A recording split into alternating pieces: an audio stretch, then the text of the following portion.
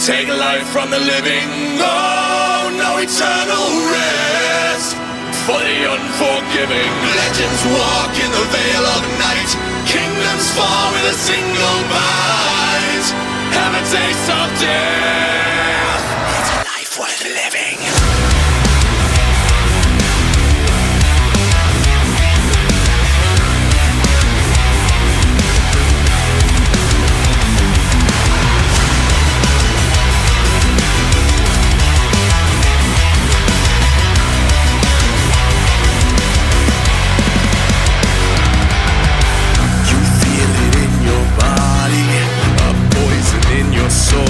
Transformation guided by my hand.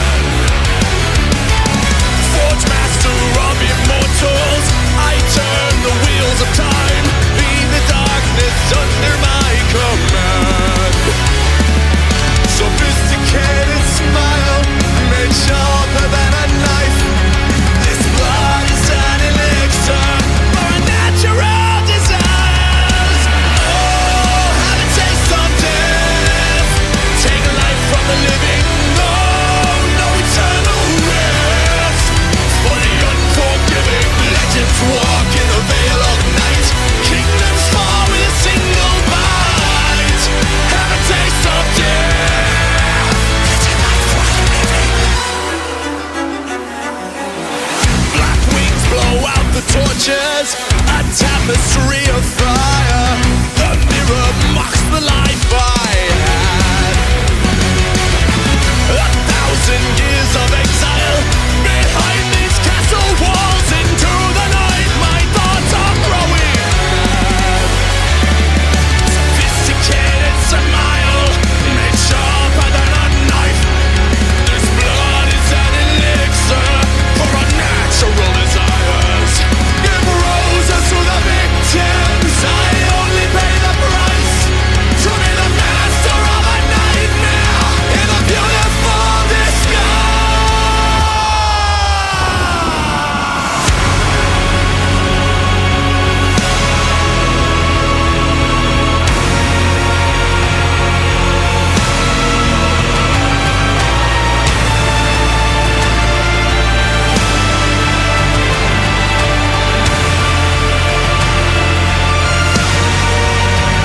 The crimson moon is rising, one time tears of blood will fill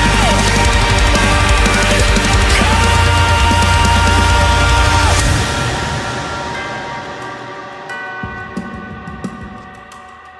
What's made will be made undone. I pray to God that the day will come.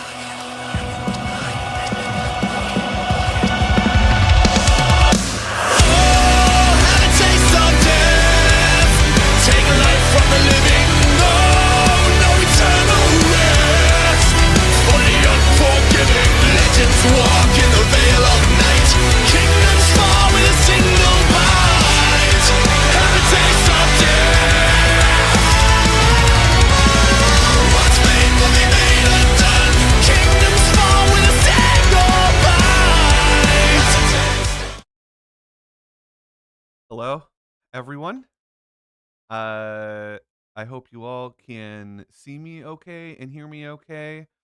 Let me know in the chat if that is the case. My name is Grant Milky. I'm with Quasi Real Publishing, and today is Veil of the Eternal Night.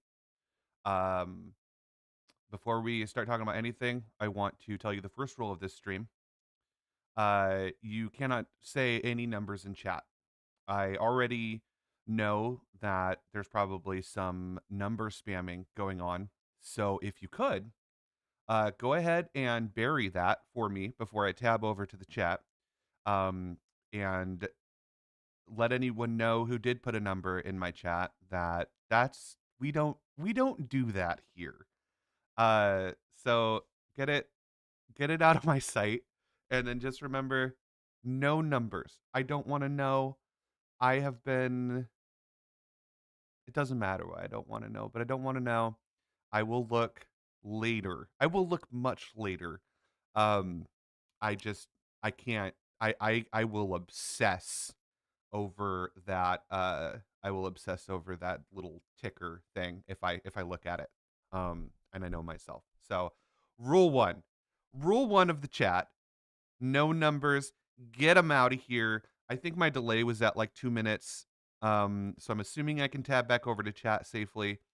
I'm gonna try it, but I see some barrage going on. Thank you, Java. Thank you, Kyle. Appreciate you guys. So remember, number one rule: no numbers, no backer numbers, no dollar numbers, just no numbers. Period. Any numbers. Um, we do not believe in the numerical system today. Today is only about vampires, and a common bit of vampire lore you might not know is that vampires can't see numbers. So we're gonna cosplay. We're gonna cosplay vampires today. It is a little bit lag. Okay, let me take a look at that. Thank you for letting me know. I do see that my kbps is a little low here, so give me just 1 second to take a look at that.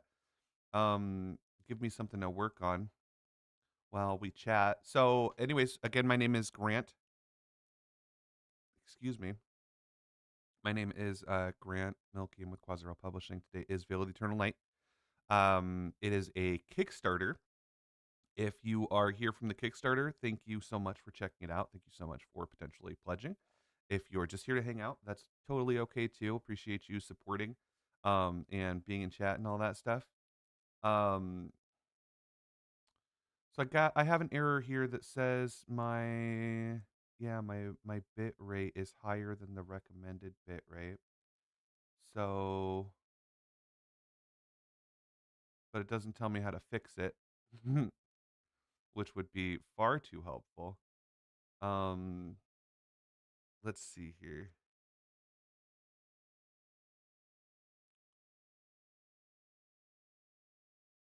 Yeah, we don't want to be doing that all day. We don't want to be doing um we don't want to be doing a laggy stream all day. That'd be no good. I tested this before we hopped on. Tested it yesterday and then tested it again today, and everything was totally fine. And then I was looking at the music video when I was launching, and I saw that it wasn't exactly totally fine. So we recommend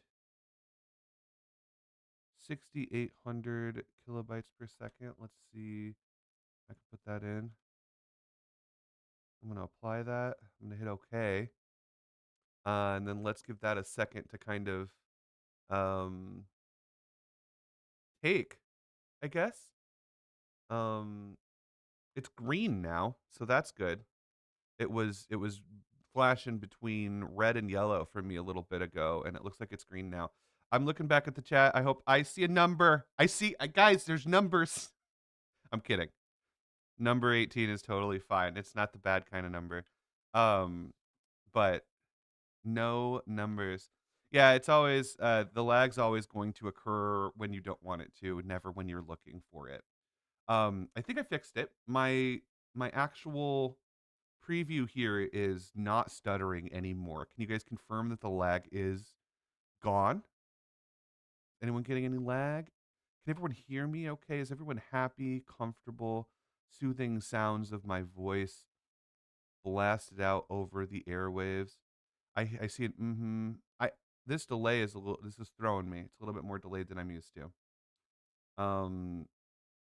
So please tell me if I'm still laggy. Please tell me if there's any audio issues. So this is Veil of the Eternal Night. Really happy you guys are here. What I would like you to do is hit the like button.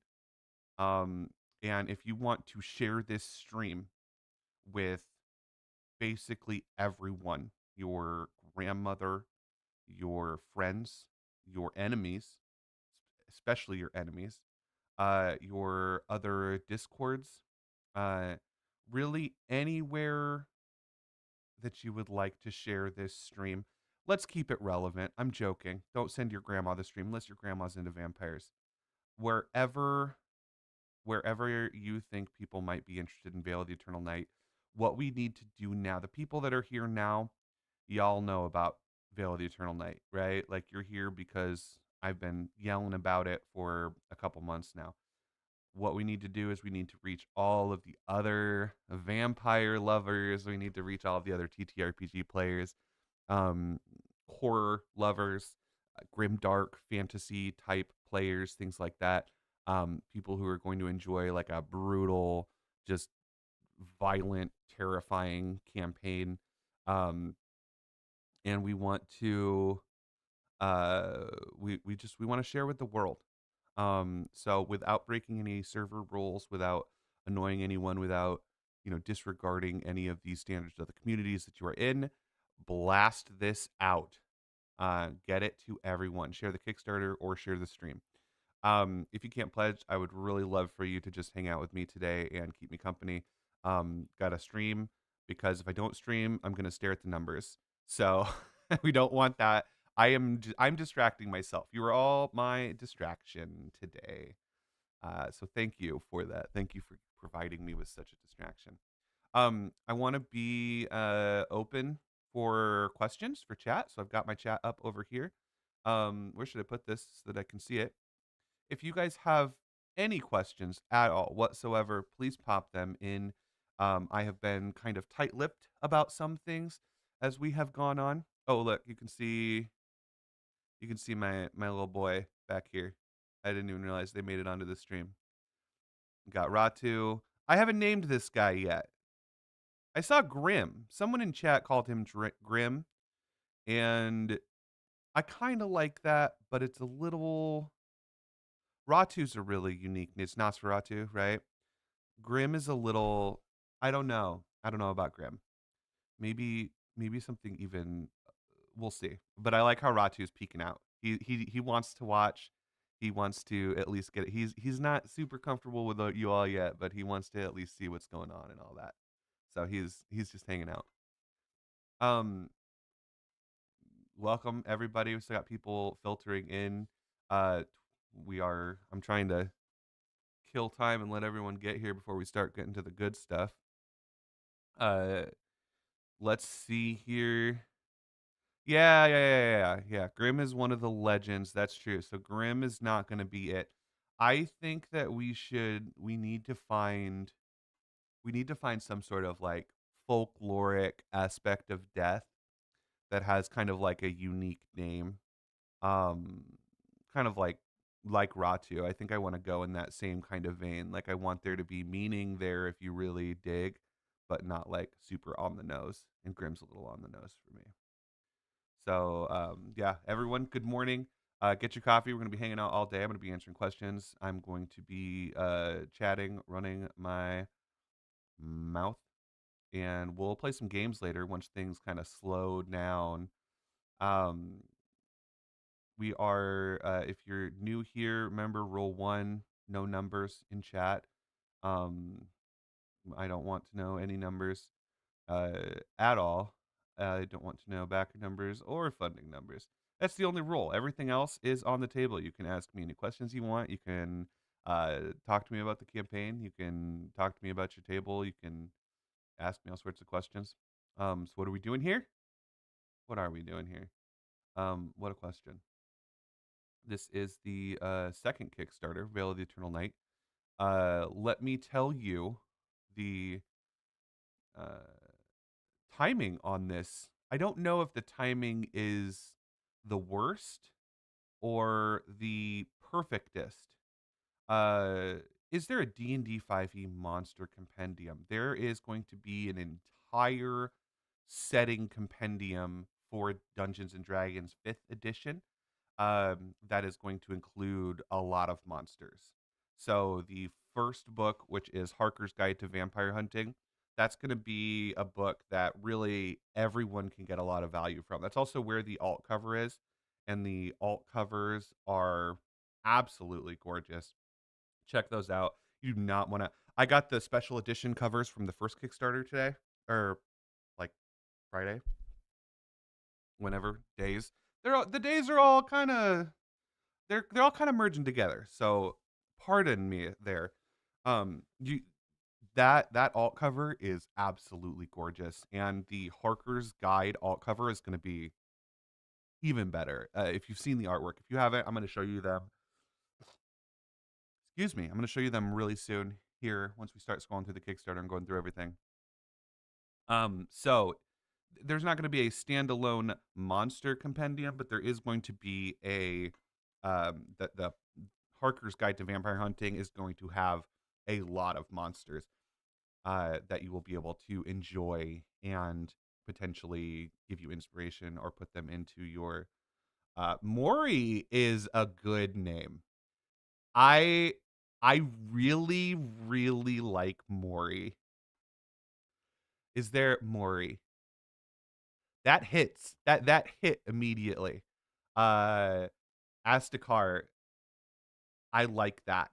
If I pick that, I'm gonna I don't know. I will reward you in some fashion. But I really like Mori. Maybe spell it a little different. Like I don't know. Let me see what my team thinks of Mori. I just need to remember that. I'm gonna Mori. Don't forget Mori. I think that's a really good name. We will if we pick it, then I am going to make sure that you are rewarded for that excellent idea. I think you're also the one that said you loved my boy, my ugly boy.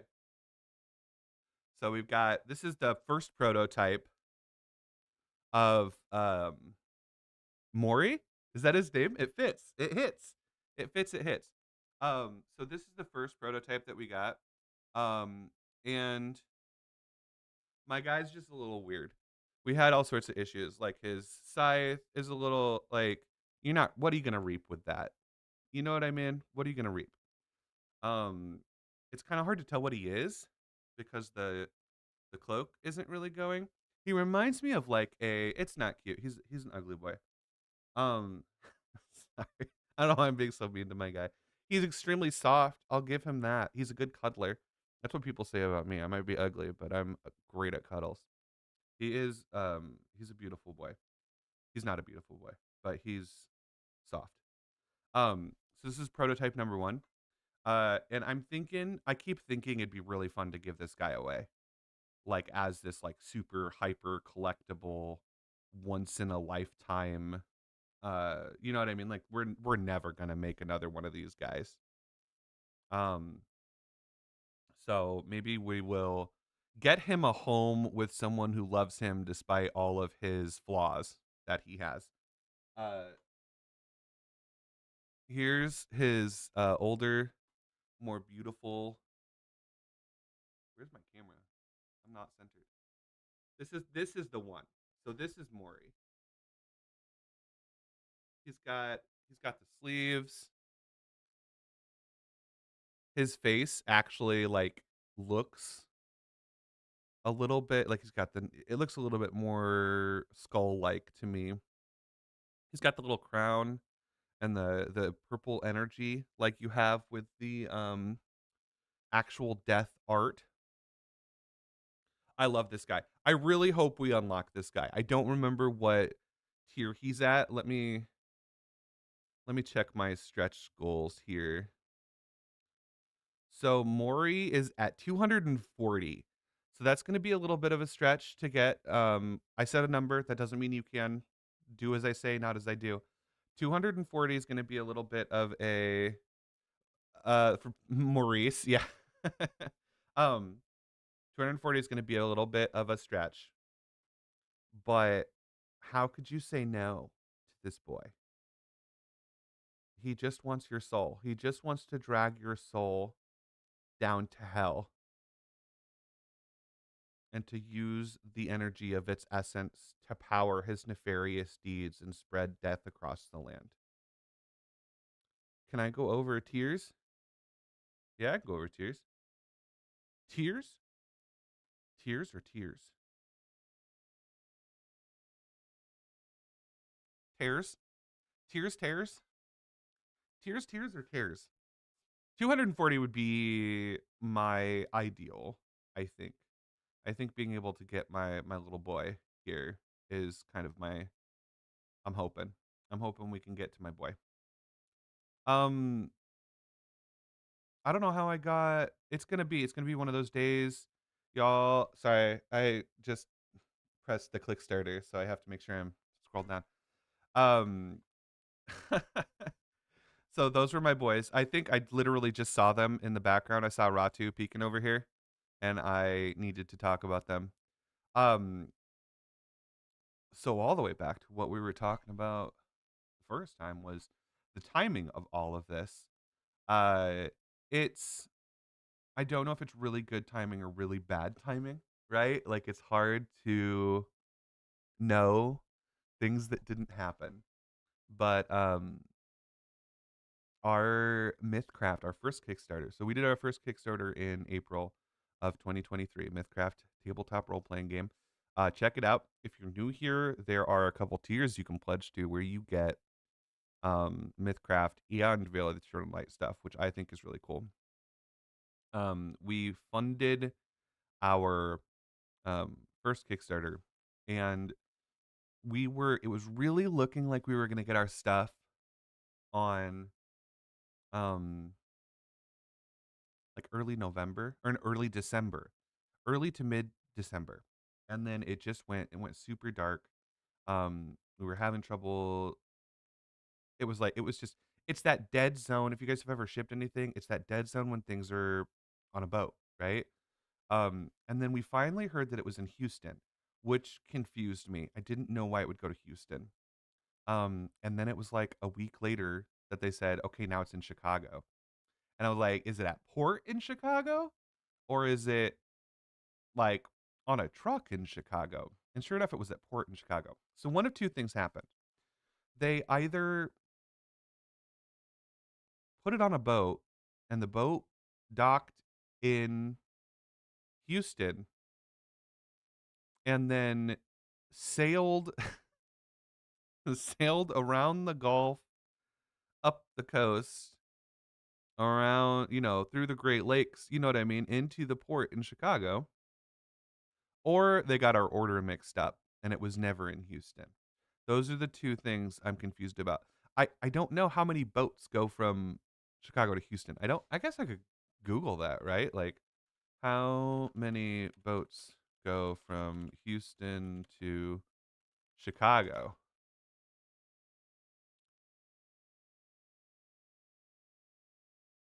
I don't actually know the answer to that. Um, if I go to ports.com, new website, y'all, ports.com, um, it's okay. So this doesn't help me at all. Anyways, that's when we finally got the books uh to Chicago. I think you guys know the story. There was some inclement weather that swept over the Midwestern United States, and my books stayed in Chicago um, for longer than I wanted. And so we originally were going to try to get them out before the end of the year. Didn't happen. And then we got everything ready. We got everything good to go. And then excuse me. And then they wound up getting to us after the ice and after the weather. I have this like I need to do a really good throat clear so that I stop like making these noises. So give me 1 second here.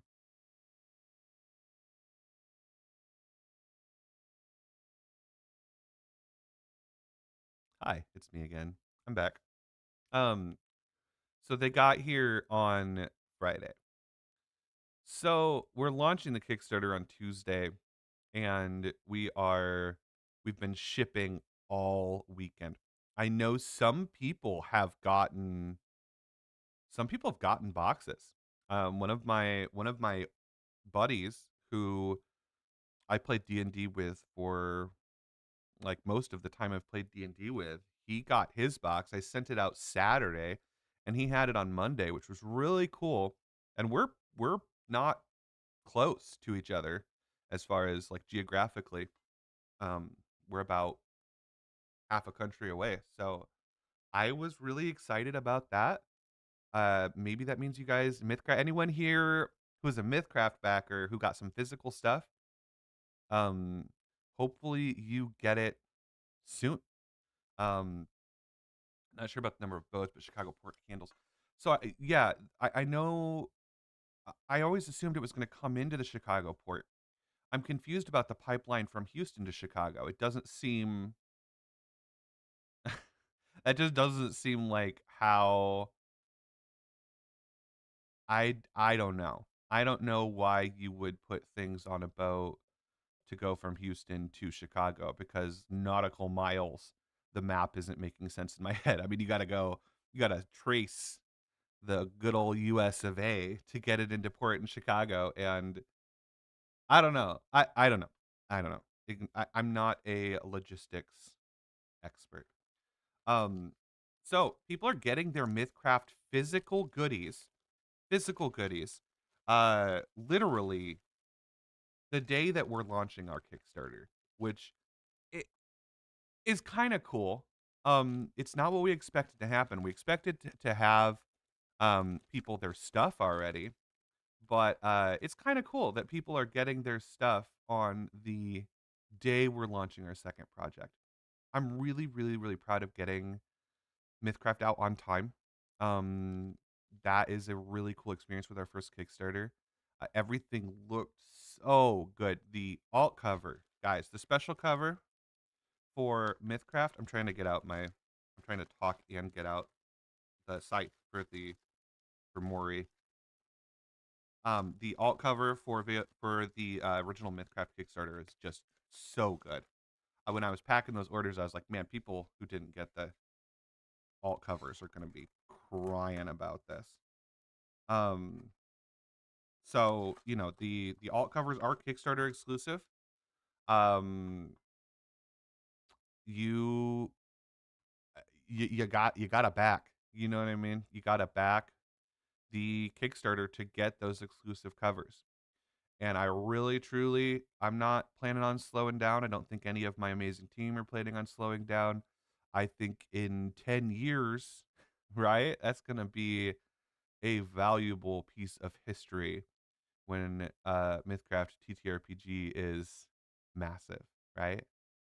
Get those alt covers. They are going to, one, they're amazing shelf pieces. Two, they're really cool. And I mean, you're supporting independent small publishers, which is where the good stuff comes from, right?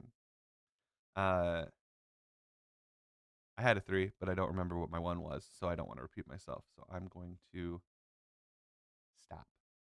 Um, let's take a look. Let's take a look at the Kickstarter. Not the top of the Kickstarter, the middle of the Kickstarter, and lower. Let me move my dumb head over here. There we go. I think I flipped. Yeah, I flipped my camera so I can actually point at stuff now. So I can like move myself and point. Pretty cool. Um, so we're going to take a look at the Kickstarter. I am I kept it open. Didn't scroll to the top. I don't know what's up there. Uh, is the branded class inspired by Berserk? 150,000%. It's inspired by Berserk. It's going to be our own unique thing, you know what I mean? But that's kind of like the that's the beginning of the concept. Like that's the thought is we want to show some homage. I don't actually know what that word is. To the class. So yeah, remember vampires can't see numbers. Um they can't see themselves in mirrors and they cannot see numbers. So I don't know why we just wrote the word series here. Get it? I'm gonna shut the hell up. So I'm gonna go through the Kickstarter now. Any questions whatsoever that you guys have? We've got a long time to be doing this today, so any numbers that you want to know, any questions, that you want to ask me, feel free, hop in, ask me questions. Let me see where we're at. 8:30. We're half hour in. Yes, 100%.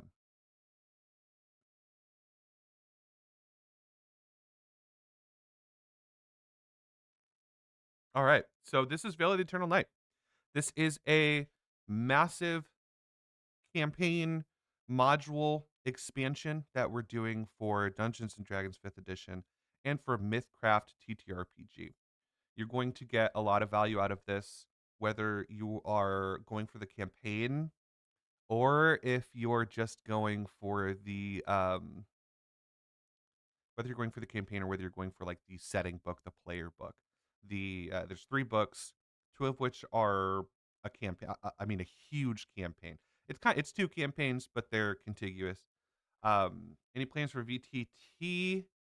Uh, y- Future plans, yes. There is a stretch goal that we kind of put out. A stretch goal is what I'll call it for VTT. I would love to do I'd love to do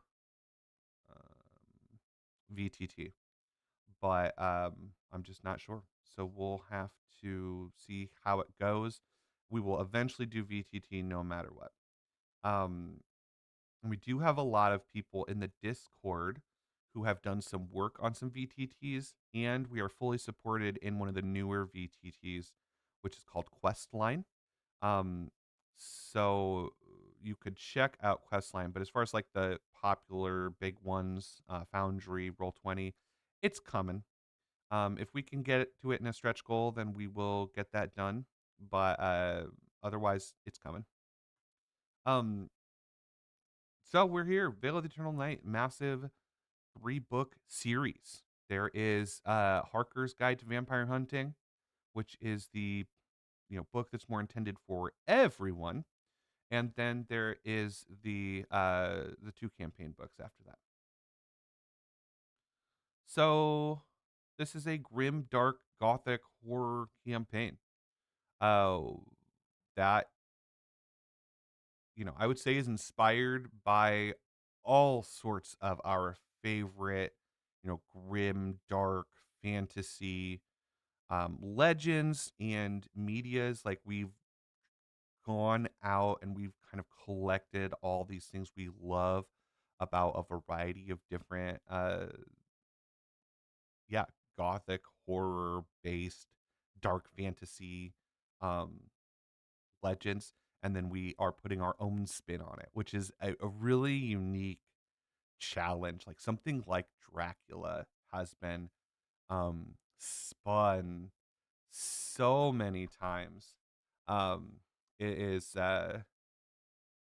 it's really exciting that we're going to be able to take a shot at that and put our own unique spin on it.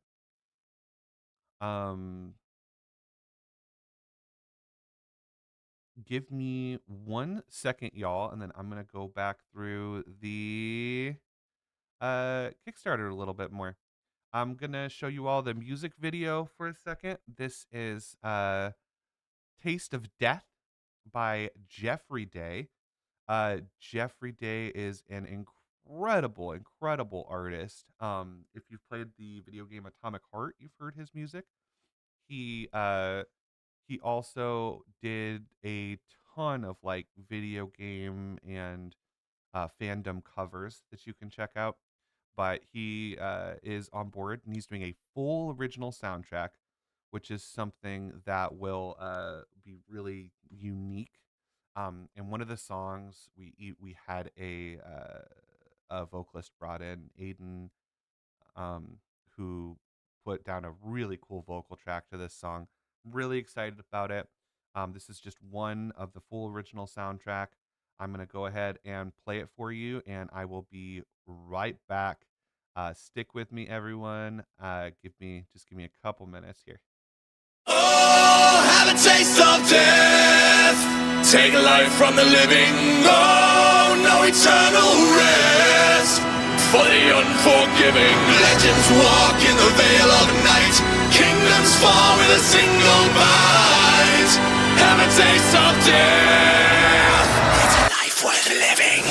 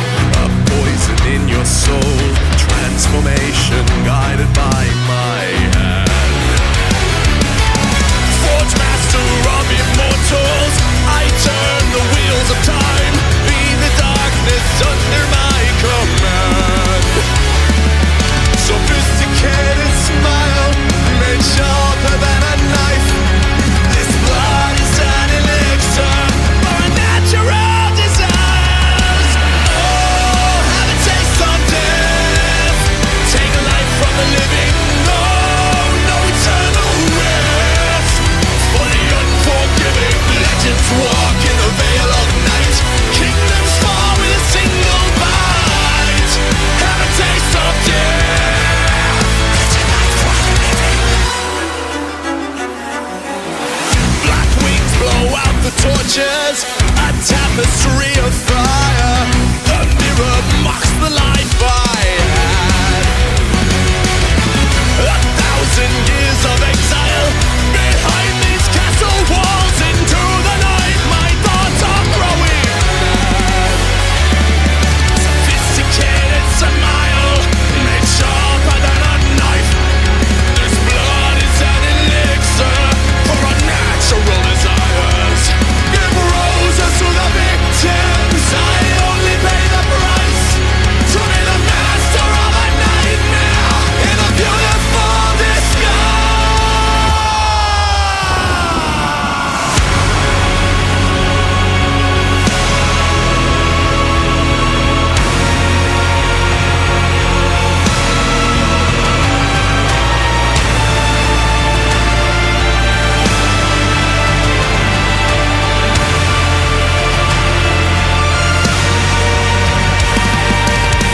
The crimson moon is rising. One tide of tears of blood will fill my cup.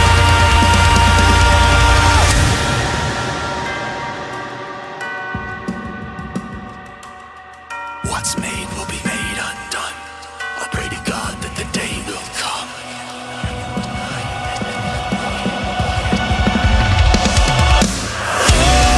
Have a taste of death. Take life from the living. No, no eternal rest. For the unforgiving, legends walk in the veil of night. Kingdoms fall with a single bite. Have a taste of death. What's made will be made. All right, I am back.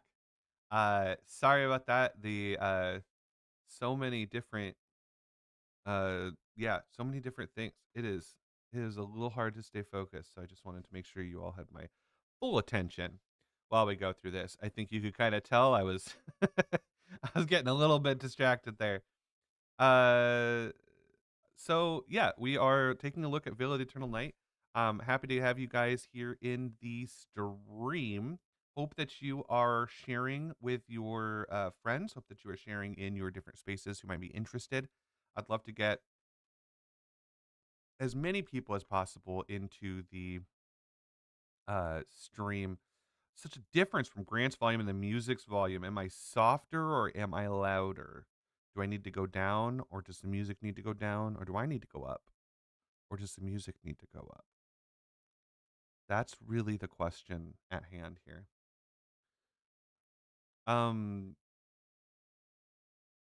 Grant's a little quiet on my side. Hey, am I quiet for anyone else? Because I can definitely give her a boost.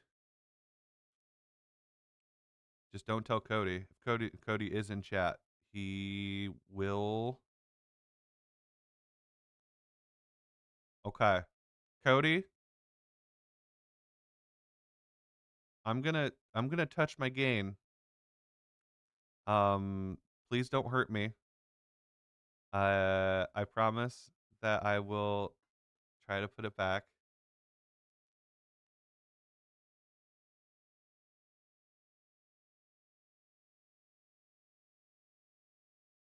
I feel like I need to wait for Cody's permission. I'm joking. I'm gonna turn my gain up. Give me 1 second.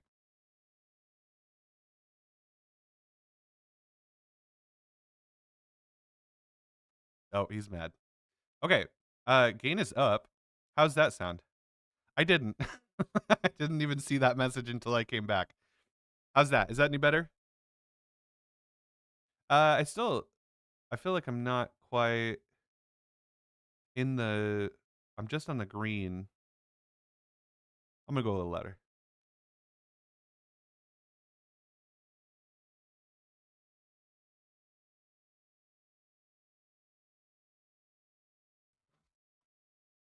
Okay. Ooh, is that too loud? Ah, better, better. Is that too loud now? Be honest with me. Better. All right. I'm gonna go with that. It's better. So, everyone, Veil of the Eternal Night, like I said, We are live. It's 8:40 a.m. We're 40 minutes into the campaign. That's a number, and I'm kind of on the line there. I'm not going to say any other numbers. Perfect. You guys are you're breathtaking. So we're going to go in through the books here. Well, we're going to go through everything. So there are 13 new subclasses in Veil of the Eternal Night. Harker's Guide to Vampire Hunting. Probably more if we can get some stretch goals unlocked. And we get stretch goals unlocked by y'all sharing the campaign, by you all commenting. Did you know commenting on Kickstarter helps the algorithm? I bet you didn't know that. Well, it do. So go comment in the Kickstarter. Do a good, solid, I don't know. Do a good comment. This has got to be the weirdest way to say what I'm trying to say right now.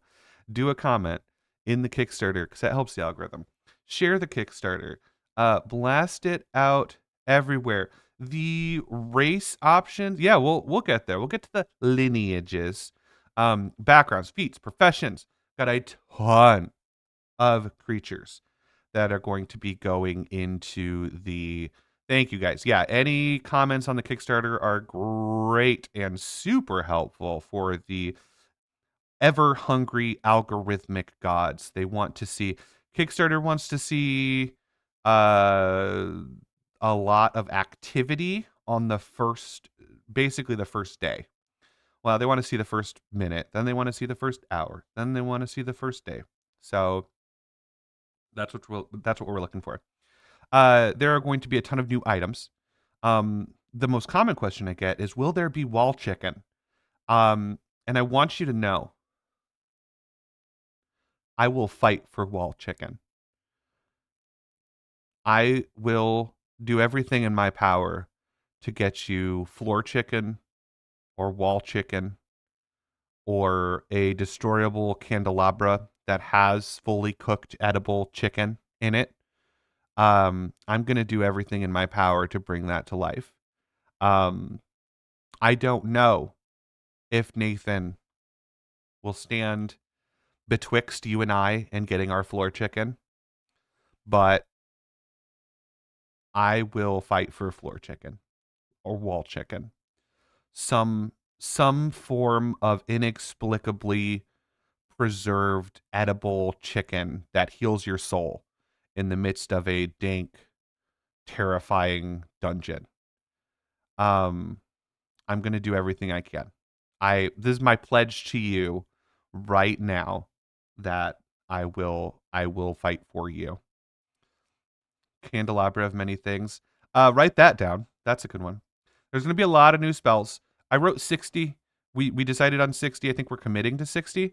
I wouldn't be surprised if we do more spells. I just want to be careful what we promise, but I think I got a lot of spells going around up in here.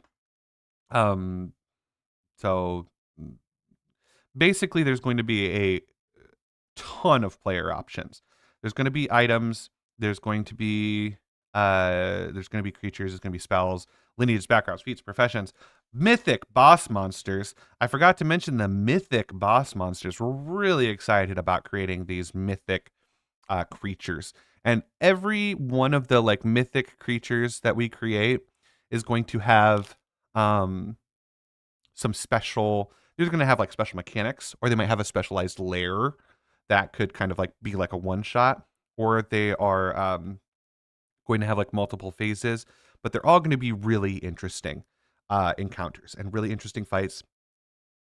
And I feel like they're going to be that's going to be one of the more valuable things. The mythic boss level monsters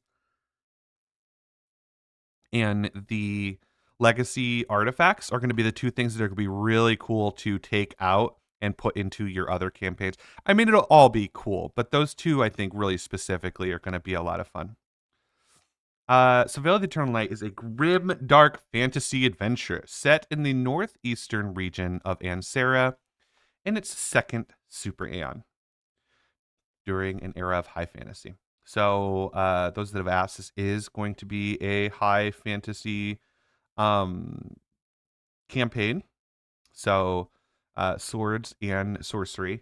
And it's going to be in the northeastern region of Ansera. So if you are familiar with the map of Ansera, it's north and it's east in the region of Norspina, which is, or Norspina? Norspina. Norspina. I have typed this word thousands of times. I think that's the first time I've said it out loud. So there you go.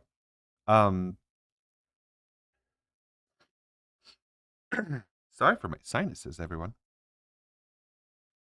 So it's, like I said, it's going to be a 3-book trilogy. There'll be at least 700 pages. I think that's a very, very, very safe estimate. And it will be fully developed for 5e or MythCraft. One of the comments, questions, concerns, one of the things I anticipate getting the most is are the 5e and the MythCraft things together, or are they separate? And I will tell you that they are going to be separate. They're going to be totally unique and different books. 5e and MythCraft don't overlap enough for it to even make sense to put them in the same book. They are too unique. And I also feel like if I got a book, you know what I mean? If I got like the special edition Harker's Guide to Vampire Hunting, and I just loved Dungeons and Dragons, I wouldn't want MythCraft stuff in my book. Screw you for not wanting MythCraft stuff in your book. So let's flip it. If you are a MythCraft player and say you have graduated into MythCraft and left D&D behind, who wants to buy, half a book of stuff you're never going to use, or duplicate stuff, as far as like conceptually, a lot of it's going to be duplicates. They're separate books. 5e and MythCraft are separate. They are not going to be in the same book. And you will pick which edition you want in the survey of the campaign afterwards. So let's talk about early bird. Early frickin' birds. We are doing a lot of free pins today.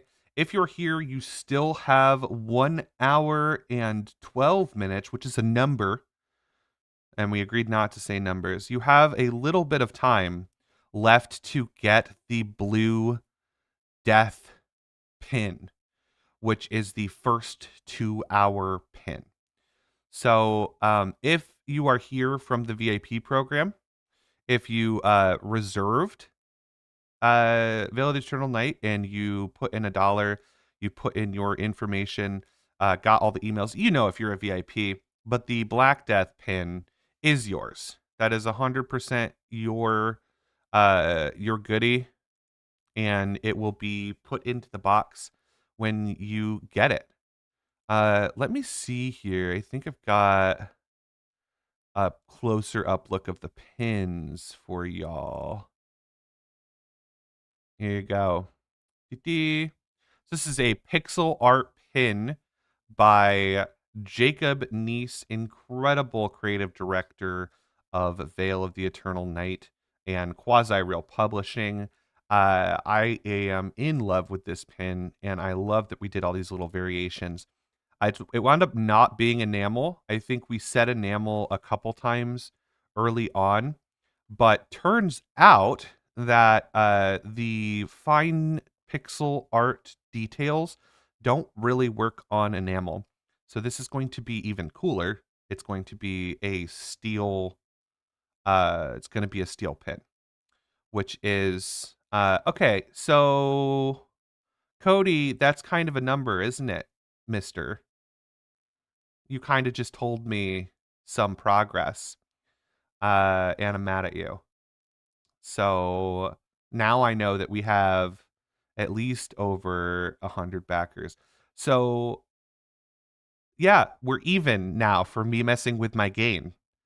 So the death pin number 2, freaking chat. I can't look at chat. I can't. You guys will protect me.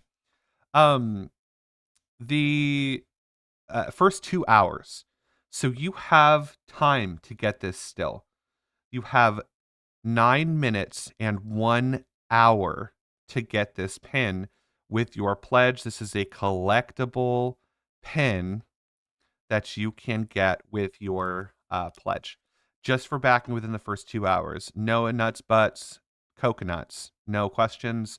It's just going to go in your box with this beautiful backing card. This is going to be Kickstarter exclusive. These are only available on the Kickstarter. We're not going to make more pins. Don't banish Cody. Don't ban. Yeah, he's technically, like, in a court of law, he did not say any numbers. You know what I mean? It's like one of those things where, like, he didn't pull the trigger. He just set up an elaborate, like, Rube Goldberg machine, like Saw style, to pull the trigger. But he didn't say any numbers. He simply caused numbers to occur in my head. So we will spare him. I also owe him because I messed with my gain, and I'm going to forget by the next by the next time we record the homebrew. I am going to forget I touched my gain, and he's going to forget too, and we're going to record the whole episode, and then he's going to have to do extra work, and I already feel bad for that in the future. So you now only have 1 hour and 8 minutes to get the Blue Death pin. So back within the first 2 hours, I would really, really, really appreciate your support. If you're going to support, the quicker that you do that, the more Kickstarter kind of like spits us out organically. Spits us out? Pushes us out. Then you've got the first 48-hour pin. A beautiful green death pin. This is for all of our backers for the first 2 days. So it's a little bit less rare of a pin. The rarity index has been decreased, but it is still Kickstarter exclusive. And I still think it's really special, and I think you're going to be happy you have it. And it's going to last a lot longer than the enamel pins. I actually don't know. Is enamel plastic? Doesn't plastic last for like ever? I don't actually know that. These are going to be stainless steel, though. They're going to be really cool, a little bit more premium pins than the enamel ones. And lastly,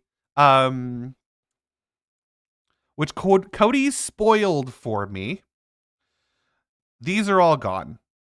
So I'm sorry. There are only 100. Well, okay. So this was a hard one because, yes, this is collectible. And yes, it's the first 100 backers. But we did decide to put the entire death pin line into the all in and up. We did not, it's not, we didn't feel right about people pledging that much to the project, getting everything, you know what I mean? Pledging it the all in and not getting the pin. I could not make that work in my head. So like in a video game, you know what I mean? There's like there's the skins that you like earn at a certain event, and then they like go up for sale later, and it makes you really mad, makes you really sad. This is not that though. Like Kickstarter, you guys are pledging. You guys are backing the project. You're not buying a thing we made already. You're supporting the project. So it's different to me. It is still Kickstarter exclusive. These are still going to be really rare. And the all-in is, even with the early bird price, that's a lot of support from you guys. So we want to make sure that you get the pins, get the Deathline pins. So there might be a few more than 100 made, depending on how many people go for that all-in tier. So next up, I want to talk about the savings that are today. So this is where it gets, where y'all have some decisions to make, because if you're, floundering between the core bundle and the collector's edition, these prices are only for today, and they're only till midnight.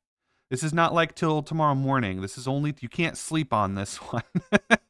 These are as aggressive of a price as we can set for these things.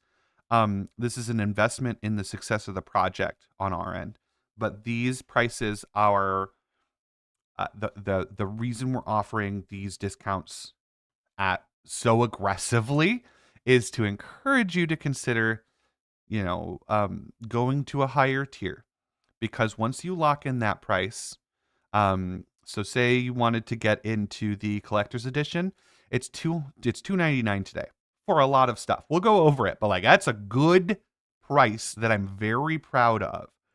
Um, but if decide in a week you want the collector's edition, it's going to go up to $350, which is still a good price and still a good value, but it's not, yeah, it's not as crazy. So do check that out. The prices here, we'll go over the tiers in a little bit, but the savings there are crazy. They're very good. I'm really proud of those. These early bird prices are just for today. Just for today. So that's going to be done at midnight. I don't know what time zone midnight. I remember talking about it. I don't remember what we decided. But like the savings on the all in, if you pitch into the all in, you're kind of banking on us. You're making on us unlocking some stuff, because all in gets one of everything. I want to be clear. That's like the set it, forget it. You get the good price today, and you get everything that we unlock, everything physical or digital that gets unlocked, you get one. You don't have to do any add-ons. Midnight Eastern. That's midnight Eastern. So that is 9 p.m. if you are Pacific. So don't dilly-dally delay. You got to pick what you're doing. We've got a lot of new viewers popping in. Hello, my name's Grant Milky. I'm with Quasi Real Publishing. We're launching Veil of the Eternal Night Kickstarter today. Really, really, really excited. There's one rule: don't talk about any numbers in chat, or you will be impaled with a stake and put outside Dracula's castle. No numbers. Other than that, go to the eternalnight.com to check out our Kickstarter, to pledge to support our Kickstarter. We'd be really excited to have you join the campaign. I'm going to be here streaming and going over stuff and answering questions, so come hang out. We would love to have you. Check it out, theeternalnight.com. Thanks for popping in. Happy to have you. This is a D&D and MythCraft horrifying, terrifying expansion. So, yeah, we've got our 3 books here. Let's get a little bit closer up look at the bookie books. Perhaps. There we go. So this is a 3-book campaign in your choice of D&D 5th edition or MythCraft. We've got Harker's Guide to Vampire Hunting, which is the supplement. It's like the compendium. It's the book for everyone. I think everyone needs a copy of Harker's Guide to Vampire Hunting. Player, MC, fan, you know what I mean? Like this is a copy that you're going to want to get. The Soliloquy of Annihilation is book 2, and that's the first campaign. It's going to be going from levels 1 to 15. Unless you're playing D&D, then it's going to go from levels 1 to 10. And this is going to be it's going to be a massive campaign that's going to, take you through the stories. I don't know how much I want to say, how much I want to spoil here, but let me see what we wrote. Let me see what I'm allowed to say. You take on Dracula himself in book 1, which is going to be really, really cool. I'm very excited for you guys to see what Dracula's hidden away in the Mad Forest, what deals he has wrought, and what people he has brought into his court. Very excited for you to take on Dracula. Then the high level, max level campaign, which I'm really, really, really excited about. Daughter of the Shadows. There aren't many high level campaigns out there. And then you have people say, well, most campaigns only go to level 12. And what I say is maybe the campaigns only go that far because the available materials only go that far. What do you think about that? What would you say if I said it's not the books, it's not the players, it's the books? It's my theory. But this isn't going to be like a sandbox, setting. I think that's the most important thing that I want to communicate about Daughter of the Shadows is there's not a lot of high level TTRPG campaigns out there. They say it's because people don't play that long. I say it's because you haven't given them the tools to do so. And that is what we are going to set out to do, is to give you an actually put together max level campaign, understanding that power levels get out of control, right? Like, I understand that if a player gets access to the wish spell, things get weird. I'm sure we can do something about that though. Actually, now that I'm thinking about it. Because it's our fucking oop, there's my first curse. How long did I go? I went over an hour without cursing. Algorithm. This is going to be a put together campaign though, with a story. There's going to be it's a campaign, right? It's not a bunch of tools to make your own campaign. And I think that's where a lot of stuff that I don't care for that gets put out. Well, it's not that I don't care for it. A lot of people put out campaign settings, or they don't really put together a story. There's not really like lore. There's not like canon narrative. And that's what we're going to set out to do with like Daughter of the Shadows. So I'm really, really, really excited. No, let's hop back into the Kickstarter campaign preview. So there are 3 books on offer. Technically 6 because there's 5e and MythCraft edition. You can add on a second edition if you would like to in your add-ons. We made that available. I don't know. I don't know why you would do. I guess if you play both games, right? I don't know. Then we're to the alt cover. I'm going to highlight this a little bit and a little bit. I'm going to highlight this a little bit later, because I think this is one of the coolest things we have on offer. We've got amazing dice. We've got some really cool Kickstarter exclusive pins, and these aren't early bird pins. These are for Kickstarter exclusives. So these are for everyone. We've got Ratu, the Bat plush, which I've got sitting with me back here. I'll show you him in just a little bit. More dice. We've got some amazing posters. A beautiful DM screen with a really cool portrait artwork that I'm really excited about. Miniatures. Lots of miniatures.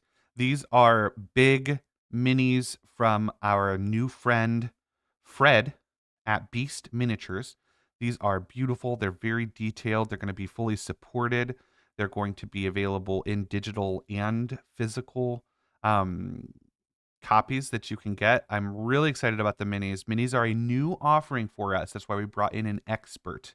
We brought in a miniature sculptor that is really good at what they do. Fred from Beast Miniatures down in Australia, and he is putting our miniatures together.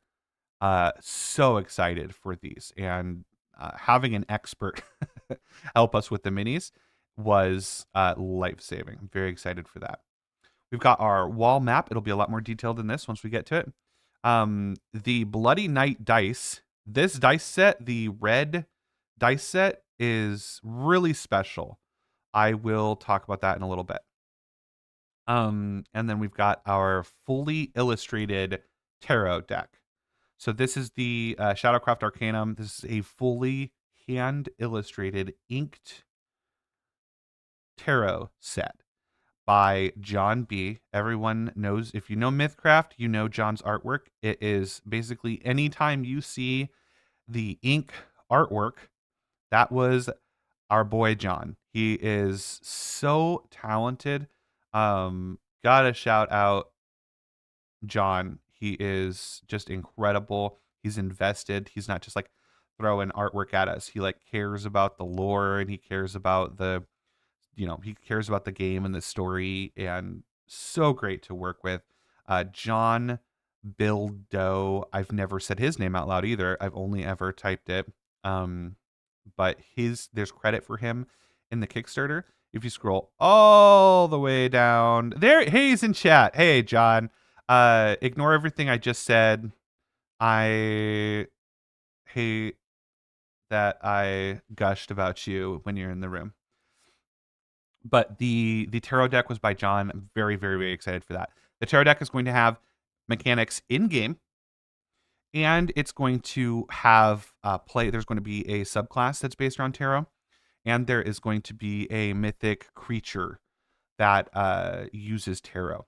And in the demo, which there is a free demo that you can access, the demo is going to have a randomly generated layer for Morgana, which is done by drawing tarot, which I think is just so cool. One moment here.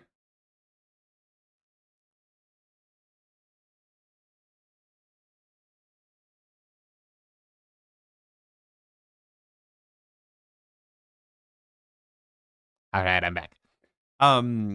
So new player options.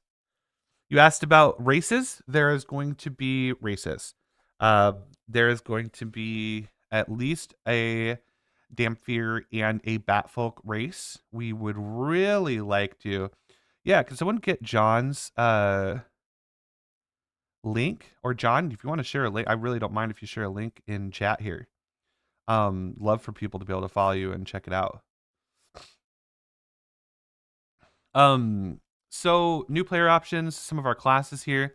I don't know if you noticed when you were scrolling through really quickly, but our Plague Doctor actually moves a little bit here, which I think is just super cool. The Plague Doctor is an Artificer subclass or a Tinkerer track, and the Plague Doctor is in the demo. So you can get a full, I can't remember, I think it was like 48-page demo. It's here in the sidebar if you click.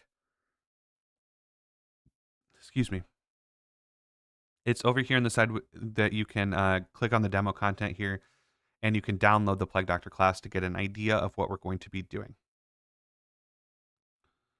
There's the Branded, which is a Berserk-inspired barbarian subclass. It's going to be, unique for us, but that's definitely the where we started was a love for Berserk, and we want to let you play your favorite, Grimdark legends at your table. That's the idea. So we're very excited about that. The Oracle is going to use a tarot deck. Yeah, there is a Circle of Tarot Druid, and there is the subclasses an Oracle subclass. You are correct. And then there's the whip wielding descendant. Also very excited about that. And then we do have a MythCraft exclusive class. Assuming that some of you 5e folks are going to be a little mad about this, and to that I say, play MythCraft. There is going to be a MythCraft exclusive entire class that we're adding to the game, which is going to be the Hellcrafter. Very excited. This is going to be co-written by me and Nathan. Nathan is letting me dive in there a little bit, so we're going to work on this one together. And I'm really excited about that. So check it out. Definitely, if anything can tempt you to check out Hellcrafter, or to try out MythCraft, I think the Hellcrafter exclusive class is probably worth it. So whole class, Hellcrafter, in MythCraft. And I think it's a great example of why MythCraft is so good. If you think about playing a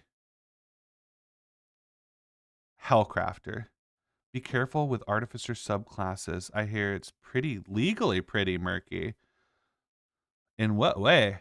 The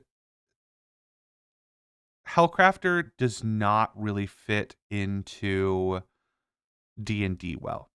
And I think it's the limitation of D&D. It's why like Magus, Gish type classes just don't fit into D&D very well because um oh man, I could get into this. That's not why we're here, right? That's I could get into this for a while. But I will say the reason that Mythcraft is so good is really highlighted by the Hellcrafter class. The versatility with being able to take a lot of smaller talents, every level is going to be really, really good. Oh, okay. I will.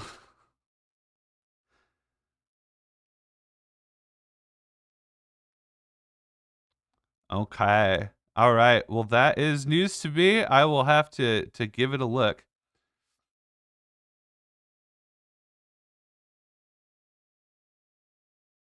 All right. Thanks for sharing,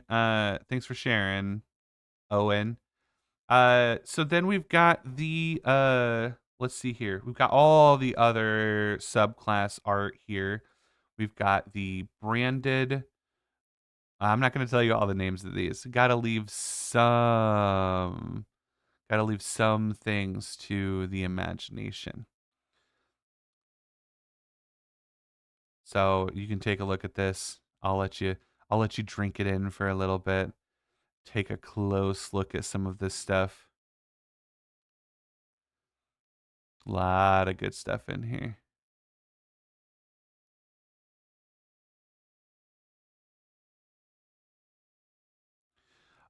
So let's talk about creatures.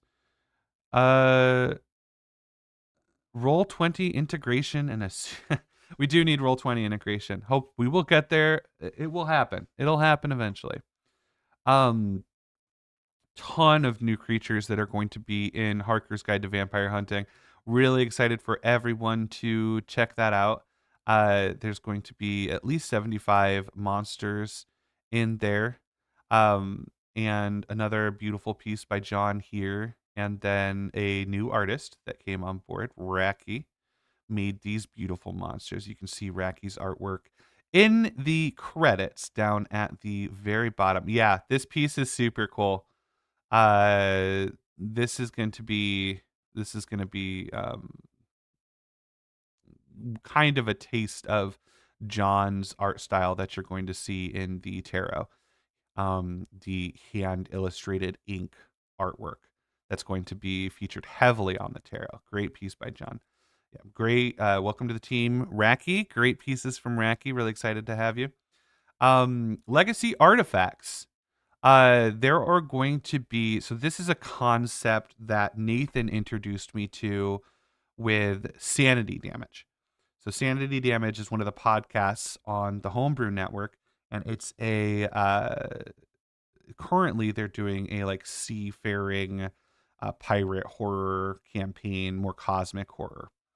So oh yeah, John doesn't do any digital stuff. Like even getting the stuff from him, he scans his ink stuff at like a high DPI so that we can use it. But it's when I say hand illustrated, I'm not joking. It's not like he like starts it on paper and then digitizes it.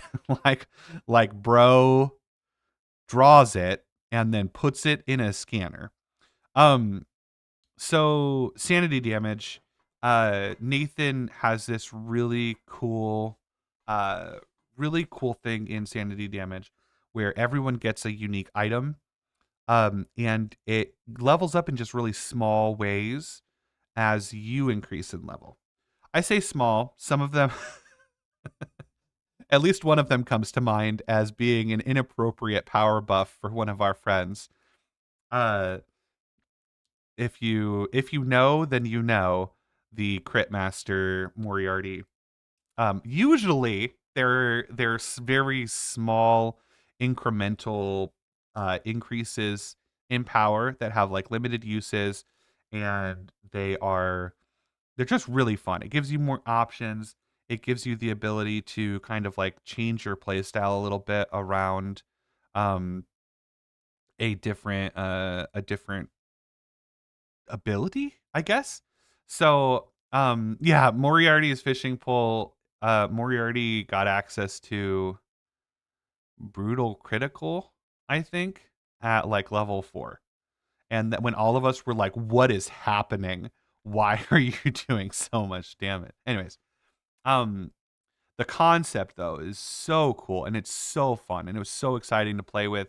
Um, really excited to bring that, um, in a well-balanced way and give players more options, especially give our Dungeons and Dragons friends some more options.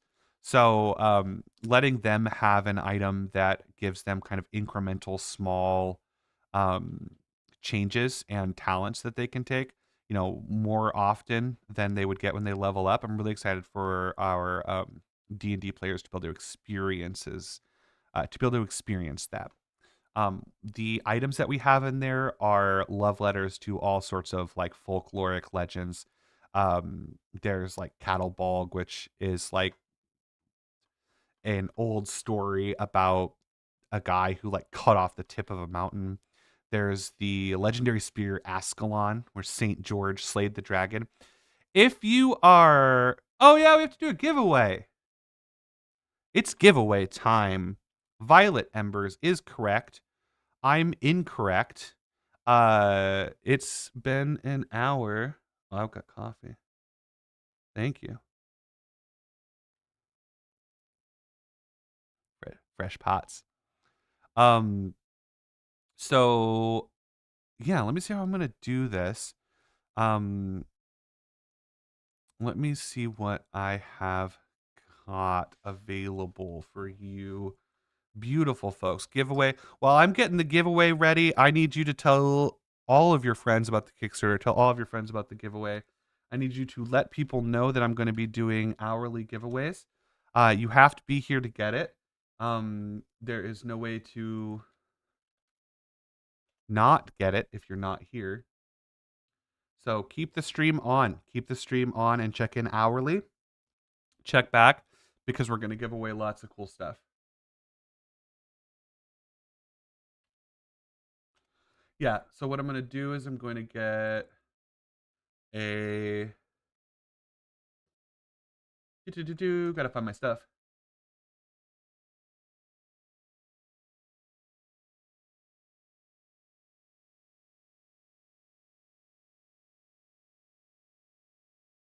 Here we go. Here's my giveaway things that are available.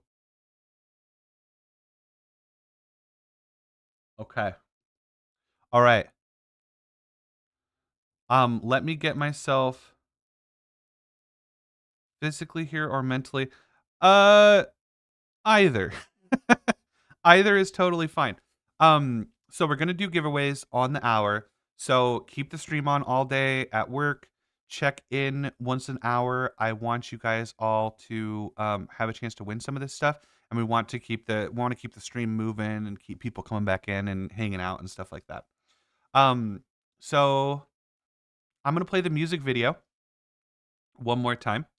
I'm going to play the music video a lot today. Let's just be clear. You guys are going to hear a lot of the music video. I'm going to turn it down just a little bit, and I'm going to go prepare myself for a giveaway. So stay tuned. While you are waiting, share with everyone that a giveaway is about to occur. I'm going to go grab something cool for our first one. So here comes the music video. I'll be right back. Oh, have a taste of death. Take life from the living. Oh, no eternal rest. For the unforgiving, legends walk in the veil of night. Kingdoms fall with a single bite. Have a taste of death. It's a life worth living.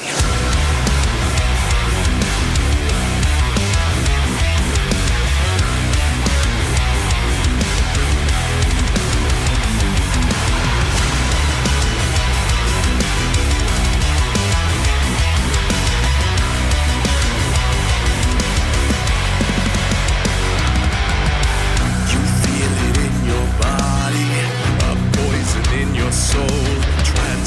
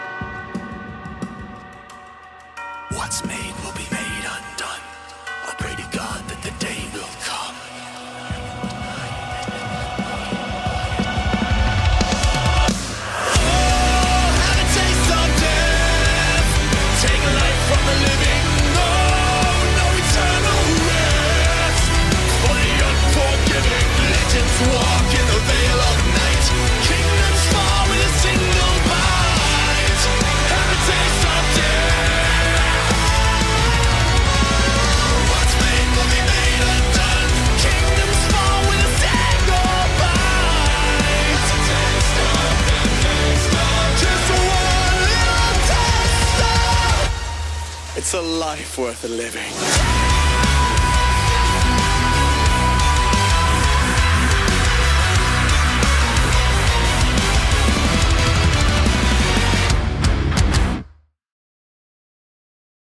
Oh, have a taste of death.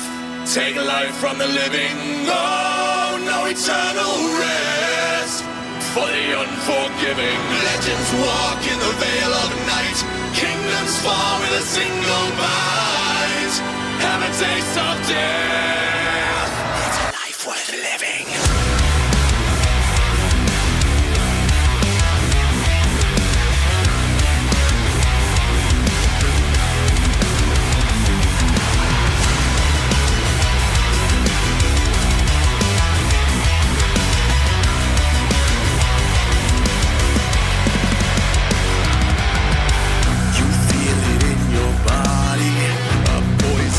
Soul transformation guided by my hand.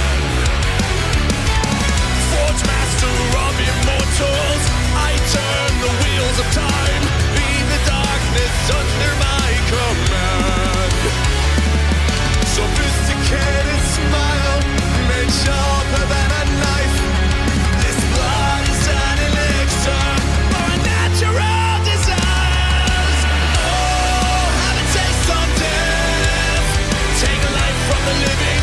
Oh, no eternal rest. For the unforgiving, legends walk in the veil of night. Kingdoms fall with a single bite. Have a taste of death. It's a life worth living. Black wings blow out the torches. A tapestry of fire. All right, it's me again. Welcome to Veil of the Eternal Night. I hope you're here because you've checked out our Kickstarter, theeternalnight.com, where we are raising some funds to put together the most massive Gothic horror, Grimdark fantasy campaign ever. We're going to talk all about it. We're going to keep going over it. We're going to do all sorts of fun stuff today. So I want to do hourly giveaways. I will do the next one at 10:30 since I was a little bit behind. Thank you, whoever reminded me. And hey, there's one rule about being here, and that's no numbers. I don't want to know how many backers we have. I don't want to know how much money we've raised. All I know so far is we have at least over 100 backers. So that's good. That's good. I'm happy with that. I don't want to know anything else, or else my brain will start to go wild. or so just no numbers. Don't want to know any numbers. So I'm gonna let y'all pick for this first giveaway. This is gonna be a really cool. Giveaway. That I'm gonna let you pick. Whoever wins this first one, I'm gonna let you pick what you want. So the first option is going to be these dice. And if you look at them, is that some ASMR packaging for you? If you look at them, you might say, Grant, that just looks like a normal dice. Does it really look normal to you? Because it's not. This is a gemstone dice set from Fanroll Dice. This is lapis lazuli. These are $90, this set of dice. This is not your average dice set from our partners over at Fanroll Dice. You can't really get a good, I don't know how to make sure you get a good look at it. Where's my camera? Here's my camera. Regardless of the look I was able to give you at that, these are really, really, really nice dice. They are lapis lazuli. They're gemstone dice. They're really cool, and I think it's fitting for our first giveaway that we take a look at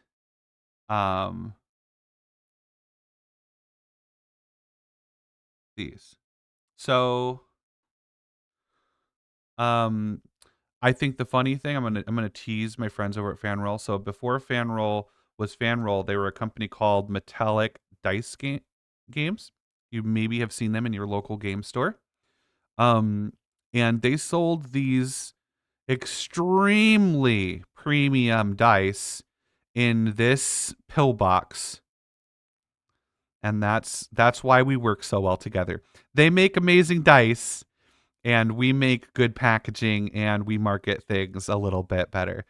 But they are coming in this not great pillbox. But the dice themselves are amazing. They have to be individually packaged because we don't want to scuff them up or jam them up. So I would 100% make sure you use a dice tray with these two. They're really cool, but I'm going to want to be careful with them. And the next up, if you're a player, I think you might want to check this out. This is a spinner D20. DMs hate them. They spin for a long time. They spin for a really long time. It's a top, right? Also from Fanroll Dice. Free pillbox, yeah. With their really cool new logo on there. This is a D20 spinner. It spins for a long time. If you really give it a good spin, it Inception spins for a really long time. It is great as a fidget at the table. Your DM will hate you and probably ban it and not let you use it. Because it takes so long to spin. Or I was thinking a really cool mechanic might be for the DM to do a timed encounter. So you spin this, so you're like, you know what I mean? This trap's coming, and then you give it a really good spin, and then, you know what I mean? And when it's done, it's done. And it lands on what it lands. And you don't really know exactly how much time you're going to have. But these spinners are really cool. I really like these. How much do the spinners retail for? Let me take a quick look here.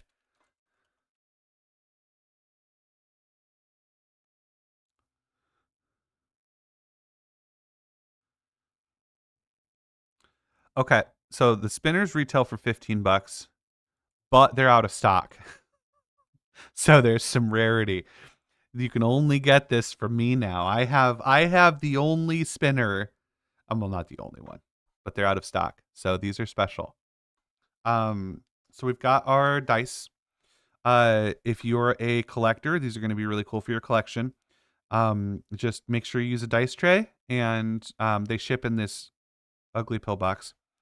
But this is the spinner. Comes in a cool little tin, like this, like so. Those are my two first giveaways. So what I'm gonna do, I'm gonna roll a D100 with these again, fan roll dice, liquid core dice. These are really cool. They have like a little swirl effect inside them. I'm gonna roll these. I'm gonna let you guys pick a number. I'm gonna let you pick numbers until 9:34. Pick a number between 1 and 100, and I'm gonna roll my D100. And the closest person to that number that I roll is going to get to pick what giveaway they want. So start picking your numbers between 1 to 100.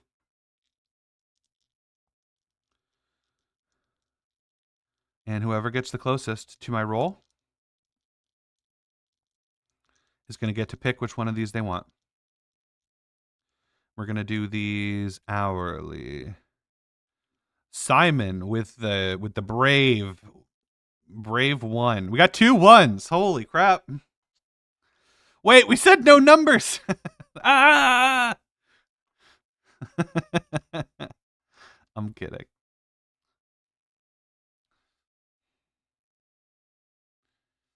You can only pick one number, Simon. I'm taking your one. Only type one number. Only type one number. One number, one time. That way it's easy. I've got about 30 seconds left before the clock hits. Before it's time. So many numbers. Ah, I'm having a taste of death. I'm tasting death.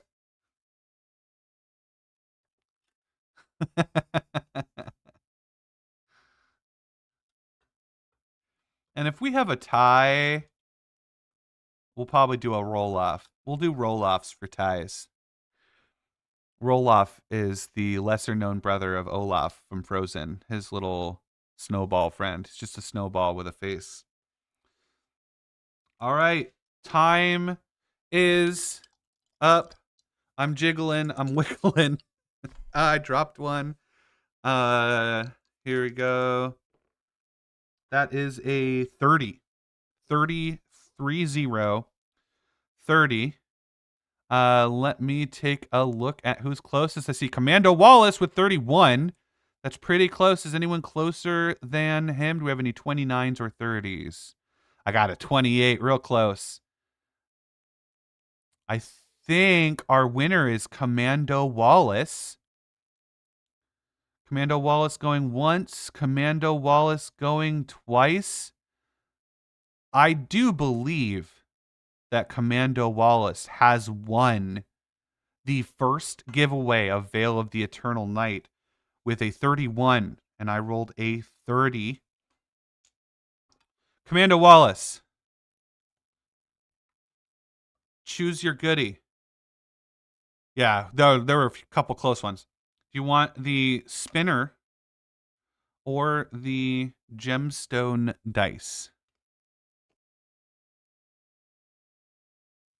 Let's see what he picks. Let's see what Commando Wallace picks while I take a sip of my coffee. It's so fucking hot. Jesus Christ. I'm having a taste of death right now. I can't stop though.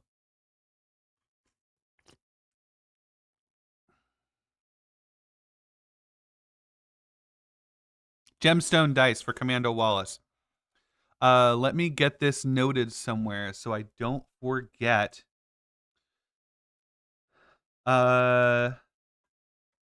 Commando Wallace Lapis dice.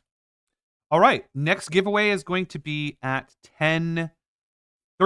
Next giveaway is at 10:30. I will do 2 giveaways if we can get to 100 concurrent viewers. I will do 2 rolls for 2 giveaways at 100 concurrent viewers. Right now we are oscillating between, it looks like 60. We're oscillating around 60. I would really, really, really like to get 100 concurrent viewers this time. Last time I think we capped at 73 was our height. So I would like, yeah, I still have a chance for the spinner. I'm going to add another thing to the pile. I have more gemstone dice. I've got plushies. I think my grand giveaway is going to be the prototype Ugly Maurice. This is one of a kind. Is never going to be produced. It is who's calling me? I think I want to get rid of this prototype because I hate him. He's kind of cute though. So I think that's going to be the 100 viewer concurrent. I will add him to the pile and I'll do 2. But that's only if we get 100 concurrent viewers. Right now we're at about 55. Thinking it's almost 7 a.m. in PST time, right? That's how it works. It's almost 7 a.m. on the West Coast. So when the West Coast wakes up and gets up and at it, then I think that's your chance to get to 100 viewers. I think we'll probably peak around like 11 or so is kind of my hope. So 100 viewers, I will add Maurice to the pile. And I will do 2 giveaways. So 100 concurrent viewers. Next time I look, if we're at 100 concurrent viewers, that's going to be the trick.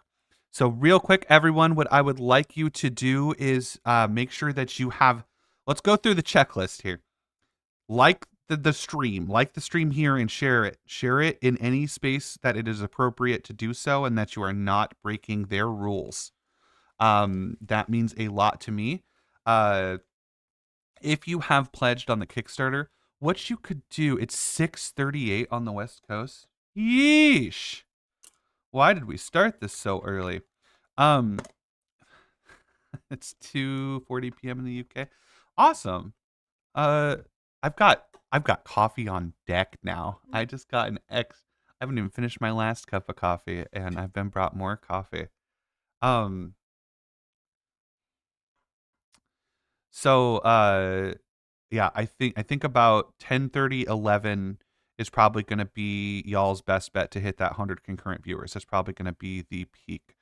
5:40 a.m. I'm sorry. I don't I don't make the rules. I just know that the best time to start a Kickstarter is 8. Awake at 4 a.m. this morning. I was too. But hey, Commando Wallace is in Sydney. That's awesome. Making me ship the heavy thing to Australia. I'm joking. I'm joking. I'm joking. I'm happy to do so. I only play PF2, but I can appreciate the struggle. The bone dice, yeah, the bone dice are going to be really cool. Good morning, Evil Honey Badger. How are you doing today? Have you checked out the Kickstarter? Don't tell me any numbers, other than times. We've decided times are okay, but I don't want to know any backer numbers or anything like that. So let's get back to business. Get down to business. Defeat the Huns. I don't remember which it is. So, the legacy artifacts, like I said, this is the brainchild of lead game designer Nathan Hurd. A beautiful concept. I've gotten to play with items that kind of like level up with you. Hey, we got Racky in chat. I was just talking about Racky. Check it out. This is some beautiful art from our new artist, Racky. Racky, if you want to share a link in chat to your portfolio, all these fine people would love to follow you and check out what else you have on offer. So yeah, Legacy Artifacts is great. Very fun. Can I talk about the sanity? Yes, I absolutely will talk about sanity. I think that's like next in my list. Where am I at? I'm at Mythic boss level. I'm almost to fear and sanity. I'm almost to sanity. We'll get there very soon. Do you have a policy on 3D printing some of the weapons, mainly the sword? My policy is that's fucking sick, and send me one. That's the policy. I would love to see that. The Blessed Wind. I'd love to get something to, because we have a Blessed Wind themed dice set. So I'd love to see a 3D printed Blessed Wind to go with that. That'd be really cool. Yeah. So this is death. Death is an important fundamental aspect. If you're a fan of the Homebrew podcast, then you know all about death. Death is also in Ansera and has aligned with Dracula's court. Who commands whom, and to what end? That is the question, is it not? Beautiful art by Lordigan. I think Lordigan's on a different time zone. I don't think they're going to be stopping by chat today. I invited all the artists to stop by chat. So if they do, then we'll make sure that we highlight them a little bit and talk about them a little bit. So Lordigan did this amazing death art, and then got it animated and stuff. I think this will be a really cool animated token that I would like to just give away to everyone, like a really cool animated token for like Foundry and stuff like that. I think this is perfect for that. The art is absolutely epic. Another piece by Lordigan. This is Legion. This is going to be another mythic. Is he known as a fundamental? Kind of different than an elemental. He is a fundamental, and I know those two words sound similar, but they're not related in any way. I think you're right that in like the anime, death is a Yeah, they're not related. I didn't even realize how close those words were together. Death has been a fundamental in the homebrew verse for a long time. If we reach Mori, if we unlock Mori, Mori will be available as an add-on. Yes, unless you're in the all-in, then he'll just get thrown in your pledge. Mori is a stretch goal. I think that's the one I want to hit the most is Mori. I think he's at 240. I have no frame of reference if that is in or out of reach, but I would really, really, really love unlock my boy. Everyone, please unlock my boy. Um, yeah, Death is going to be a really interesting creature in the lore of Veil of the Eternal Night. Just loyalty wise, I think there's some questions there, which obviously we've hinted at. And then just the mythic encounter. No numbers. No numbers. I was not inviting number talk. I was just saying I want to unlock my boy. Legion is going to be another really interesting. So the Legion mythic boss fight, we haven't written that one yet, but I imagine Legion is going to be a very environmental layer kind of fight. Like I imagine, spoilers, and I think Nathan's in chat, so I need to shut the fuck up. But Legion is going to be a mythic creature. I really hope we unlock the boy. Morgana, the Mother of Tarot and Mistress of Fate. As you can see, if we zoom in, can we zoom in on her? I think this is a really cool detail of the art here. Another piece by Raki, by the way, who was just in chat. Check out Raki's link at the very bottom of the Kickstarter where there's credits. You can see Raki's portfolio. Actually, I don't think we wound up. I'm going to pull this out here so you don't see anything you shouldn't see.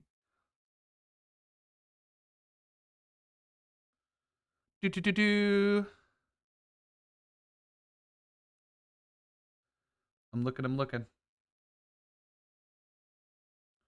There she is. There's Morgana. So a really cool detail to me of Morgana, if you look really closely, is that she actually has John's illustrated tarot in her hand. How cool is that, right? Like, that's really cool to me. I think that's a really cool detail that she's actually using the tarot deck. I'm very, very excited about the tarot deck. So in the demo content, in the demo content, there is a lair, Morgana's lair, which is a tarot drawn. You draw tarot cards, right? And that creates Morgana's lair, which is such a cool mechanic to me. I think it's just like incredible. Everyone's experience taking on Morgana, if you do, because again, she's not. Well, quiet. I need to be quiet. If you are in a position to take on Morgana, everyone's experience with that is going to be different. Everyone is going to experience a different dungeon. And then she actually pulls from the Major Arcanum while in the fight, while she's fighting. It's really cool. Really, really, really cool.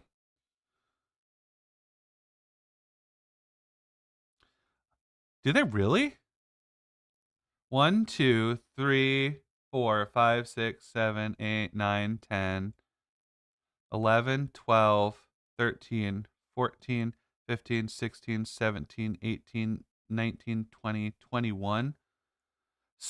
21. So if there's one behind her head, then I think you're right. I wonder if that was intentional or random. Both major and minor. I don't ever spoil anything ever. I'm offended. I'm joking. So let's talk about the world a little bit. the world of Veil of the Eternal Night.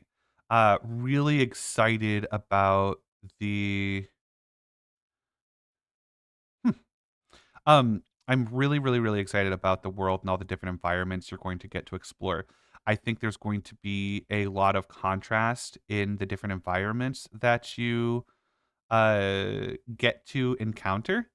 Uh, there's going to be like city, urban stuff. There's going to be wilderness. There's going to be there's just so many cool environments that we have ideated and started to prepare.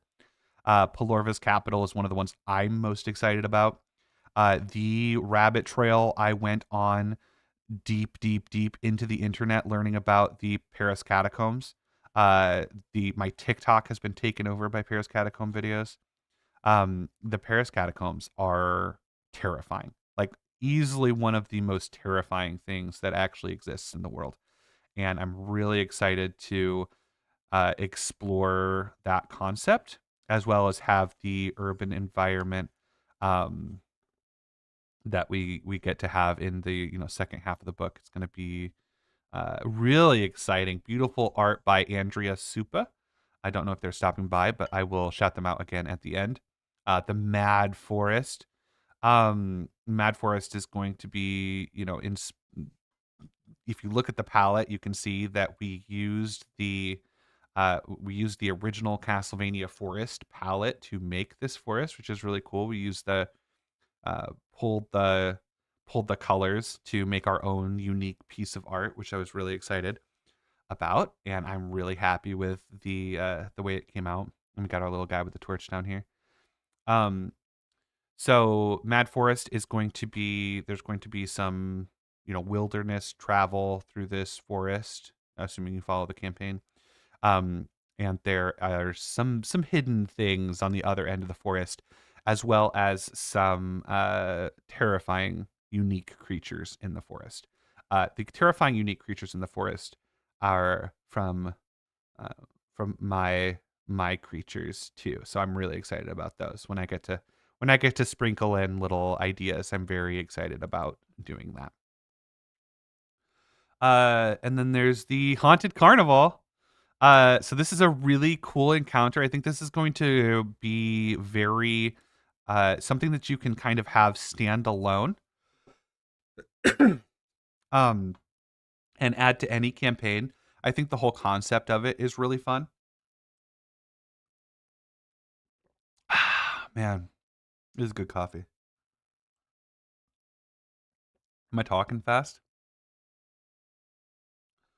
I just realized I think I started talking quickly.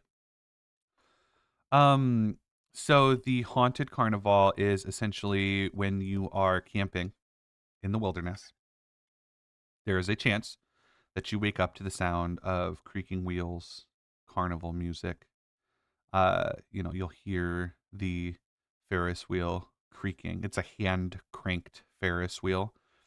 Um, this is inspired by some more obscure things.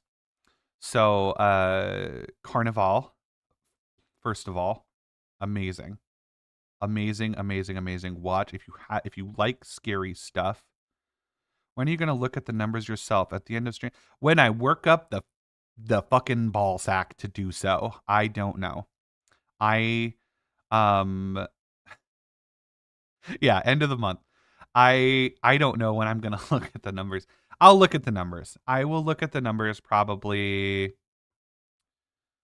What I'll probably do is I'll probably do the stream until I can't take it anymore, and then I will probably go upstairs and have a glass of wine, smoke, hold my breath, open it up, take a look, and then panic. No matter what it says. That's the funny part.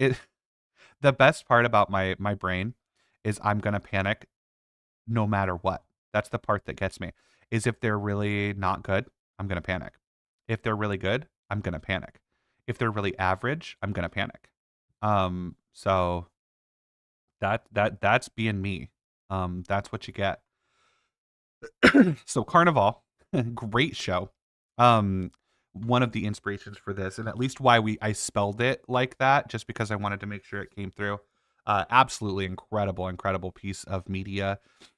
Underrated, underappreciated, hidden gem, Carnival. I'm hoping someone in chat has seen Carnival because it's so good. Um, the Also, there was this old game. I looked it up. Rachel, that's close to a number. I'm Spaz already started hitting the period for me. Too late. I saw it. Oh, hey, it's okay. It's okay. Don't beat up Rachel. It's fine. I already saw it. Damage is done. Um. Uh. Anyway, yeah. Carnival. Oh man, Carnival. I don't understand why it's not more popular. It's one of those. It's one of those just amazing pieces of content with amazing acting. The storytelling is amazing. Um, everything about it is really cool. So I'm excited to pay some homage to one of my favorites there. Carnival also inspires the homebrew.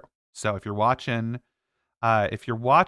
the Carnival and you're like, wait a second, this concept is familiar. You're right, it is.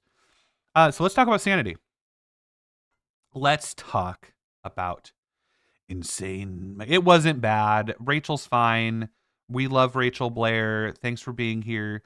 It wasn't bad. It was encouraging. It wasn't a number. It was like Cody. Cody was the first person to technically break the rule. No, you can't tell me what goals you've unlocked. Just telling me that there's multiple goals unlocked is telling me a number. No numbers. So the insane mechanics to psych your players. I need to wait for you guys are getting frisky in chat. I need to get out of here.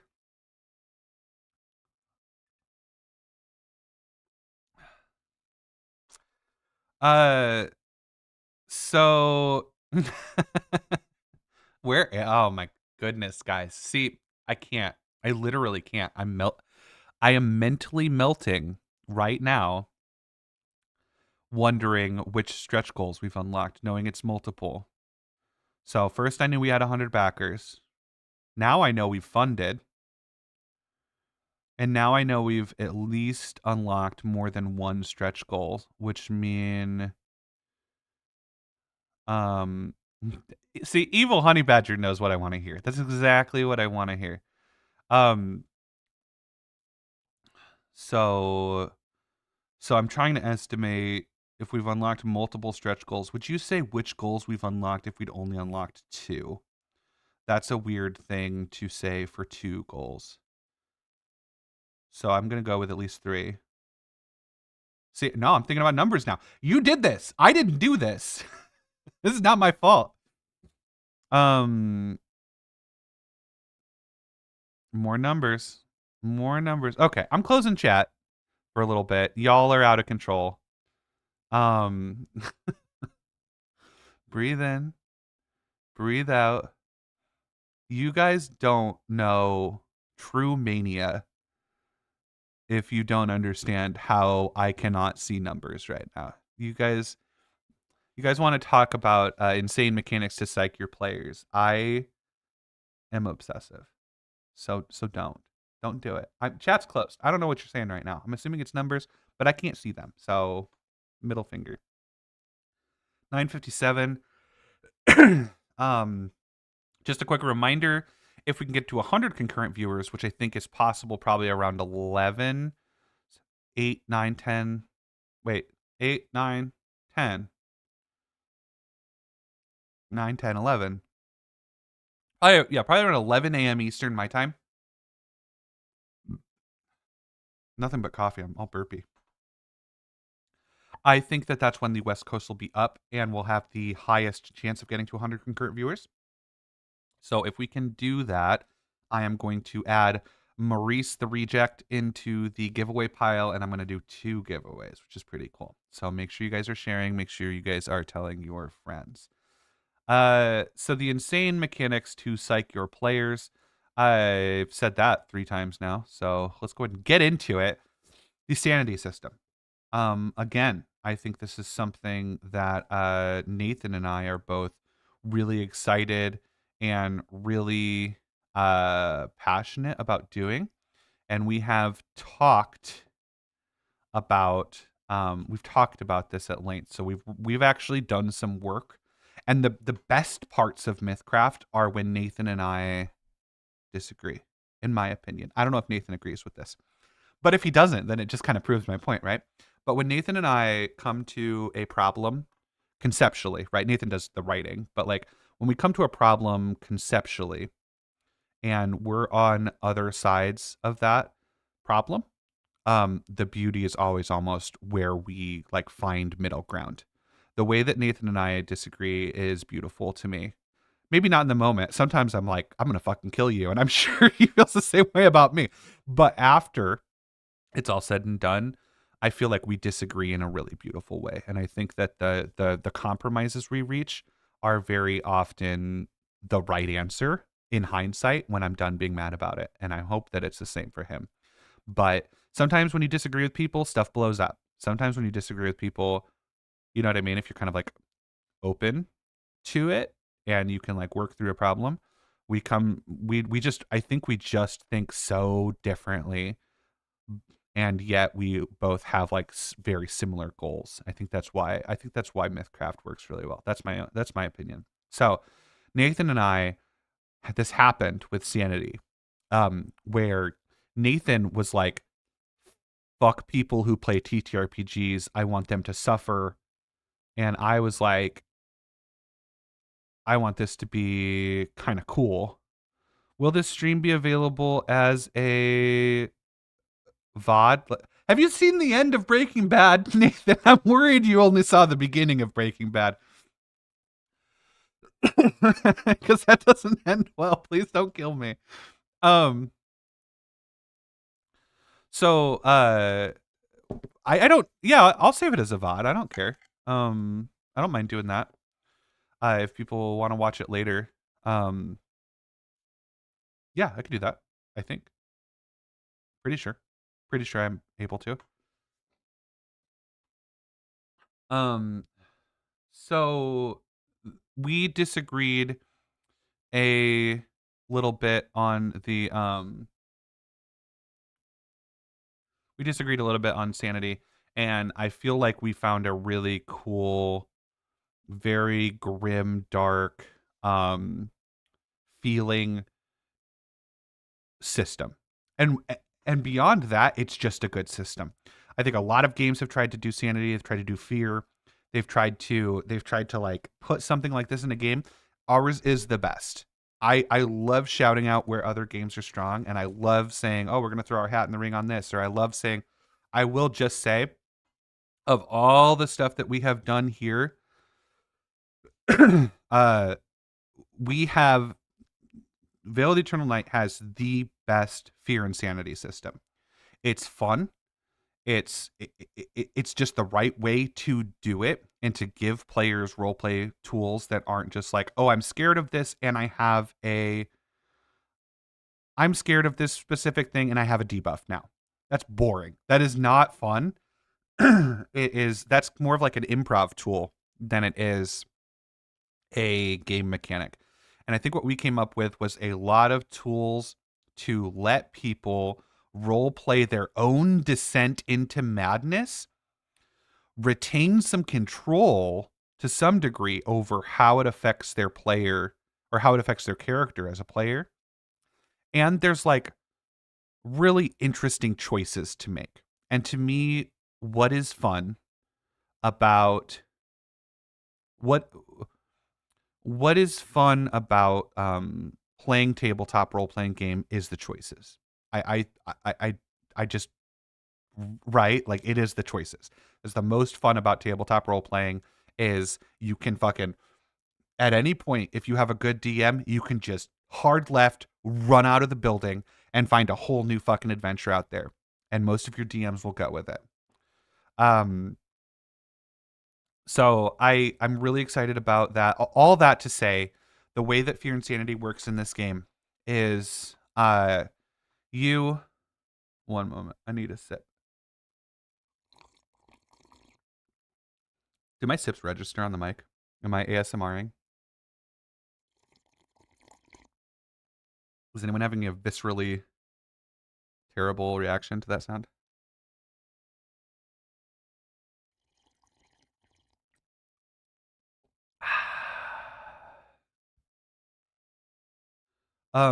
So the way that this works in our game is you have a sanity score. Your sanity score is a new statistic, regardless of which game you're playing. Uh, one last thing before I actually start. What's the table leg joke? Reopen chat. What's the table leg joke? I don't know what the table leg joke is. Did I do something with it? I didn't do anything with any table legs. So the this is the system that I think is going to be the easiest to pull into other game systems. So Pathfinder players, Pathfinder 2 players, if you're in chat and you're like, "Oh, this is 5e and MythCraft. I play Pathfinder."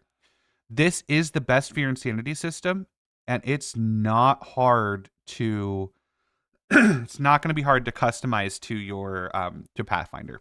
I think it kind of like stands alone. I think you can take it and you can make it work with any system um easily. So everyone has a sanity score. It's a extra stat. You are going to be able to use that stat with Veil of the Eternal Night. So there will be moments written in where you might need to roll your sanity. Say you witness something particularly terrible, or say you are hit with a specific type of magic, what have you. You will have to roll sanity to see how well you react to the mental stresses of adventuring. So we're talking about, I think Nathan said it best, tending to your body as much as, no, tending to your mind. Pause. Roll it back. Nathan said it best. Tending to your mind as much as your body. I did it. So every time that you fail a sanity roll,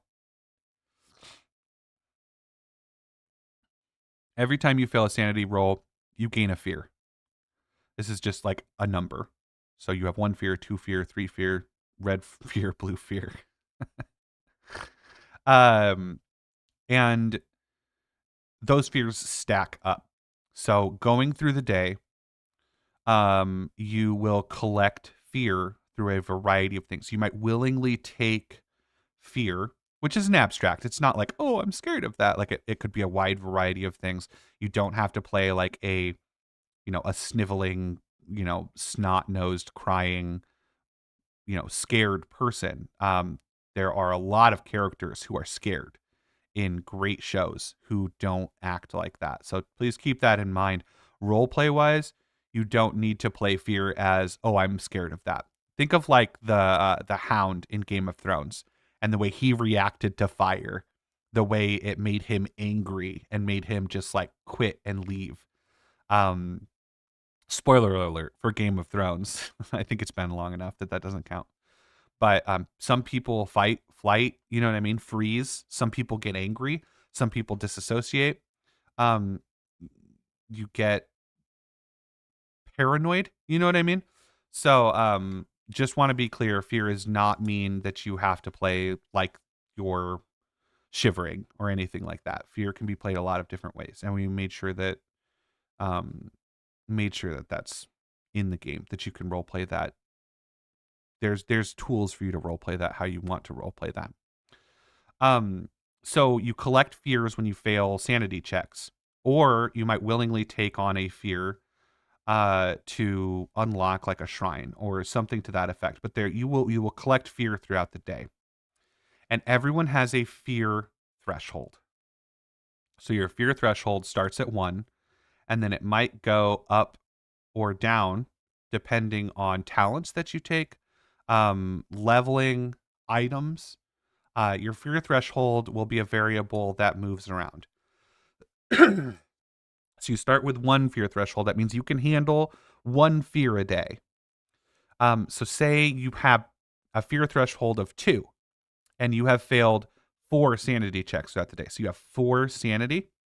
You cannot sleep until you resolve that sanity fear.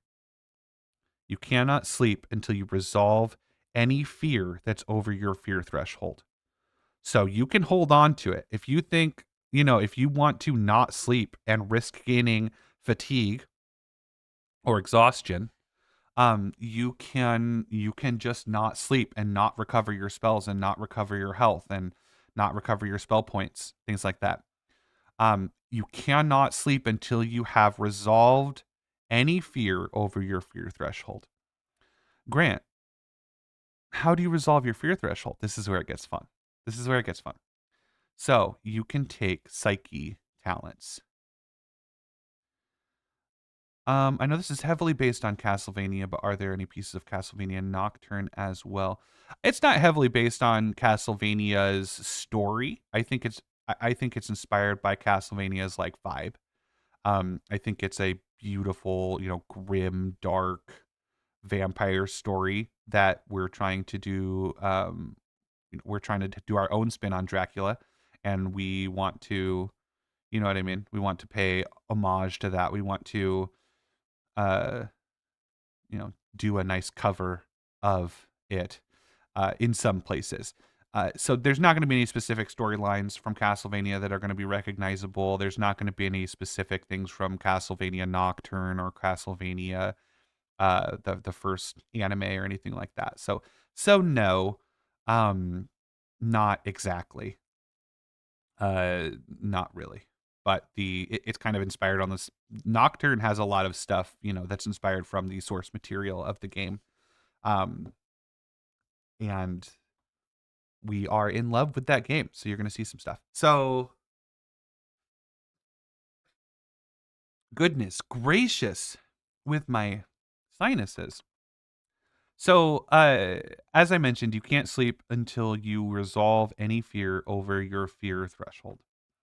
You do that by taking psyche talents. These are willing. In this instance, you might gain a psyche talent from other effects like a curse or a effect or something like that. But you can take psyche talents that spend fear. And these psyche talents are really fun. And you get to, in a lot of cases, pick which psyche talents you take. And it's it's a talent tree that you are leveling your psyche with, and you're spending your fear to do that. So if you had 4 fear and a fear threshold of 2, and you go to sleep, you have to take 2 psyche talents that cost 1 fear, or you have to take a psyche talent that takes 1 fear. That's how you resolve the fear that's over your fear threshold. You can see some examples of some psyche talents in the demo content, which is in the Kickstarter near the bottom. It's about 3/4 of the way down. Demo content, you can download a full PDF. There are class examples. There are all sorts of fun stuff in there that you can check out. And one of those things is a preview of the Fear Insanity system. So check it out. Let's get into some extras. Extras. Coffee sip.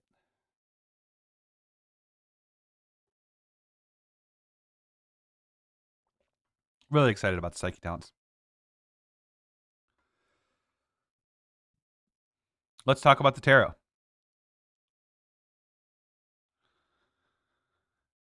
So we're doing a full 78 card tarot deck. Full deck. Fully hand illustrated too, which to me is one of the coolest parts. And I think I said this a lot earlier. statting out coffee so people can stay awake longer and avoid the fear from resting. That's a really good idea. Oh, speaking of fear from resting, I should also say, if you don't sleep in Veil of the Eternal Night, if you're in Norspina and you're playing in Veil of the Eternal Night, if you sleep outside of a haven, which is a mechanical thing in the game, you'll learn more about that. Then it does not resolve your fear. You gain fear for or how does that work exactly? I'm trying to remember how exactly to word that. I'm gonna skip that because I can't remember it because my brain had moved on. There's also shrines though, and the shrines are going to be really, really fun. Uh, fun concepts, like kind of these like beacons in the dark, these beacons at night, where you're going to be able to perhaps do a small quest or give an offering or something to that effect, where you will be able to handle fear. You might get a temporary boost to your fear threshold. You might be able to regain some HP. And the shrines aren't always going to be like good. Like these could be very demonic, occulty shrines where you might have to like give a little bit of your health to have some fear, or maybe you give it fear. Anyways, the shrines are going to be really cool mechanics. They're going to be tools to make shrines that we give to DMs and MCs. And then there's going to be shrines in the actual. There's going to be lots of ideas for shrines if you're not playing the actual campaign. But just play the campaign and don't be a dork. We've got our next giveaway in 15 minutes, everybody. Remember, if we get to 100 concurrent viewers, that we're going to be doing a special giveaway. I'd love to see those viewer numbers. I would like to beat last stream at least. Last stream, I think we had a max of 73 was the cap, I think. So 74 would make me really happy. So keep those numbers going up. I'm seeing, let me see where we're at. Our max concurrent viewers has been 64. We're close. We're close. And the West Coast is just waking up. It's 7:16 at the West Coast. Can the players create a haven? I think there will be spells that they would be able to create a haven like over time. I'm not sure. Well, there you go. Nathan's in here. I think there might be a chance of that.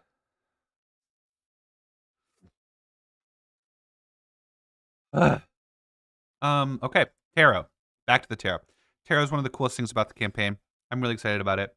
The tarot is fully, I already talked about this, but for anyone that's new here, the tarot is fully hand illustrated. And when I say hand illustrated, I mean literal paper with a literal hand with a literal pen.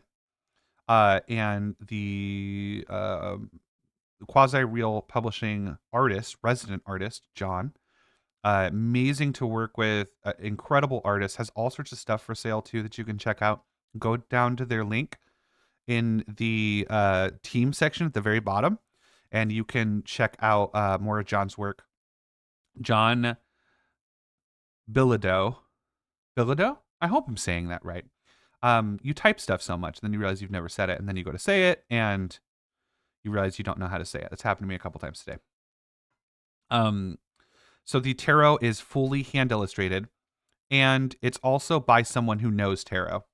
So this was not like an artist where we're like, hey, we want to do a thing.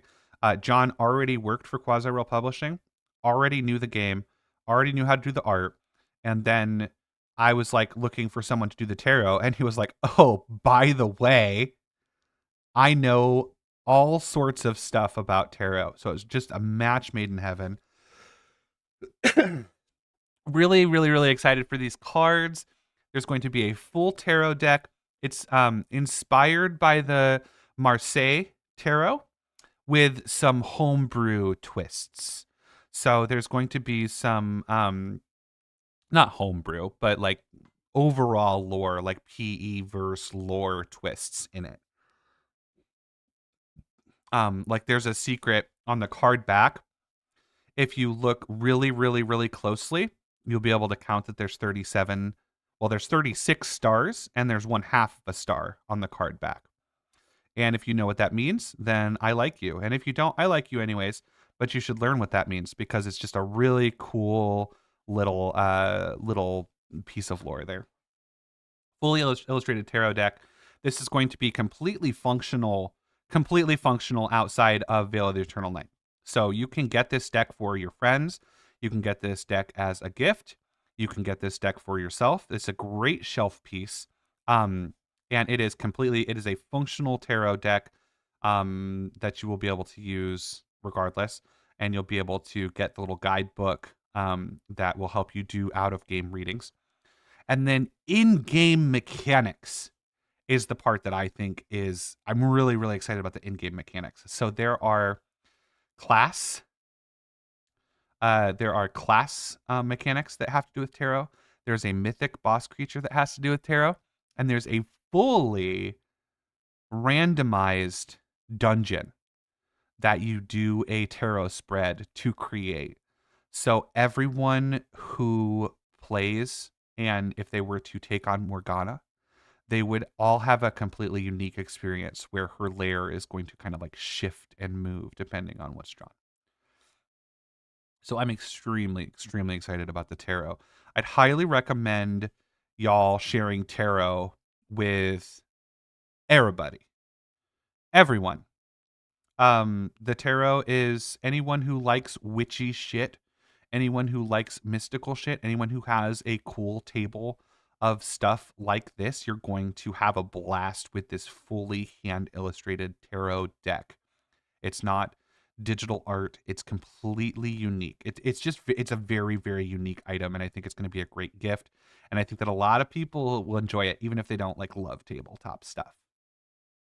So that's the tarot. Very excited about doing the tarot deck. It comes in a beautiful box with a little guidebook and the full deck.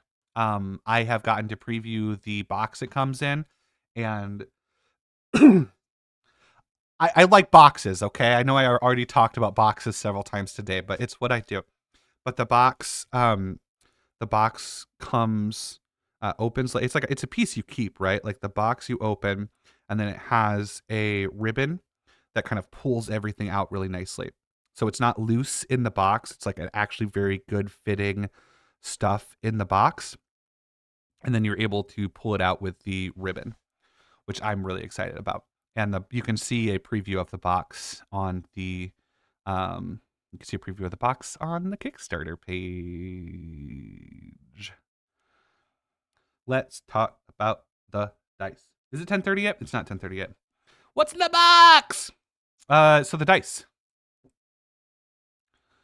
I'm sorry if I just blew anyone's eardrums out. I realized how close I did that to the mic. Apologies.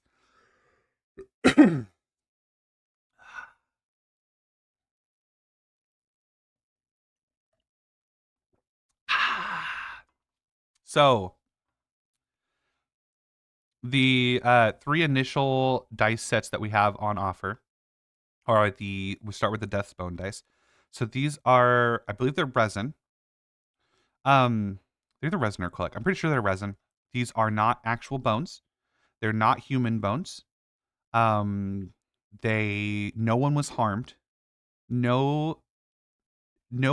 Absolutely no one was sacrificed and carved up for the making of these dice. Legally required to assure you that all members of Quasi Real Publishing are accounted for and safe, and we did not use anyone's bones to make these dice. I am legally required to assure you they're definitely not human bones. They are the Death's Bone dice. They have a cool runic font on them. They have a death skull on the 20, and they're going to come in a really cool box. You can see the coffin box below. Here I am talking about fucking boxes again, guys. Jesus Christ. I like boxes. So these boxes you keep these boxes. These are not, oh, I got the dice, and then you throw the box away. If you don't ask about intern Ted. Don't ask about Ted. As we said, they are not human bones. The box that these dice come in is really, really, really cool. It's a piece that you keep. It is it's sturdy. And it's got like a magnet on the side. So it flips like, so you close it and it magnets down at the bottom. I don't know if you can see my hands. I'm very small right now. And then you open it, boop, boop. And then you can see the inside where it's going to have the coffin. And the whole thing is coffin shaped. It's branded. I'm really, really, really excited about the box. So any of you who are Dimension 20 fans, if you got the Fantasy High dice set, it's that box. We designed that box that you got the Fantasy High locker dice from. It's the same thing. We did it for them and we were like, "Oh, this is fucking cool." So then we did it for us. Technical boop. Did I boop? So the Blessed Wind dice are up. Boop boop coffin. Did I curse? I'm sorry if I cursed. I'm not sorry. Fuck you guys. So the Blessed Wind dice are next up. These are sharp edge, and more sad that there's not a sharp edge option for all the dice. So we wanted to have a lower sharp edge polished dice are a little bit more expensive. So we wanted to have a entry level. We wanted to put a lot of love into the entry level dice. So the Deathbone dice are not cheap. They're just a lower entry point. That's why we did Deathbone as rounded edge, because you can't polishing sharp edge dice is usually done by hand. That's the reasoning there. So if we did a full other dice set that was sharp edge, it would raise the price point for that quite a bit. I agree they're worth it, but that's why we did that. So Deathbone also kind of looked good rounded to me. Excuse me. Yeah. We did the we did the dice, and then if you guys are familiar with Galir, Talking Galir plush came out this winter, and we did the box for that. I like boxes, okay? So if you got a Talking Galir plush, yeah, design the box. So the Blessed Wind dice are they have this really cool reflective mylar in them. So they kind of look as you kind of twist and move them around. You will be able to. They just it looks like there's like glittery stuff suspended in there. So the Blessed Wind are going to be inspired by the Blessed Wind artifact item, the sword. So they'll go really nicely if you wind up with that item, which is it's also previewed in the demo. So you can check out the item in the demo. And then these dice will go right along with that. So maybe you could like work out with your DM that you get access to this legacy artifact and are able to like level that up with you and then have the cool dice that go with it. Really excited about that. They also do have a little... Yeah, I'm going to talk about the Bloody Knight dice because, whoa, Morgana. Goodness. Oh, I'm in the wrong spot. Let's see here. Dice mockups. Get a little bit closer into these bad boys. So here we go. So it's kind of hard to see in the mockup, but you can see... Let me make sure I'm not covering it with my ugly muggly. I'm not. So right here, you can actually see the wings on the 20 for these dice. And you can get a better look at the mylar that's in there too. So this is like a reflective foil that goes on the inside. It's hardened into the dice. And then they've got these wings on the side. These are polished, sharp edge dice from Fanroll Dice. They're beautiful, Love working with FanRoll. FanRoll is the best. FanRoll actually we might have some FanRoll folks here because the email went out to all of the FanRoll subscribers, I think about 30 minutes ago. So if you're here from the FanRoll email, hello. I hope you enjoy our dice that we designed with our amazing partners at FanRoll Dice. Love, love, love our FanRoll Dice friends. So let's chitty chat about the Bloody Nice dice. Why are these $60 fucking dollars? Is that your question? Because that's my question. Why? It's not my question. I know the answer, so it's really not my question. I'm going to tell you about the Bloody Night dice in a little bit because it's giveaway time. So let me get prepared for my giveaway. I'm going to play the music video. You guys sick of the music video yet? I'm going to tell you about the premium Bloody Night dice set in a second. I'm going to play the music video for now. I'm going to sip some coffee. I'm going to grab my next giveaway item, try to find something unique to add to the spinner giveaway here. And then we'll roll some dice.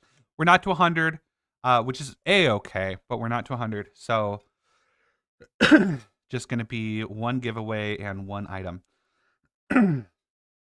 Enjoy Taste of Death by Jeffrey Day, featuring Aiden Malakaria. I hope I'm saying his name right. This is from the original soundtrack. If you pledge any tier, pledge a tier. Don't do add-ons. Don't do the build your own bundle. Pledge it. You're crazy if you're doing build your own bundle on the first day, by the way, y'all. Unless you're just going for tarot. If you're just going for tarot dice, I guess I get it. But the deals today are crazy. So don't just don't. Anyways, I'm going to play the music video. I'm going to go get my next giveaway stuff. See you guys in a second. Oh, have a taste of death. Take life from the living. Oh, no eternal rest. For the unforgiving, legends walk in the veil of night. Kingdoms fall with a single bite. Have a taste of death. It's a life worth living.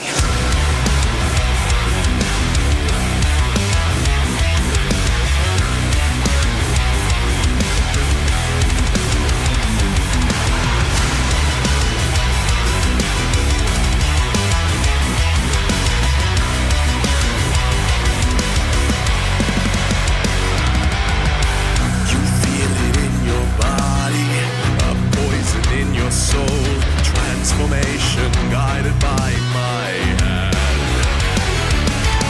Forge master of immortals, I turn the wheels of time. Be the darkness under my command. Sophisticated smile, made sharper than a knife. This blood is an elixir for a natural.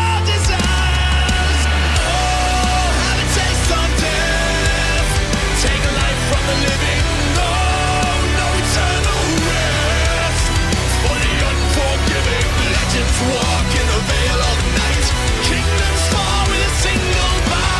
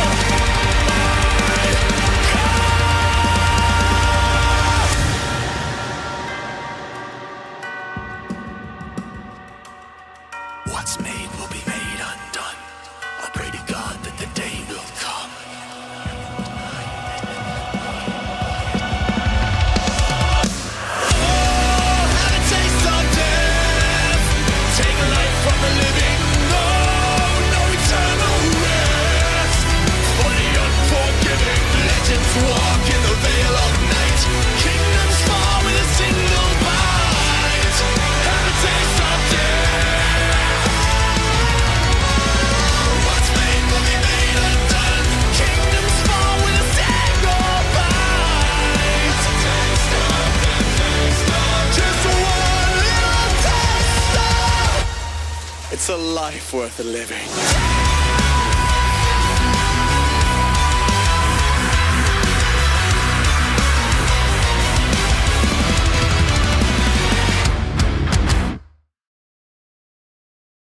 Oh, have a taste of death. Take life from the living. Oh, no eternal rest for the unforgiving. Legends walk in the veil of night. Kingdoms fall with a single bite. Have a taste of death. It's a life worth living.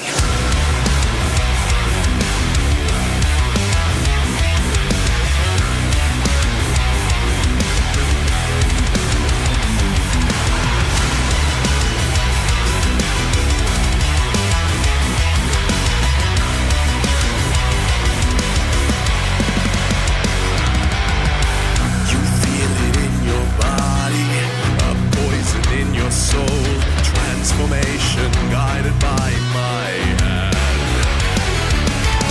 Forge master of immortals, I turn the wheels of time. Be the darkness under my command. Sophisticated smile, made sharper than a knife. This blood is an elixir for a natural desire.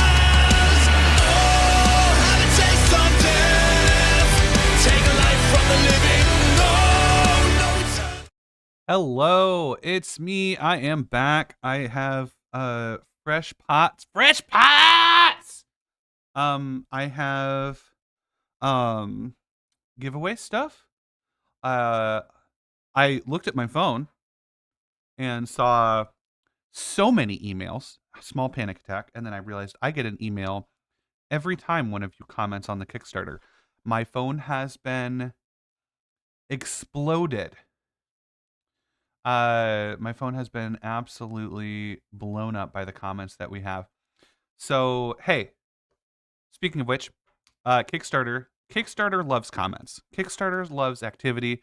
They love sharing. They love all sorts of stuff. So what I would like to ask you to do, if you are here, thank you for being here to start. Thank you for hanging out with me.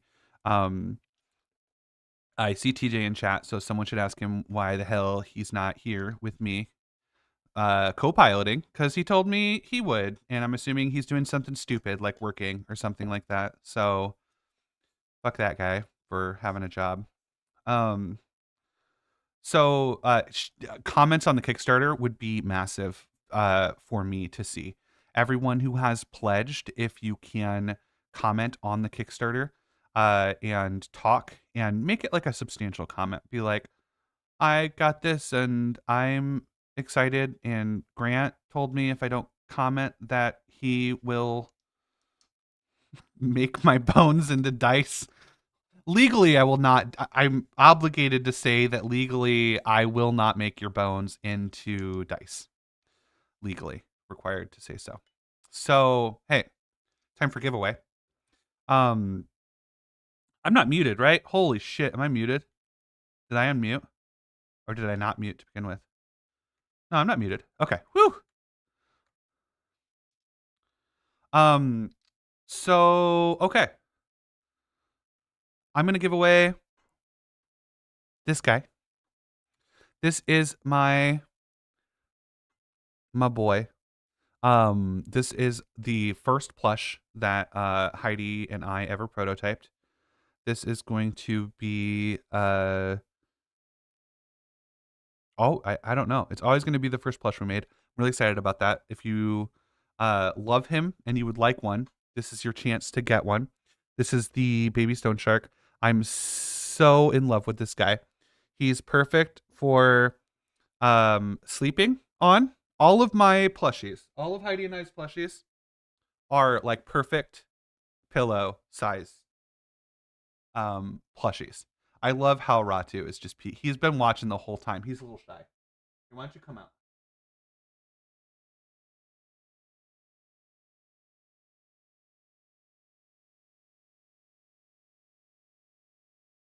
There we go. He is officially out. So I'm gonna give away one of these guys.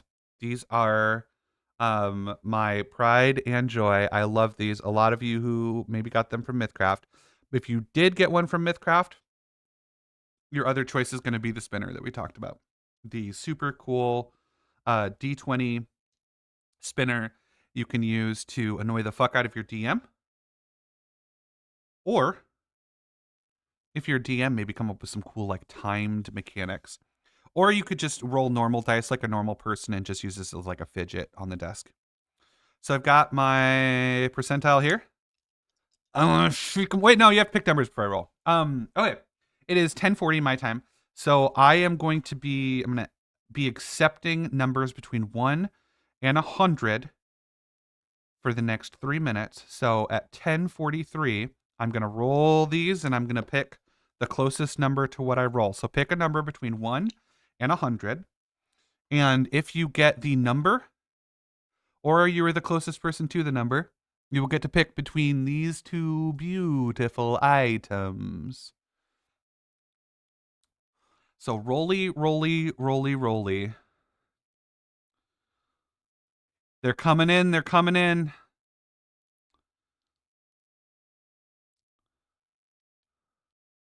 I actually saw a 1 get rolled on a percentile last Tuesday. I think for the first time. Mike from the Homebrew rolled a 1. Didn't he roll a 1? Or am I making that up? I know he rolled like a 1 and then rolled like a 9. It was like crazy. But I think he rolled a 1 on a D100, which I've never seen before. And it's funny because he rolled a 99, the last percentile he rolled. He was so close. It's a cyberpunk game, and I said that if you rolled 100, you'd have magic. And he rolled a 99, which I thought was just hilarious and incredible. He didn't roll a 1. I mean, I can look.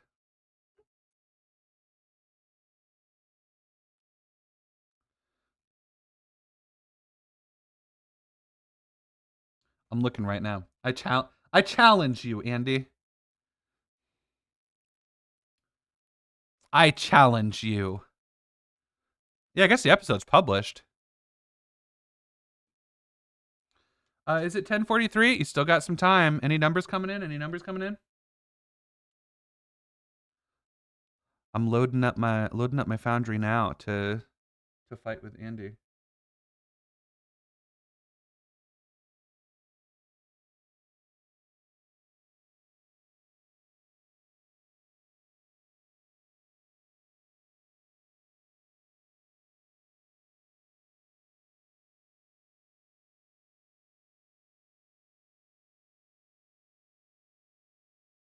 It's just a whole bunch of rolls. I don't know how to search this. Where's his D100 roll?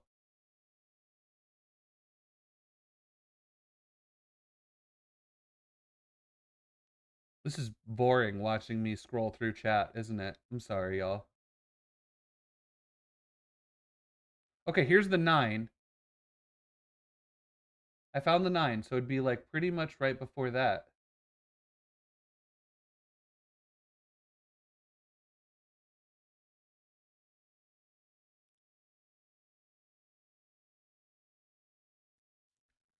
What if I do Control F 1D 100?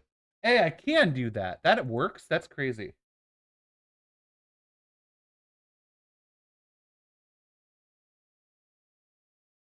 I was wrong. There was a 9 and a 4.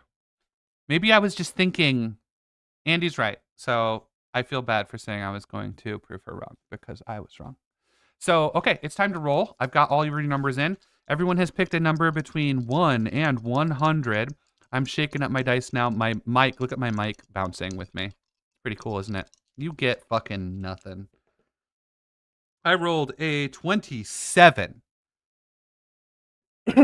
27 has been rolled. Let's take a, where's my mouse here?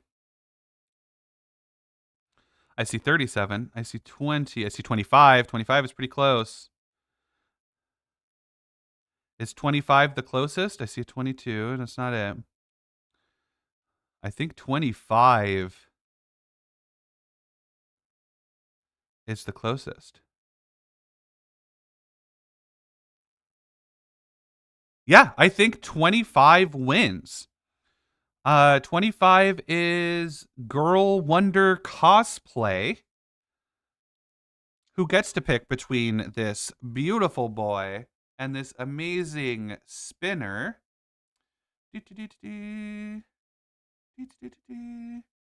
So let me know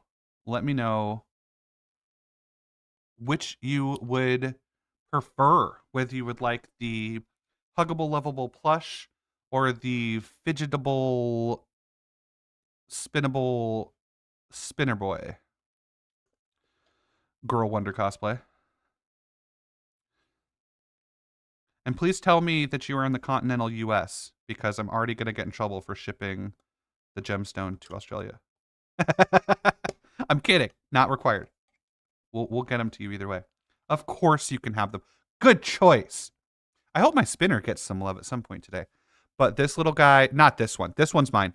But one of these little guys will go to Girl Wonder Cosplay, who I am sure lives in the continental US and will be really easy to get like a flat rate envelope too. The gemstones. So oh my god, UK guys with the international winners. I'm rolling badly. No offense. I'm rolling badly though. I rolled my first winners in Australia, my seconds in the UK.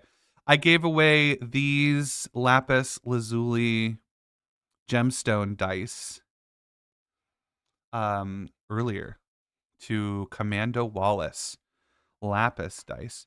If you win, guys, I need you to hop on Discord if you won something, and I need you to open up a ticket or message me or something. Need to get me your address so that I can ship to you. So please hop in the Discord. If you're not comfortable with Discord, then you can email us at info@quasirealhouse.com. Commando Wallace, I did not tell you how to contact us, so if you're still in here, make sure that you do that so I can get you your stuff. Congrats to the two winners. Let's go ahead and set a rule now. I remember last time we ran into this. You can only win once. You can't win twice. So, we will re-roll if someone wins 2 times. You can only win 1 time. Everyone hops onto Discord and sends random. I mean, I know who you are. I will be able to verify your thank you. I love the plushies. I'm so excited. Heidi and I are starting a plushie company. We have 6 more plushies that are going to be previewing soon, and they're going to be sold separately. And we're going to keep making exclusive plush for Kickstarters too. And I'd love to even have other Kickstarters let us make their plush. We'll see. I love the plush. Thank you so much for the comment, though. I am really happy with the plush. So let's talk now about the premium dice, the Bloody Knight dice. Because I'm sure you are thinking, Grant,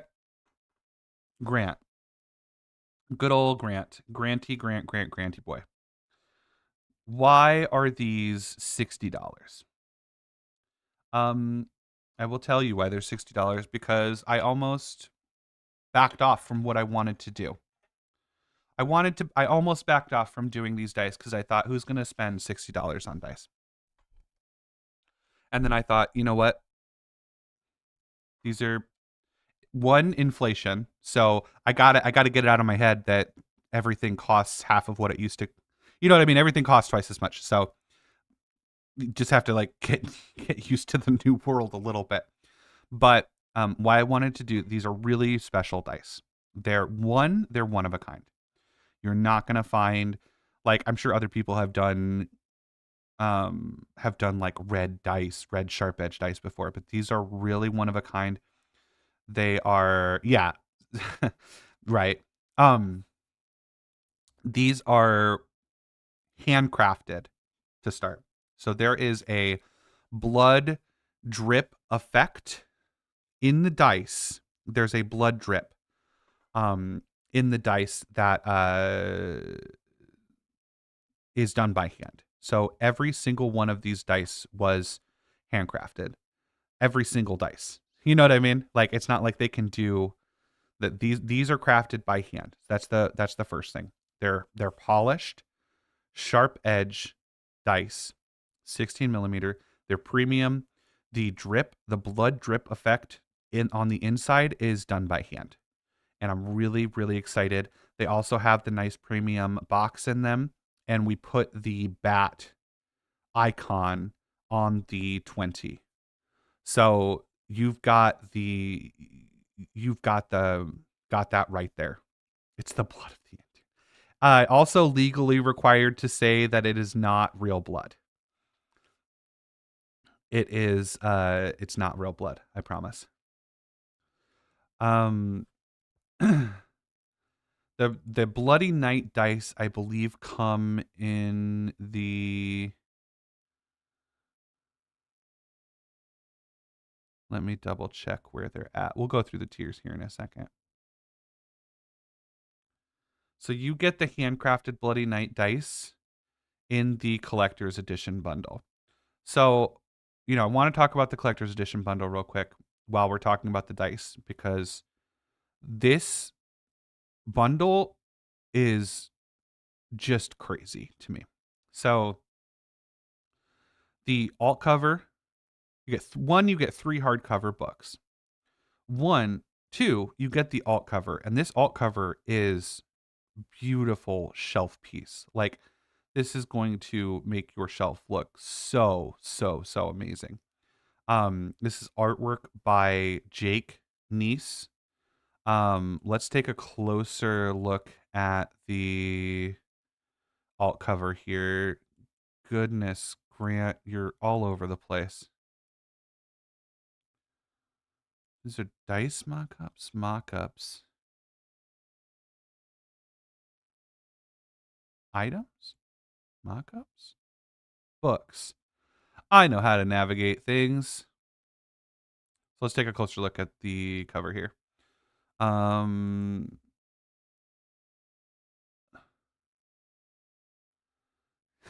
Legally required to say it is not human blood in the premium. So first thing I want to point out about this is the dice match the alt cover, and you can't beat that. Like those premium handcrafted dice next to this cover are unbeatable.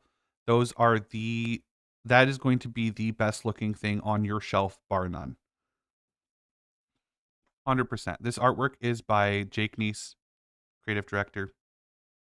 It's incredible. All the little details here are I just love them. Also, notice the stake in hunting. Really like that. Another thing I really liked is the Dracula's castle in the moon here in the background. I didn't see that the first time I looked. The more you look at this, the more little details you see. Another detail you probably didn't see. There's a freaking bat on the corners of this. It's the same icon as is on the dice, but the little filigree in the corner here, it's a freaking bat. Guys, it's a bat. Like, you can't make that shit up.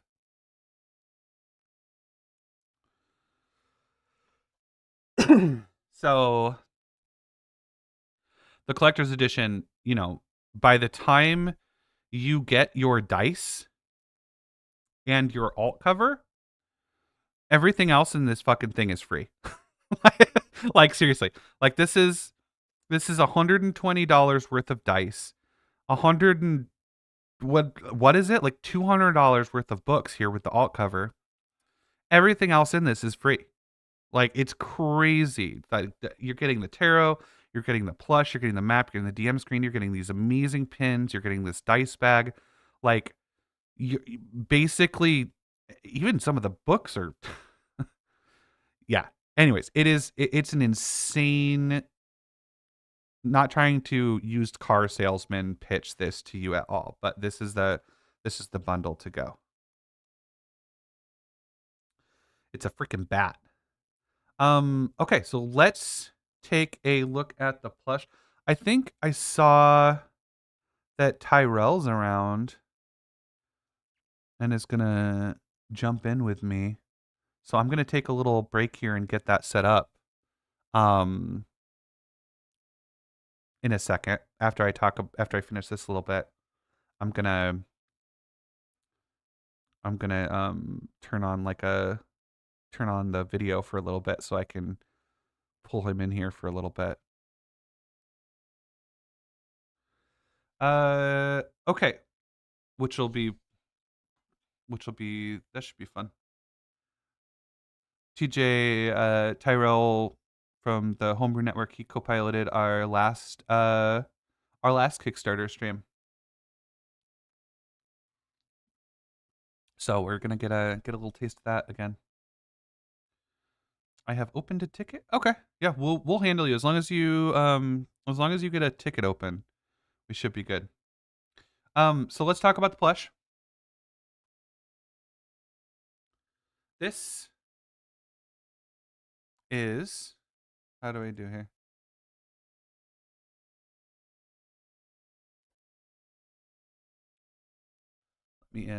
Let me in things. This is Ratu. He is maybe the best thing that's ever happened to me.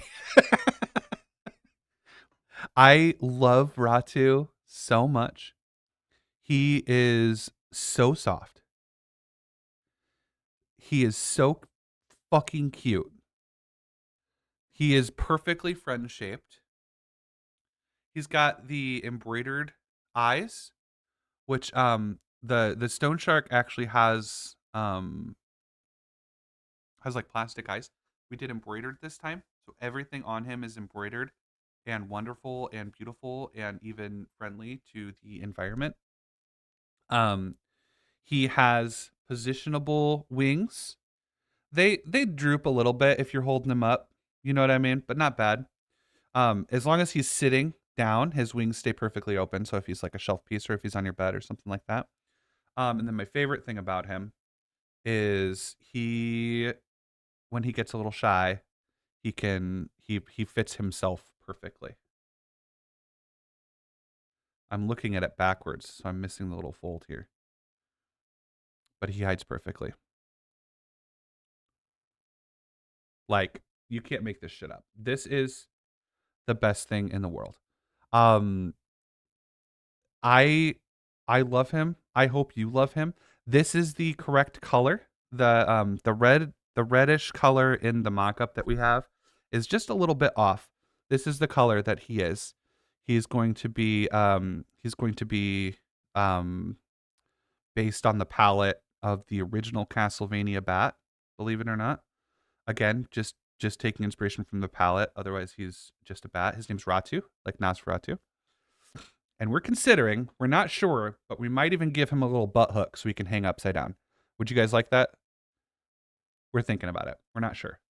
I hate adding stuff on because I feel like every time you add on like a little thing, then they become a little less cuddleable. So there's Ratu hanging out in the back. Ratu is basically free in all of the tiers.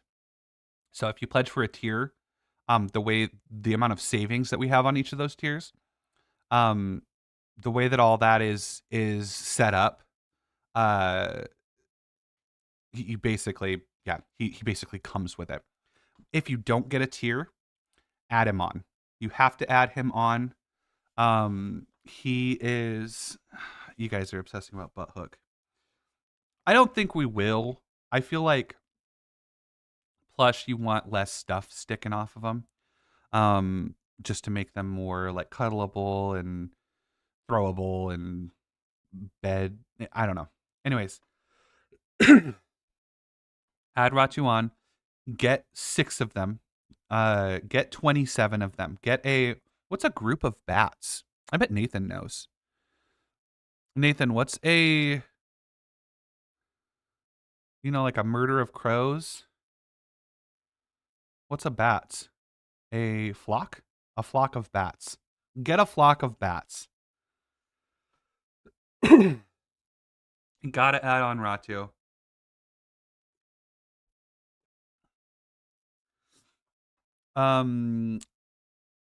I have prototyped 4 finished plushies, and I have 6 more that I'm going to be announcing soon. And I say Heidi and I. Cuddlecore is going to be the name of that company. A colony of bats. I think colony is it. A colony of bats. I actually think that's correct. It sounds right. It sounds right, so I'm going to go with it because it clicked in my brain. Well, swarm of bats a totally different thing.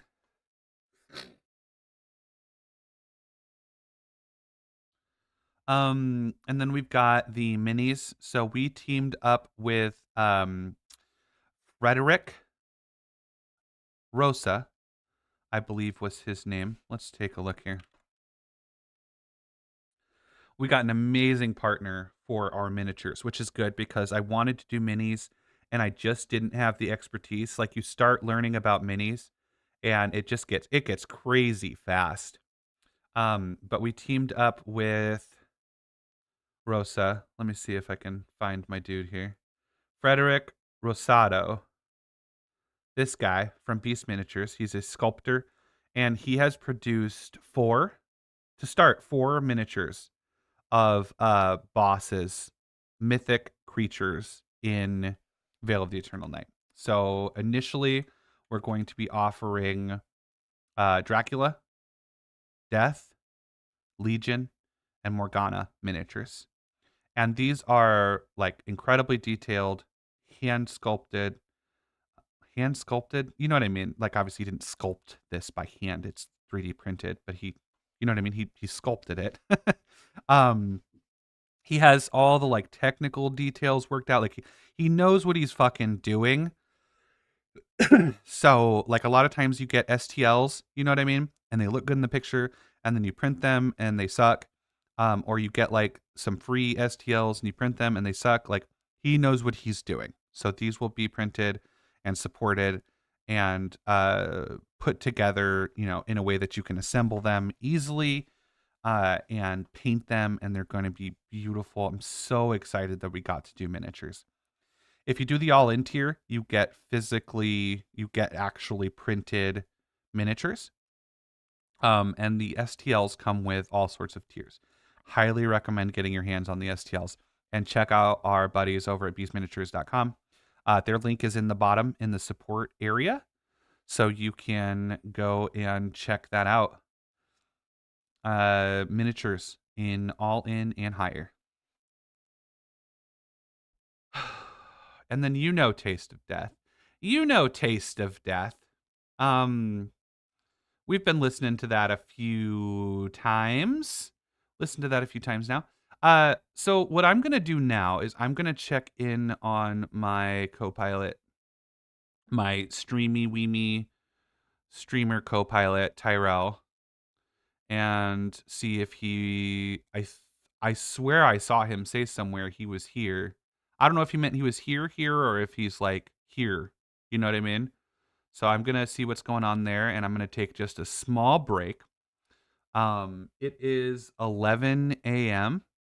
So should be starting to really get our West Coast friends awake and ready to pledge and stuff like that.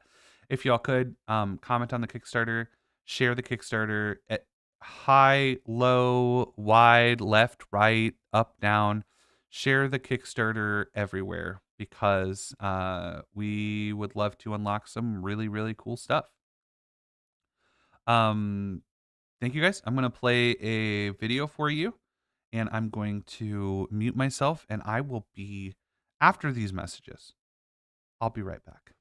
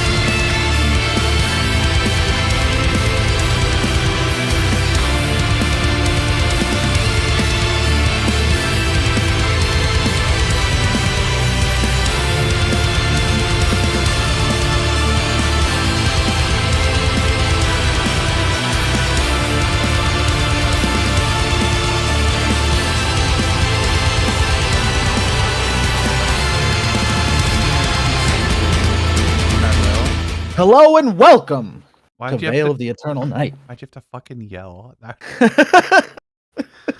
Hold on. Let me. Hello and welcome to Veil of the Eternal Night. Kickstarter video party. There we go. Hopefully that's it. normal audio level there. Let me Who get knows with me, man? My volume goes up and down so much. Hard to track down. Yeah. I'm gonna do a display capture of that screen. Oh, excuse me.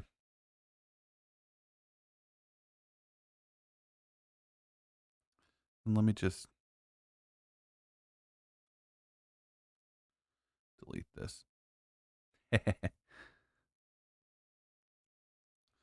There we go. And then we're going to hit OK. And then I'm going to make it way smaller.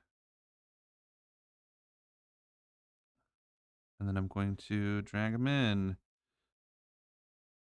Soup. Welcome. Ah! I grabbed the wrong one. Heavy Arms Oliver has entered the chat, ladies and gentle bats.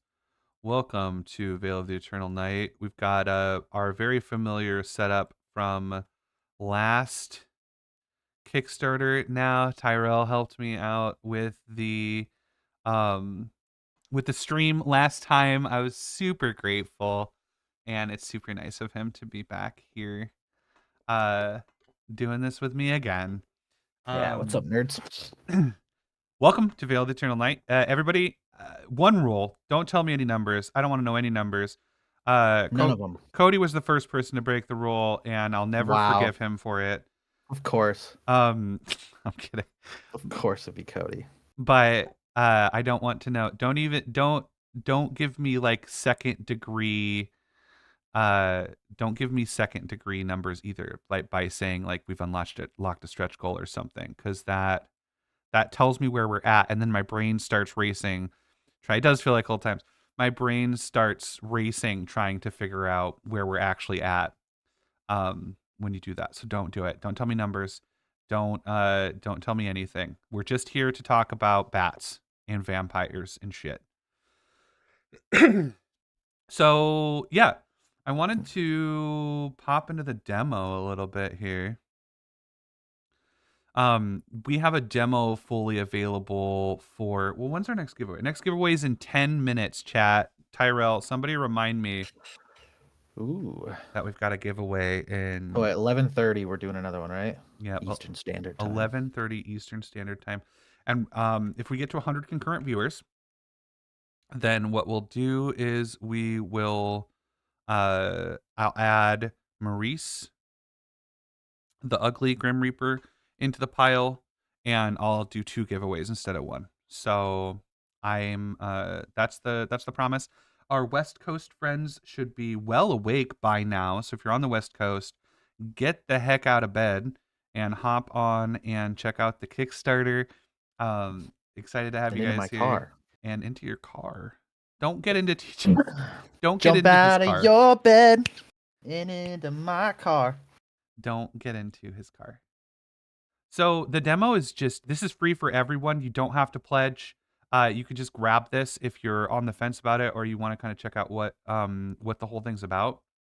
Just scroll down to demo content, click on this beautiful vampire hunter splash art, and then once it's opened up, then you will have a full 48-page demo for free that you will be able to enjoy and have a good time with. It's got 5e and MythCraft versions. All you have to do is click on the table of contents here to go to MythCraft or 5e. So in the MythCraft demo is a preview of the Fear and Sanity system, which I have talked to you about. Some examples of some havens. So kind of an idea of the types of places that you can rest where you're not going to be succumbing to fear while you try to sleep. There's also example of a shrine. So, for example, blood altar. An old altar of rusted iron and burnished bronze is decorated with filigree like ram's horns. Using this shrine demands a sacrifice of fresh blood. A hero may become bloodied or lose half their current HP if they're already bloodied. A hero that does so removes 2d4 fear and automatically passes their next sanity check. So you can see that the cost of that is very high. But if you are overwhelmed with fear and not wanting to take psych talents, then that's your way out of it. There's a lot of ways out of it. There's some example of some psyche talents. So TJ, have I told you about the fear and sanity system? I've only heard briefly about the sanity system, and I was just about to ask if any of the new subclasses can affect the sanity and fear. Yeah, they will. We're trying to decide how much though. We were talking about it and we were like, do we want people to be able to play the subclasses even if their DM isn't doing sanity and fear? Yeah, So we don't yeah, want to tie them all to it, but there definitely will be some so that everyone can enjoy it. But yeah, there will absolutely be mechanics that affect both of them, especially for people that maybe want to utilize fear for greater effect, or maybe they want to be particularly like crazy or brave or something like that. So there will be classes that mess around with it. And then greater restoration can remove your fear, and it can even remove a psych talent that doesn't have a soul scar tag. So the soul scars are basically like a permanent psyche talent. So there's ways to remove psych talents, but if you take one that has a soul scar, that you're stuck with that. You're not getting away from it. Okay. So basically, the way that the fear and sanity system works, it's the best fear and sanity system out there. I love other games and I love things about other games. It's the only thing I will say that ours is just superior in this demo is we have a superior fear and sanity system, and I'm very confident of that. Basically, you have a sanity score. If you fail a sanity check for any reason, so say you witness something particularly horrifying, or you fail like a magic spell or something to that effect, you gain a fear. Everyone has a Okay. fear threshold. So your fear threshold is determined by all sorts of things, talents, um, buffs, spells. You have a fear threshold, and every time you fail a sanity check, you gain fear. You cannot sleep while your fear is higher than your fear threshold. So you're gaining exhaustion, you're gaining fatigue. You cannot go to bed until you have resolved any fear over your fear threshold. And the way that you resolve fear over your fear threshold is by taking these psych talents. I already like, so the first thing that you've said that I already like over a lot of other systems is being able to build against fear, against sanity damage. I like that right away. You're like, give me the mechanics so I can break it. No, I just like, yeah, I'm one of those people that like, I don't like when every single player is on the same footing when it comes to sanity and fear. It just doesn't make any sense. People are different, characters would be different. So there's going to be characters who prioritize not building into, because I'm assuming if you take talents and such to build against fear, you're going to be weaker in other aspects because you took those talents, you took that time to push against that. So you're going to be weaker in other areas that might be important. And there's going to be players, and I know I can think of a few, who are going to stick to their guns on like damage and other things and not worry about the fear. And then there's going to be people who are like, I'm not afraid of shit. I'm sane as fuck. Sane as hell. Oh, sorry. Yeah. No, you can say fuck. We're well past the fuck timer. We can we can curse now. Well, the cool thing about resolving your fear is you get to pick your psyche talents. You don't like roll a D100 and get a random effect. You don't roll a percentile and then like, oh, you're hearing voices. Like you get to pick which psyche talents you take, which lets you kind of like build out your character more. And so you don't have to have all characters. Everyone is going to react to fear differently. Everyone's going to react to being pressured differently. And it's not always going to be being afraid of some things. Like some people get angry or they disassociate. or they get, you know what I mean, they rage and they fight, or there's all sorts of different effects that you can, um, all sorts of different effects of having mental stresses put on you. And then the psyche talents that you do take are not all negative. They turn into like, they might have benefits. They have like risk reward type stuff inside of them. They have all sorts of things so that you can. I just realized your video is slightly lower than mine. It's bothering me. Same size. There we go. It's perfect. Should probably actually make you even smaller over here so people can see while we're reading. Yeah. There we go. Oh, look, I'm over the bat. So, so then there's a risk reward type play style that you can gain from taking psych talents. So, for example, arachnophobic, if you start it, then you get a minor debuff in trade for fear, but you gain speed moving away from spiders, all the way down to at the end of this talent tree, you remove one fear every time you kill a spider. So if you're like well over your fear threshold, then you'd be able to reduce your own fear just by killing spiders, by overcoming that and killing spiders. So it turns into like a benefit.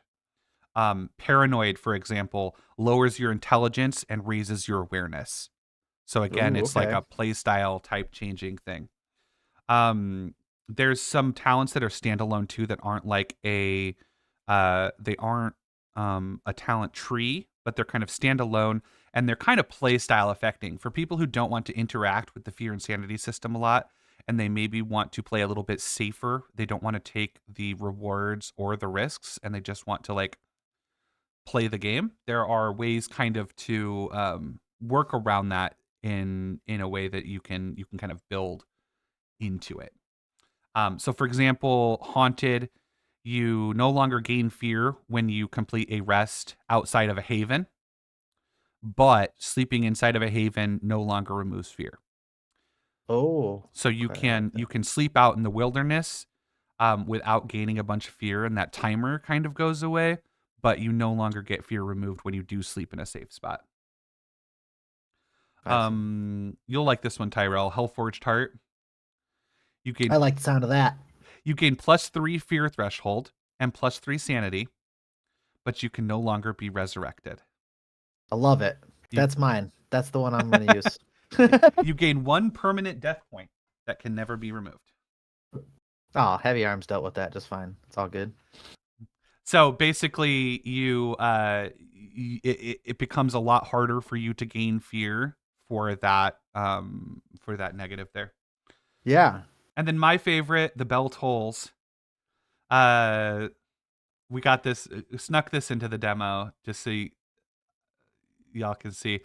Basically, if your character gets out of this is my idea for if your character gets out of control with their psych talents, like say you're just rolling terrible and you're terrified of everything and your psych's just out of control and you can't like do anything, and you know what I mean? There is a way out. Yeah. And it's called the bell tolls. So if you have 10 plus psych talents, you die. You violently die as your skeleton Whoa. bursts from your meat sack. You become undead. You retain your memories, but they do not feel like your own. You lose all lineage features you had, instead gaining undead features as appropriate based on your current character level. You remove all other psych talents, and your statistics are unchanged. You can no longer gain psych talents, but instead gain 1 tactical disadvantage for every fear you have over your fear threshold. So basically, if your psyche gets out of control, you can just explode and become a skeleton that doesn't mess with that system anymore. That's pretty decent. The entire Plague Doctor Tinkerer is in here. Oh, this is my favorite thing. This is what I want most. Really fun, really fun class that I'm really excited for everyone to check out. Some beautiful artwork in there. You can check out the whole talent tree for the Plague Doctor. And we have some medications in here. We got antibiotics, antihistamines, cocaine, of course. We put cocaine in here. So if you do cocaine, you get 1 additional AP at the start of each of your turns for 1 hour. Hell yeah. And then, what sound did you just make? You scared the shit out of me. Dude, cocaine! The little cocaine clown. Rock and roll clown. Then there's opium and penicillin. There's all sorts of fun Plague Doctor themed medicines that you can use. So check out the Plague Doctor in the demo. The demo's free, whether you've pledged or not. You get access to that. We also put the Blessed Wind, Sword of the Skies, in here. So this is one of the legacy artifacts I was talking about earlier. There's a dice set that's themed to go with this also. You just have to check it out. So the way that these work is you gain a enhancement for your legacy artifact at level 3, level 7, level 11. Every 4th level, you gain an enhancement to it, and then you can kind of build the item the way that you want to play. So Blessed Wind has the ability to fight by itself and like hover nearby you. And it, for example, that's one of the tracks that you can take with it. But there's lots of things that you can do with it. Yeah.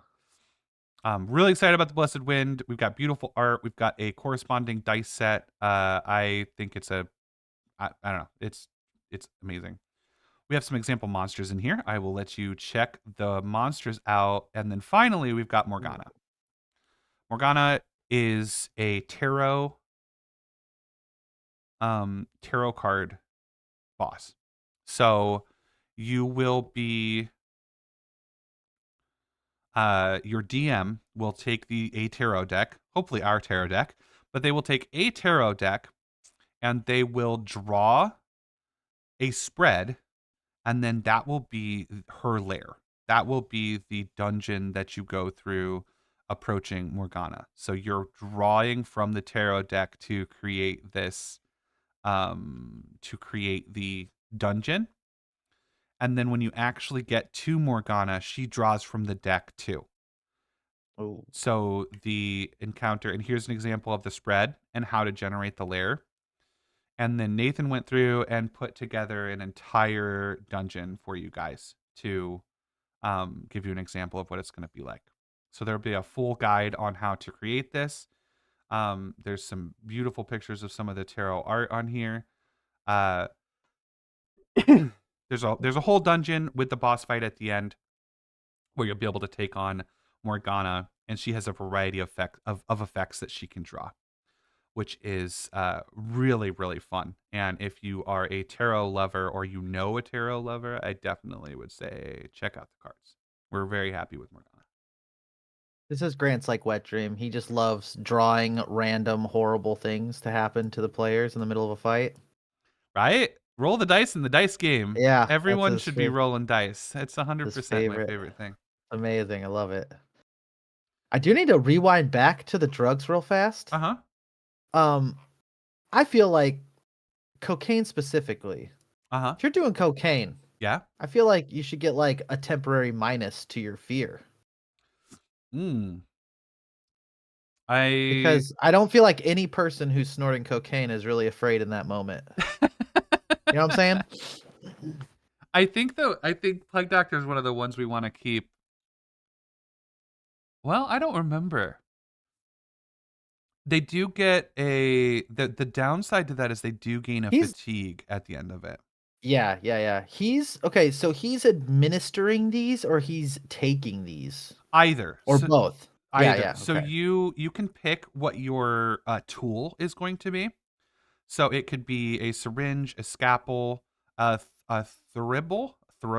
I've never said that word out loud before. You know what I mean? But they're like the things that you like swing. You have like incense in them and you swing them around. Oh yeah. Or the plague mask. And if you pick the syringe, then you can store it in a vial and stick it up people's buttholes while you're fighting. Oh. So Hell the yeah. syringe is one of your options, and I think there's ways to get multiple tools if I remember correctly. Maybe Nathan's in chat here and he can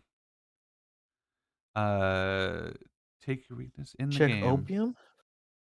Legally, we do not endorse. Oh, opium. Opium does gain a +2 defense against effects that would give you fear and ignore the charm of. Okay, I do like that. I do like that. Yeah, on opium. So you do have some of the drugs here that reduce and knock away that fear Yep. temporarily. That's cool. All sorts of fun little cures.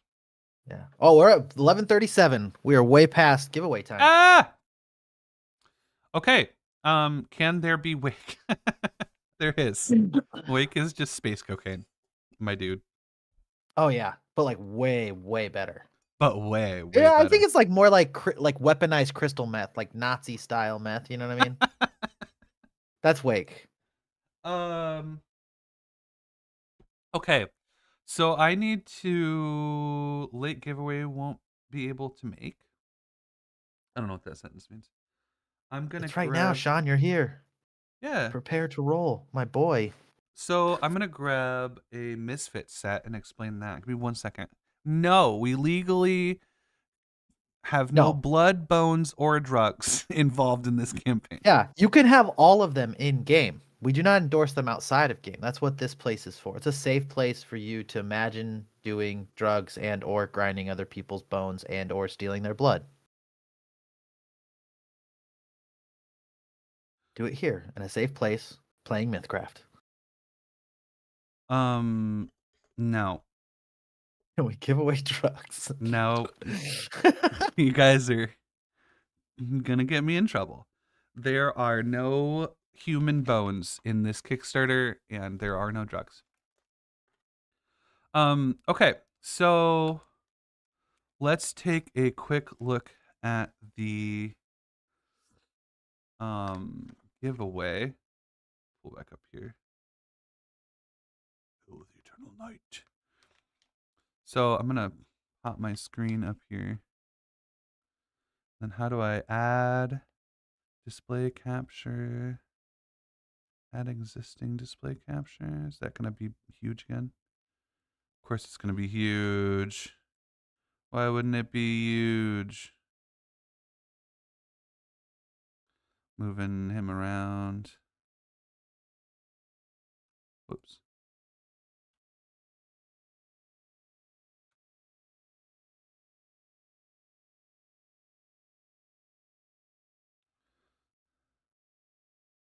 And then I'll move me over here.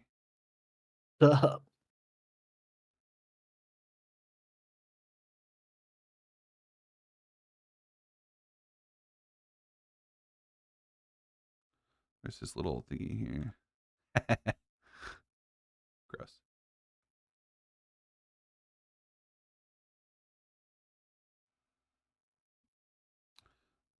What's up with your potato quality webcam, though, my dude? Dude, yeah. My good webcam is packed away somewhere with my lights.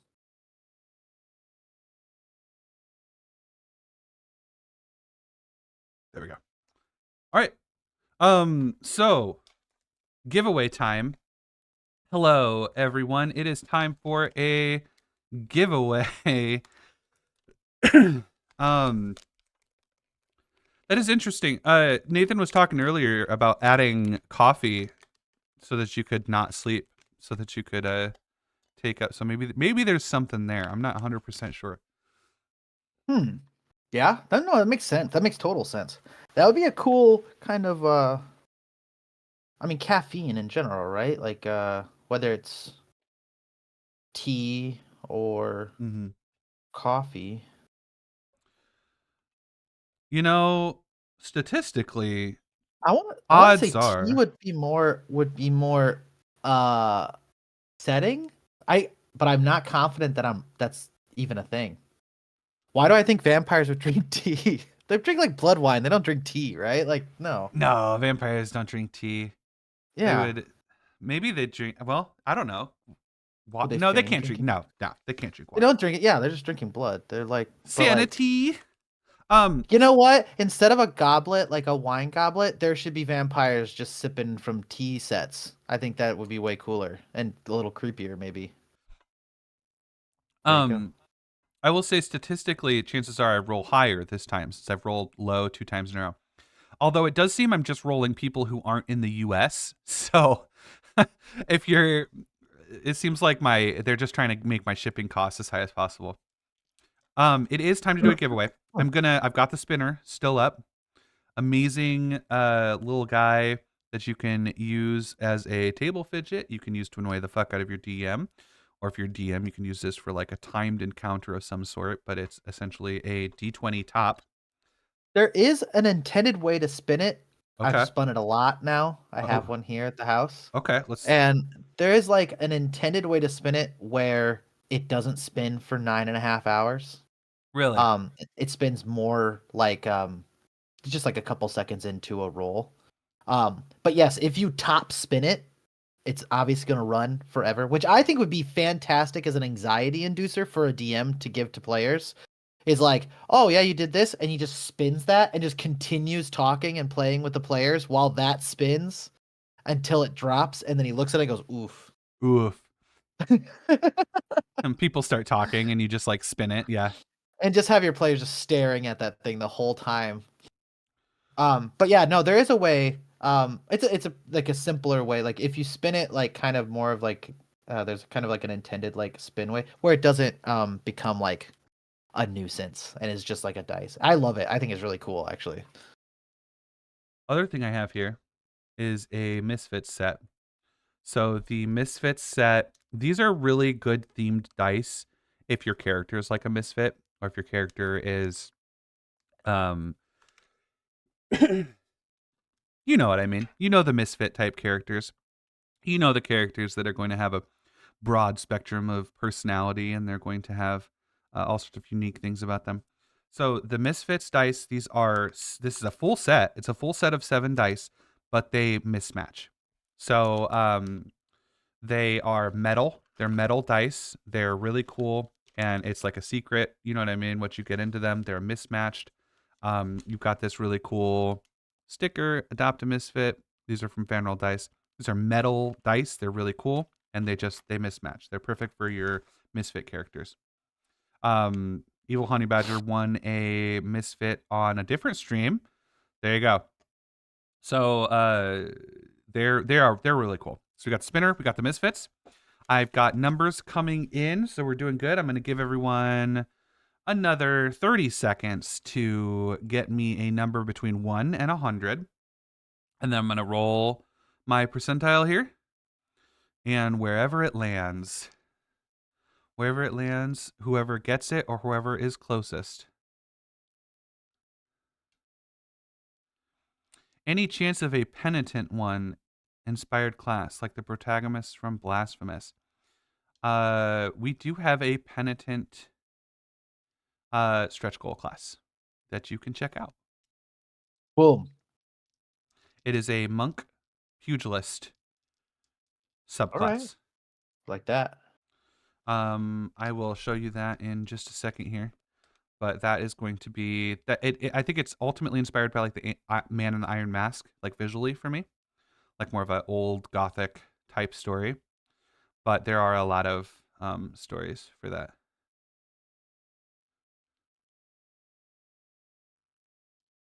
All right, here we go. It's time to roll. Rolling. See what I get. That is a 60, and that is a 7. I rolled 67. 67. I see a 30. I see a 68 from William Blair. Let's see if anyone got it on the nose. 67. I see a 69. Man, Spaz was close with the 69. 67. I think William Blair is my closest here. Where are we at? 17 from Rachel Blair. I see lots of 7s, but I only see 167. And that is William Blair with a 68. William Blair, congratulations for winning either a spinner or a Misfits set of dice. What do you pick? What do you pick, William?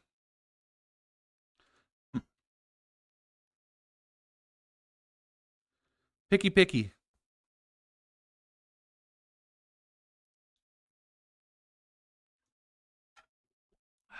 William Blair with the win.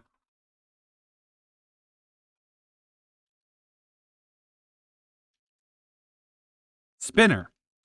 Beautiful. William Blair picks the spinner. William, if you could hop in the Discord and open up a ticket so we can get your address, or email us at info@quasirealhouse.com. Just identify who you are and what you won. If you want to pop a little screenshot of your vote in there, that'd be helpful too for verification. But hopefully no one tries to say who you are, that they are you. Who did, and then the day was. Who they were, then theirs. Then they did. Okay, so I'm gonna take a little break from the going over the Kickstarter page before I hop into the tiers, because there has been a video posted from our beautiful original soundtrack producer, Jeffrey Day. And I'd like to watch that with you guys. It's 2 minutes and 57 seconds long. It's auto playing in here, so I don't know. I actually haven't seen this before, despite what that little thing said. So I'm gonna watch this, and we're gonna see what's going on. I know Jeff is Jeff plays guitar. You can check him out on YouTube. He's gonna be running a remix contest. I know what he's doing. I just haven't seen the video. He's gonna be running a remix contest for Taste of Death. So basically, people can do any genre remix of Taste of Death, and they will have a chance to win. There's like a cash prize of like $100. You can get a alt cover for the remix, and it's any genre.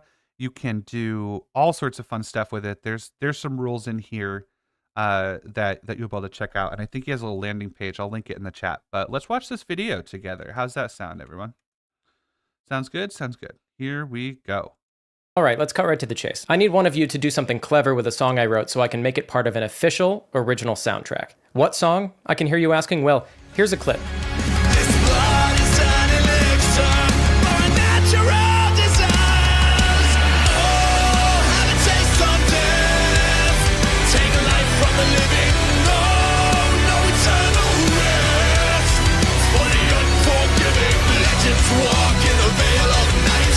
Kingdoms fall with a single bite. Have a taste of death.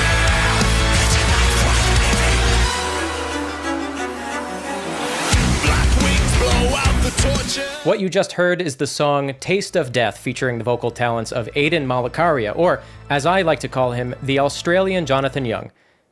I don't actually call him that. This song is going to be part of a soundtrack for Veil of the Eternal Night, a Castlevania and Berserk-inspired tabletop RPG experience for the MythCraft and Dungeons & Dragons 5th edition formats. This thing is massive. It's 700 pages of guides and story. There's dice, there's tarot cards, there's miniatures, there's a lot of other stuff too, but let's just say when Quasi Real Publishing reached out to me, it took me like 0.1 seconds to say yes to this project. Everything looks incredible, and most importantly, the team is amazing. So, back to my request. What I want from you, internet musicians, is to make the best darn alternate version of Taste of Death that you can. In more plain terms, that means either a remix, or if you're feeling particularly bold, a full-on cover. To keep things simple, I'm gonna run this like a contest. Starting right now, you can hear the full track and get all the stems for the song by following the link in the description below. When you're all done, post your version on YouTube and then head back to that link to submit it in the official runnings. The contest is gonna run for about 3 weeks, and then a week after that, myself, Aidan, and Grant, the CEO of Quasi Real Publishing, will judge and pick a winner and 3 runners-up. If you win first prize, not only does your track end up on the Veil of the Eternal Night soundtrack when it is completed, you also get a special edition guidebook with this amazing cover, and we're gonna throw you $100 cash. For the 3 runners-ups, we're gonna ship you the standard edition of that guidebook. We'll be announcing the winners in a video on YouTube, so even the runners-up will be part of that podium, you know? One very important thing to keep in mind here is that myself, Aiden, and Grant will be judging these blind, so that means that if you post stuff and tag us, we're not going to see it. So as you can imagine, if you don't submit the video through the contest form, we're probably not going to see it at all, so follow the rules. Okay, that's all I wanted to say about the contest. Grab those stems, and good luck, and we'll announce the winners in March. Be sure to head over to the Veil of the Eternal Night Kickstarter page to check out all the stuff that's involved, even if you're not part of this contest. You might just find it cool. And if you happen to be watching this video on Tuesday the 30th, they are doing a live stream right now and probably giving away free stuff, so you should head over there and maybe get some free stuff. And very last thing, for those who it may concern, this is not my only client or my only project or my only plan for videos this year, so you're going to see a lot of stuff from me in 2024. Okay, take it easy. So that's really freaking cool. Let me get that link and pop it into Sticker Mule's production process makes. Let me get that link and pop it into chat for everybody. I don't know if there's any musicians in here that might want to check that out, but there's a really cool contest going on. All right, let's cover. And those of you that might be interested in joining, there's all sorts of details there. Remixes and covers are both accepted. Just go check out the rules. Go check out the rules before you start doing anything. But I'd love to see all sorts of really fun covers of that, maybe in some like different genres and stuff like that. I'm excited to see what we get. And I really want TJ to submit one. I didn't want to like say anything at first because I was scared that was too spoilery, but I just my band just finished their new single and we're releasing that on Saturday. And I started my run through of Taste of Death. So I will be done with that song in my submission probably by the end of the week. That's gonna be so cool. I also am going to try to get I'm gonna try to get Jake to do one. Oh yeah. Yeah. He's got I don't know what this word means, so if it's like problematic term, I apologize, but I think it's like Oonga Boonga metal. I don't know how else to say it, but hardcore throwdown. So I really want Jake to do a like hardcore camo shorts, like running in place, you know what I mean, cover of it. I'd love for CS Nautilus to do a cover. I was really banking on TJ being in that song, but his dumbass got sick at the worst possible fucking time. Yeah, it was like really sucked. I am really super pumped about Aiden though. Aiden is he's incredible, super talented. So the person you saw singing and stuff, absolutely just a really interesting person too. Like if you go to Aiden's like Instagram and scroll through it, he's like a metal singer. He's a former Cirque du Soleil performer. He's got all sorts of really fun covers. So check out Aiden. He is incredible. I'd love to hear a female voice cover. I'd love to hear all sorts. I'd love for people to enter that contest and do some remixes and stuff like that. And it was really nice of Jeff to let me be involved and to quote unquote judge it. I'm going to be there for the vibe check. I am absolutely in no way qualified to judge the like technical details of like a mix or a master. Like I don't know. I just don't know enough. So I'm going to be there for the vibe check. I'm just going to be there to be like, this is fucking cool or this sucks. Cause I don't know any of I'm not good enough at the like technical details or anything like that. But that is, I'd be pumped if we had just ran the spectrum. There was like an EDM cover. If there was like a folk cover with like femme vocals, I want to see the full spectrum of Taste of Death. Like maybe someone does like a tavern, you know what I mean? What do you call it? Like a tavern folk type style thing with like like a sea shanty. Let's do a sea shanty. Vampires can be on boats, right? That's like the whole Demeter.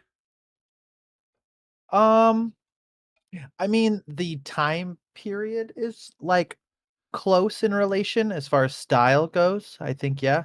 But I'm pretty sure most of the stories of like vampires is pretty landlocked, right? I mean, where their origins come the from. vampire, Bram Stoker's Dracula, the big turning point in the book is him going on the Demeter to England. Well, yeah, and I guess like even like more modern Interview with the Vampire, Mm-hmm. they leave They're England to always come to on the boats. Americas. Yeah, you're right, dude. They're always that's like Yeah, they the come to the Americas, yeah. quintessential vampire story is they don't want to be where they are anymore, so they get on a boat. Well, they Bardcore. I love either that. Bardcore. either through being hunted or exhausting their supply, right? Like it would make a lot of sense. Yeah. So let's go over the tiers. Next giveaway is going to be at 12:30. Sea shanty cover would be so cool with some like, I need you to physically sit on a barrel and just hit the barrel to the time. You know what I mean? Like I need actual barrel slaps. So the entry link is I posted the link earlier to the video that has all the information in it. Is there a way to pin that shit? I don't want to pin that message if I can only pin one message though. I should probably pin like the Kickstarter link. Vampirates. Yeah, Vampirates. I love that. So let's talk about the tiers real quick. I want to go through kind of answer any questions that you guys might have on the tiers or what's included or what you're getting or anything like that. And then also kind of give you my thoughts on what we're looking at here. So there is the digital supplement, which is exactly what it sounds like. So the Harker's Guide to Vampire Hunting is the book everyone should have. This is all of the player options. This is the setting information. This is the weapons, things like that. And you also get the original soundtrack digital download. So this is just kind of the entry level. Get the cool stuff. Support the campaign. Thank you so much for doing so. We appreciate the ever living hell out of you. This is just an entry. You already start saving some money if you do the digital trilogy. So if you get all 3 PDFs, we lower the price for you for that. Getting into the book. The book is the book is the book. Everyone gets a free PDF with their book. Anytime you get anything physical, you get a free digital version. That's just how Quasi Real Publishing does things. If you get a physical version, you get a digital version. I don't know. I don't know why it's different anywhere else in the world, but here you get them both. Digital Deluxe. So this is an incredibly valuable tier that I think is really worth looking at if you don't have shelf space or if you're not a collector. This is really cool. You get both copies of all 3 PDFs. So you get 5e and MythCraft of all the PDFs. You get 3 PDFs of MythCraft. So MythCraft Core Rulebook, MythCraft Creature Compendium, and the Mythcrafter's Guide. So already to 6 whole PDFs. We're talking like 1,800 pages, you know what I mean, of stuff. And then you also get the digital tarot and the digital guidebook. So you'll be able to take these tarot cards and you'll be able to put them as handouts in like your VTT. You'll have the guidebook. You'll be able to do the readings and stuff. It's just going to be digital instead of physical. And you get the miniature STL files. This is one of our highest value tiers. Like you get some of the best savings in this $90 digital deluxe tier. This is also a set it, forget it, which means all in and digital deluxe. With digital deluxe, you get all the digital unlocks, and with the all in, you get all of the physical unlocks. So you can get it at the early bird price and get all your stuff in, and then you can just forget about it. You don't have to come back and like mess with it later. Next up is the early bird price for the player essentials, $84 today. So this is literally half off right now. For the book, the Deathsbone dice, the dice bag, the Dracula pin, and my Rat 2 the Bat Boy. So basically, no matter which way you swing it, you're getting a book and dice and everything for free, or you're getting a book and a plush and everything else for free. No matter which way you spin it, you're getting all sorts of really cool stuff, and you're getting the Dracula pin. Should be watching for questions, shouldn't I? No questions yet, huh? Wow. I'm just explaining it so well. Yeah, it's just so thorough. It's so fucking thorough. The trilogy is all 3 books and all 3 PDFs for free. Again, throwing in some savings for you if you get all 3 books. The player intro to MythCraft, you get 2 hardcover books. You get the core rulebook of MythCraft, which is 350 plus pages, and the Harker's Guide, which is going to be like 300 plus pages. So it's 2 hardcover books along with all sorts of extra stuff. Really cool if you're just getting into MythCraft, or if you're interested in checking out MythCraft, you can get these 2 hardcover books. And learn a little bit more about MythCraft. Otherwise, like in all this other stuff, you pick either the trilogy, or if you do the trilogy or anything other than the MythCraft intro stuff, you pick 5e or MythCraft. If you do the intro to MythCraft bundle, obviously you're getting MythCraft stuff. That's the whole point of it.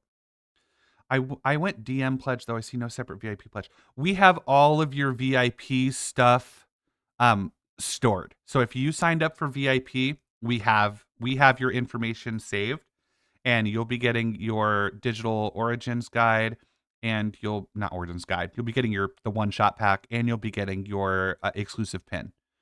You'll be getting both. We have your information. We have it saved. As long as you put accurate information in there, then you're good. Core bundle. This is all 3 books with a slipcover. Doing a slipcover this time. Really excited about the slipcover. I wanted to do one last time and it just didn't come to fruition, but I am 100% confident in the slipcover this time. Covers will be slipped and slips will be covered. All the slippage you can handle. So slippy and covery. You get the Blessed Wind dice with this one too, and the DM screen with this beautiful custom artwork on it. A full scene has been illustrated on the DM screen. Really excited about that. And you get the STLs.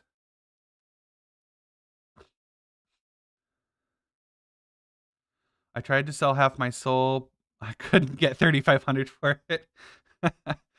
I'm sure your soul is worth $3,500.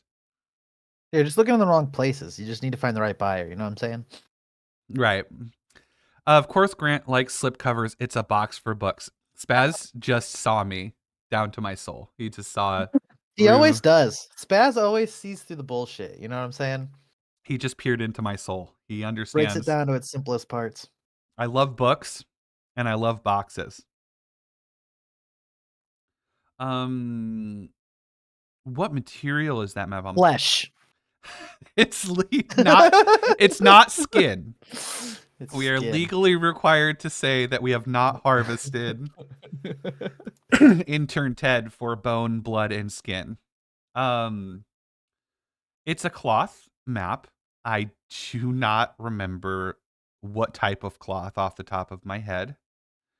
An organic, naturally derived fabric. That's not skin. That is not skin. Okay. Then we get to collector's edition. So collector's edition is where it's fucking at. I think if it was me, I'd go for all in. I'm not gonna lie, because of all you get one of everything with all in, and you're locking in the price early, and you get the minis, and you lock in that really aggressive price. I think it's only $5.99 today. Oh, only. It's $5.99 today. You lock it in, and then you get one of everything as it unlocks. So you're kind of like hedging your bets on the success of the campaign, which I think is really cool. That's where I would pledge. That being said, your best like bang for your buck value is probably collector's edition. One, I think you are nuts if you're getting a physical book and you don't get this alt cover. I think you need to take a psych. Yeah, that alt cover it's gonna stand out, even with like other book collections. It's really, really wild. The alt cover is stupid, and I hate Jake for how talented he is, and he outdid himself. and it matches the Bloody Knight dice, which I think is one of my favorite things about it. And the detail on the alt cover is just incredible. Like, I think I showed you guys earlier a few. Like, there's a castle in the moon. Let's say hypothetically we backed in 4 minutes and didn't make it under the threshold for a certain colored pin. You're telling me numbers right now. That was very numbery. Is that threshold a hard cap?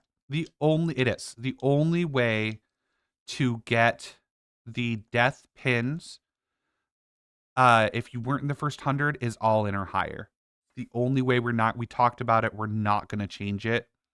We are hard set. If you go all in, if you do the hedge or bet, you know, like I'm banking on this being a success and getting a bunch of stuff. If you did all in or higher, you get all 4 pins. We're not going to retain the pins from people that are donating that much to this cause. Otherwise, It is hard set at 100.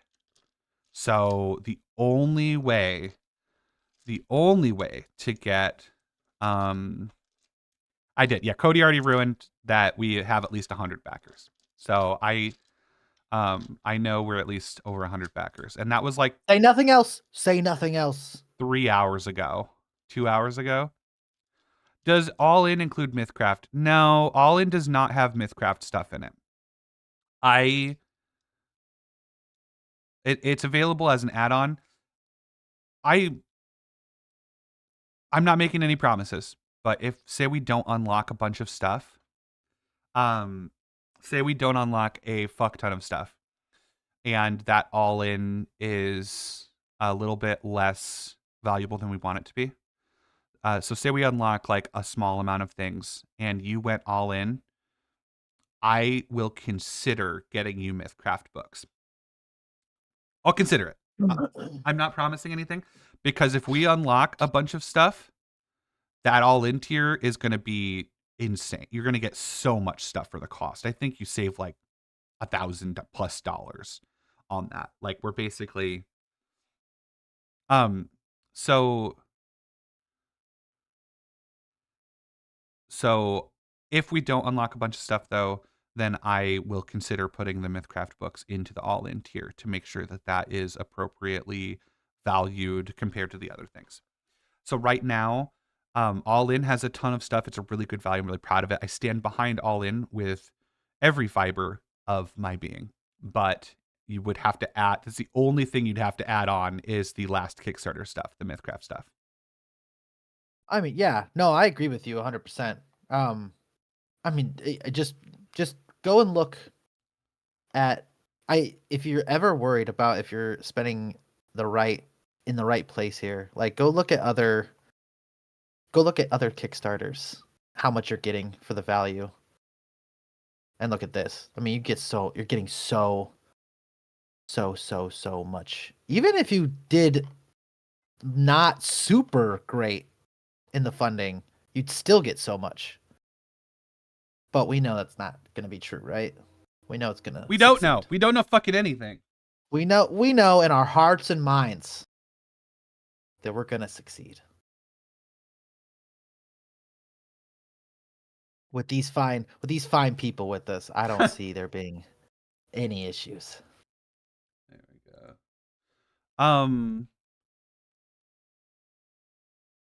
Hey, I feel that, Rachel. I did think about that for a while, if you should get MythCraft stuff or not.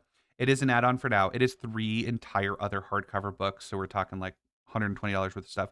So we'll talk about it more. We'll think about it.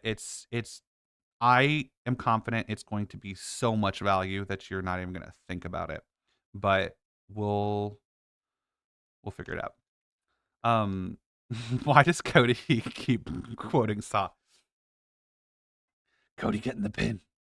So collector's edition. This is I'm gonna say here's my thing. Here's my pitch.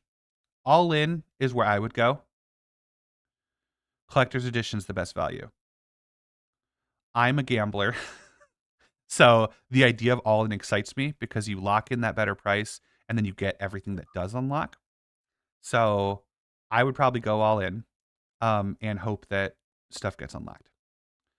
That being said, collector's edition is by far and away the best value because you get the alt cover, and you need the alt cover. I think it's crazy to not get the alt cover. It's beautiful. You get all 3 books. You get the slipcover, and I like boxes. Which is why we didn't get a box in MythCraft. Do you remember how I guys had to come to you with MythCraft and say, hey, there's no box? There probably could have been a box if I had lower standards. But I want you guys to know if I'm giving you a box and I'm branding the box and I'm designing the box, it's gonna be the best box. It's gonna be The a best good box, Jerry. okay? There's a lot of shitty boxes out there, and take a stand against shitty boxes. Yeah, So you get all the PDFs, you get the original soundtrack, you get all 3 dice sets. That's the big thing. So you're getting the handcrafted Bloody Night dice, $60, $65. They're like, when I say these are premium dice, I'm not kidding. You get the $65 dice and the $120 book. You know what I mean? Like, they match. They go together perfectly. Black, gold, and red. Absolutely beautiful stuff. Is Grant secretly a cat? I cannot answer that. I can neither confirm nor deny. Well, if you knew how many cats were in his house. I have a lot of cats. I'm a cat person. But am I a Yeah. cat person? Right? I'm a cat person, but am I a cat person? I think I could make an argument for it. There is the tarot. You get the actual tarot. I think I've talked about this a little bit. But they're hand illustrated. Comes with a little guidebook. Fully functional outside of the game, but also has in-game mechanics. So it's a fully hand illustrated, inked by John tarot deck. Has a beautiful box that it comes. God damn it. Okay, no more boxes. It comes with Ratu.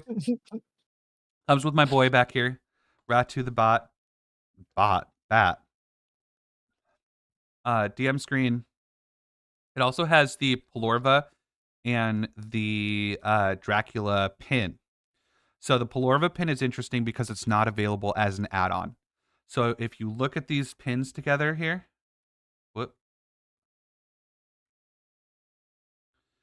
these enamel pins go together. They're a set. You can add on the Dracula pin for to other pledges. Pelorva is not available. Pelorva is not available anywhere other than the Collector's Nut. So already, this is just easily the best pick. You're looking at $220 just for the trilogy with the alt cover. You're adding on $65 for the dice, and you're done. You're already at the cost of the tier. And this also has all this other stuff in it. 2 other dice sets, DM screen, the plush, the tarot. Excuse me. That's my pitch for collectors. It's a box, but a plushie. Yeah, I'll do a mimic box. That'd be interesting. A cardboard box. Mimic. Then you've got the GM intro to MythCraft.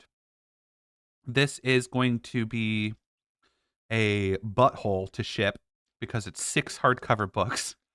And I shipped a certain someone from the Quasi-Real team, I believe 9 books previously. Or 12 books? I can't remember. Nathan ordered a lot of books, and that box was not cheap to ship and did not fit in a flat rate. So 6 books. But you know what? We have locked in. We've capped out our shipping. It's not going to cost you. It's not going to cost you a ton. We're going to be doing fulfillment centers also this next time. I should say that we're doing fulfillment centers next time, which is going to make shipping so much faster, so much easier. They're probably better at it than us. They're probably faster at it than us. I got excited. So this has 6 hardcover books. Both the dice sets. It's got magazines. It's got the Dracula pin. This is kind of if you want to start a MythCraft table, if you want to start a MythCraft game, this is where I would start. I'd probably grab this. If I was new to MythCraft, I'd grab this. I'd add on the alt cover. I'd add on the premium dice. That's probably what I would do. I'd do the DM pledge, and then I'd get those 2 add-ons, because this does not come with the alt cover, unfortunately. Why doesn't it? Because we wanted to keep the price here. This is the, you know what I mean? We have to worry about cost control, price control. And then the beautiful all-in bundle. I would go straight to this. I wouldn't think about it. I wouldn't make any considerations. I would see this and I would immediately it's not going to be about, it would, if it was us, it would be a butthole to ship, because we don't get rates of like we don't get the rates of like these big warehouse shipping places. So us shipping 6 books would be a little bit more expensive than what it's going to be, since we're using fulfillment. Also going to be way easier for our international fans to be able to get stuff. All in bundles where it's at. So all in gets everything from the collectors that I talked about, but you also get poster pack. You get all the pins. So if you miss the pins, this is your only way to get the death pin line. If you weren't in the first 100, or if you weren't a VIP, all in or higher is the only way to get that. And then you get all the physical dice miniatures. You get the thank you in the book. We're going to print your name in the book. And then really cool, anything we unlock, you get a copy of. So any add-ons that we unlock the garlic dice, you get the garlic dice. If we unlock my boy Maury, you get my little boy over here. I really hope we unlock this guy. I really want to make my Reaper plush. I am very, very, very, very, very hopeful. And then there's the special counsel. Special counsel get a special chat. So special counsel got to see this page ahead of time. They got to see preview the page. For example, we give them like polls, ask them questions. They get special access to the team. Specifically, they get special access to Nathan. And you also get to submit an item or NPC to Veil of the Eternal Night. You're going to get your credit for it and your thank you. You get the special access. And then your copy of the alt cover, we're going to sign it. We're going to number it. And then you also get everything. Limited quantity of special counsel. We're not going to increase it. Even if we hit our special counsel cap, we are not going to increase that. That is it. It's not going to go up. Excuse me. Then we got Dracula's Court. This is nuts. This is a special and unique and valuable legacy offer. I understand it is pricey. It's priced appropriately for what it is, but it is spicy. It's just a very, very, very unique reward. It's a very unique thing that's just going to be, once in a lifetime. So you will be able to get everything from the special counsel, and then you also get to create one of the members of Dracula's Court with Nathan.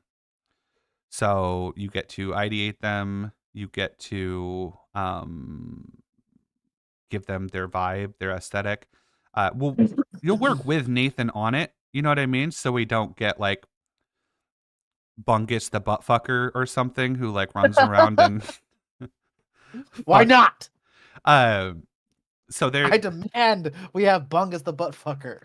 There are stipulations to this, but within reason, it's going to be your creation, and we're going to work with you to create it, and it's going to be an important member of the story as a member of Dracula's Court, and we're going to get a custom illustration of it done. So, just so you know, that costs $1,000 to $1,500 to get an actual high quality illustration of a character. I'm not talking like, you know what I mean, like a sketch. I'm talking about a illustration. I have a feeling we're gonna get 5 Bungus the buttfucker submissions now. This is going to be a high quality professional illustration, book quality illustration of this character. And we're going to frame it. We're going to get you a really cool printed frame of your character that's going to be like a portrait. It's going to look really, really, really cool. And we're going to, your creation will be in the book and credited to you forever. So, I mean, it's really special. It's really like unique, but it's fun.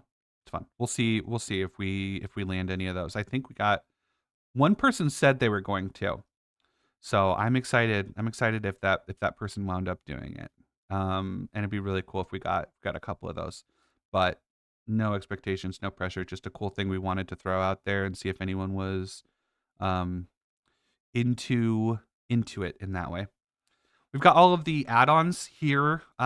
These are, you can take a look at kind of the quote unquote menu that you can take a look at here. And then we've got this pledge breakdown graphics. You can see and compare everything that is included in the different tiers. This pledge breakdown graphic is really, God damn it, I just saw a spoiler. I've got two little unlocked chests here. So that means we're at, I can't remember what the stretch goals were. Oh, here we go. So we're at 60K. And we've unlocked the Nightborn and the Gretchling, which are two races. The Gretchling are in MythCraft as a creature.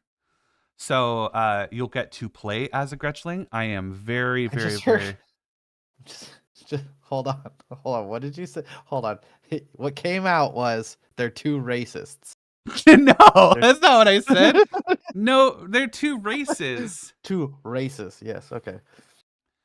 I like stopped me. I was like, wait, hold on. What? I didn't know we had racists in this thing. Lineages. Yeah, got it. Gretchlings are really racist. They're little racist goblins. No, they are they're magic eating, like, cross between like a Murloc and like a, I don't even know. Then we're adding new backgrounds and bops, which is our background, occupation, and profession system. So if you're playing 5e, you'll get new backgrounds. If you're playing MythCraft, you'll get backgrounds, occupations, and professions. So these are going to be really, really, really exciting, fun additions to the different player options, and it's really cool that we unlocked some stuff. Looks like we're going for the Demon Soul right now, which is the Warlock Vessel subclass. Tyrell, you'll love this. This is Jujutsu Kaisen inspired for me. I wanted to imagine a warlock physically sharing their body with a, like, demon, like Sakuna and I've done that. Itadori. I've done that. I love that. And like Volney too. So the Demon Soul Warlock is going to be the 5th edition version, and the Vessel is going to be the MythCraft version, and it's really going to be wrestling over control of your own body with like a with something that you've made a deal with, and then having that control is going to give you like more power, or having that control is going to give you like a safer play style, and then giving up some of that control is going to give you risks for rewards, which I think is really exciting. We've got these amazing stained glass pin lines. So this is the Plague Doctor. I'm really, really, really hoping that we can do these. They're going to be the class pins. We've got a vampire class. We've got new mythic creatures. We've got the Jester Rogue. Can you guess what that idea is, Tyrell? Jester Rogue. Stab your way through core policies. No, not off the top of my head. Shako. Oh, yeah. No, that totally makes sense. Yeah. God, I haven't fucking looked at League of Legends in a minute. Yeah. Right. No, that makes 100% chance. I think it's like Shaco meets the Assassin's Guild clown in Skyrim. Oh yeah, no, yeah. Why is dude? That's like, I feel like that's like missed. That's been like missed opportunities for a while. It's gonna be fun. We're gonna have other a things, yeah. killer clown jester rogue, which I think is gonna be really fun. Like having the ability to do like terrifying performances, and also be very, yeah, Jack in the Box that explodes. We've got this amazing dice tray that I'm really, really, really hoping to also get our hands on.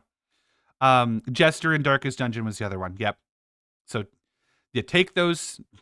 Jester and Skyrim Clown have a baby, and then that baby grows up and has a baby with Shaco, and that's what we're doing. So dice tray. So dice trays. I feel like a lot of people sleep on dice trays. So one, if you have nice dice, you need to roll them in a fucking tray. If you have like gemstone dice or metal, if you have gemstone dice, roll them in a tray because otherwise you're gonna scuff them up and you're gonna ruin them. If you have metal dice, roll them in a tray or you're gonna fuck your table up.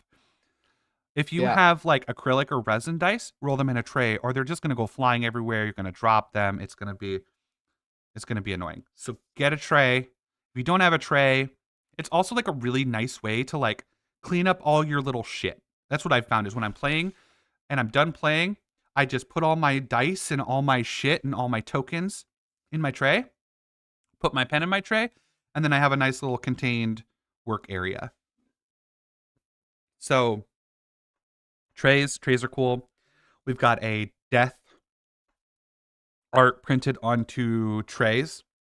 Yeah, pointy resin will also fuck up your table and fuck up your other dice. So highly recommend dice trays. At 200K, we will throw in another artifact, a whole nother leveling artifact with its own talent tree. Someone was asking about Penitent earlier, and we have a monk pugilist class that is a Penitent. 240. This is my dream, guys. I would absolutely die if we could unlock. Reaper plushie. Which this is a picture of Maurice, the reject, the one that's not going to happen. Aw, poor Maurice. Yeah, Maurice. Maurice is, here we go. This is the current state of the Reaper.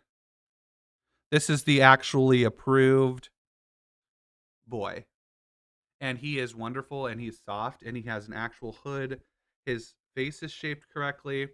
You can see the death art too. If you look at the death art up here, I think this looks more like the plushy soft version of death than this. Yeah, with the hood. The hood helps. So this is Mori. I love the name Mori. Someone in chat told me I already forgot who they were not because of them, just because of me and the way that I am. I need to make sure they get like a copy if we unlock it since they named them. But I think this is Mori. I love the name Mori. And he has a little scythe also. And this scythe, the original scythe didn't come off. And this one does. So he gets this little scythe and it has very subtle Velcro. Not enough to make him not cuddleable. You know what I mean? Like you're going to get poked with it. But enough that it sticks. So he's got his little scythe here. I really, really, really, please tell your friends, please get us to 240 by the end of the campaign because I really, really, really, really want to make this boy. And if you know a good home for Maurice where someone will love him despite his ugliness, then please let me know and we'll get him adopted. I think it's his inflatable tube man arms that I love most. Oh my god. 12:30. Oh, is it time for another giveaway? Mhm. All right. I'm gonna go grab some stuff. I'm gonna play everyone the music video real quick. So sit tight and we'll be right back in about 3 minutes with our next giveaway. Oh, have a taste of death. Take life from the living, oh, no eternal rest. For the unforgiving, legends walk in the veil of night. Kingdoms fall with a single bite. Have a taste of death. It's a life worth living.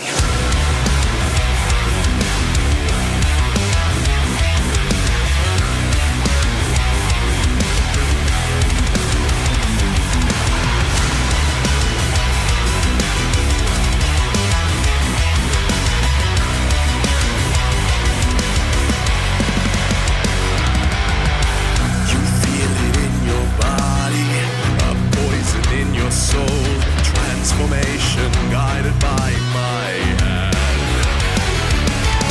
Forge master of immortals, I turn the wheels of time. Be the darkness under my command. Sophisticated smile, made sharper than a knife. This blood is an elixir for a natural.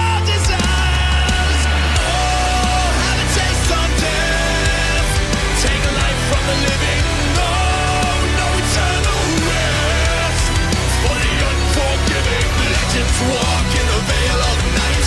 Kingdoms fall with a single bite. Have a taste of death. It's a life worth living. Black wings blow out the torches. A tapestry of fire. The mirror mocks the life I had. 1,000 years of exile behind these castle walls. Into the night, my thoughts are growing mad. Sophisticated smile, made sharper than a knife. This blood is an elixir for our natural desires. Give roses to the victims, I only pay the price. To be the master of a nightmare in a beautiful disguise.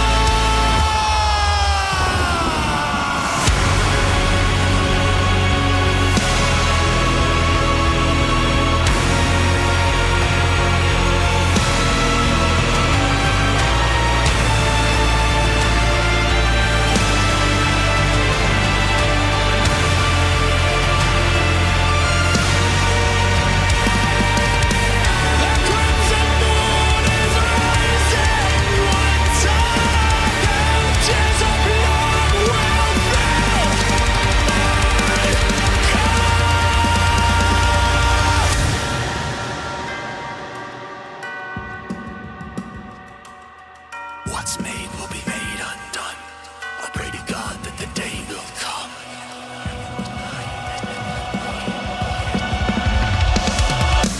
Oh, have a taste of death. Take life from the living. Oh, no eternal rest. For the unforgiving, legends walk in the veil of night. Kingdoms fall with a single bite. Have a taste of death.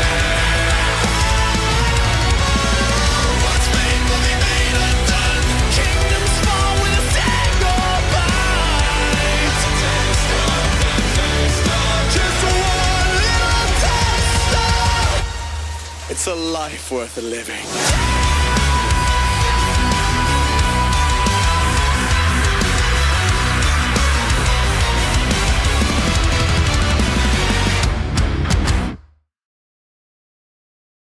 Oh, have a taste of death.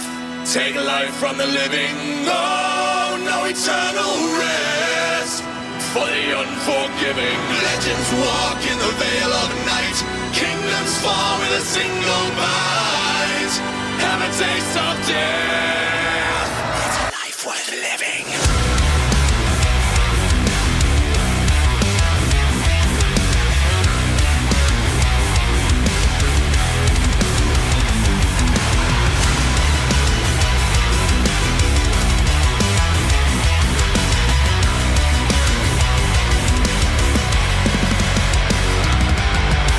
You feel it in your body, a poison in your soul.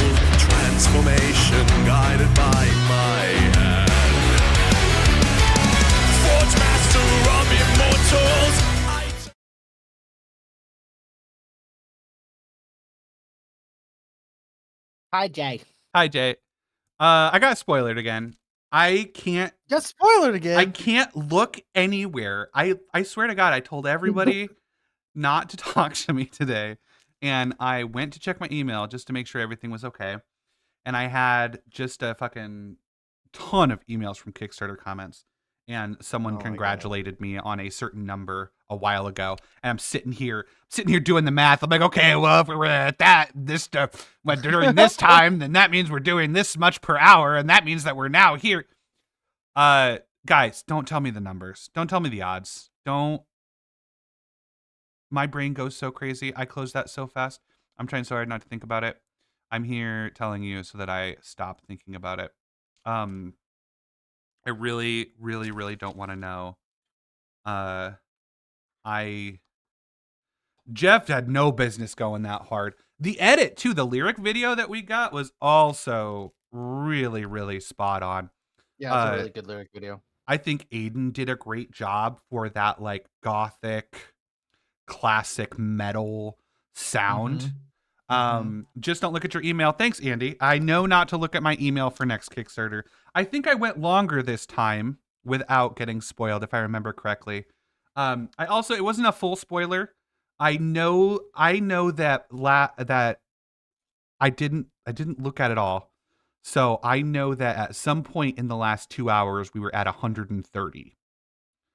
So Oh, Rachel, if you get the soundtrack, if you back and you get the soundtrack, which what is $1, and you get the soundtrack, if you have ownership of the songs, there are lots of apps that isolate the music and take all the vocals out for you, super quick and easy, and then you can just throw that into Reaper and record your vocals right over it if you'd like. hell yeah. For those of you out there who like to sing over stuff, there's a couple really good apps that just take vocals out if you own the music. Don't look at chat. Don't look at email. So I just really quickly want to check. So if we were at 130 an hour ago at some point, actually, I don't remember what time the email was now. I'm not going to look. I don't want to look. I just know I'm trying to remember when I looked at my email last versus when I did now. I'm like Sherlock over, like stupid Sherlock trying to like put all the pieces together. At some point recently, we were at. Stop. I'm trying to stop, Andy. I'm trying to stop. Fuck. A sword will be made by the end of the week. Oh, are you doing Blessed Wind? Is that what you're doing? Because I am really excited about an STL for Blessed Wind to go with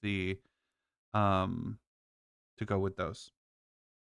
So, that does mean that we unlocked the Demon Soul, which is super cool. This is my one of them that I'm really excited about. I think it's one that I claimed even. That I think I'm writing that one. If Nathan is here and can confirm, pretty sure I'm writing Demon Soul, which is really exciting, and I'm really excited about that. And also, when I say writing things, I mean I'm going to write down all the ideas, and then Nathan's going to make it sound like an adult wrote it. Writing, quotation marks. The pin line, the class pin. Oh my God, the class pin line has been unlocked. So excited. It's going to be 4. So if you're at all in, you already are getting 4 more pins. And they're going to be these like beautiful stained glass class arts like you can see here with the Plague Doc. Let me see if I can get a closer up look at that. Items, pins. Hell yeah, I do have a closer up look at that. So I'm supposed to be doing a giveaway right now, aren't I? Mm-hmm. Okay. Well, look at this pin, and then I will do the giveaway. This is cool. This is fucking cool. And I'm really, really, really, really excited about this. This is so fucking cool. Jake Neese did these, creative director. You guys don't get to hear from Jake much. He's kind of quiet. He's kind of our he's the quiet one of the bunch. But Jake does just as much work on the rest of us. He just doesn't, he talks about 5% as much. But Jake does amazing work, and these pins are testament to how cool this is. I'm really excited about the stained glass look and how all the pins are going to look together. And we unlocked the vampire class. Whole class for 5e and a whole class for fucking MythCraft. A whole nother class, guys. We unlocked a whole class, not a subclass, not a class track, a whole class. That's incredible. That's amazing. I'm so fucking excited for that. Page count is going up. Your books are getting thicker and thicker. And I'm very, very, very, very excited about that. Let's do the fucking giveaway. Jesus. Shut the fuck up, TJ. Busy. Yeah, dude. The fuck, TJ? So I grabbed one of these. Oh, I now show you my other screen. Grant only. Hi. So this is a dice tower.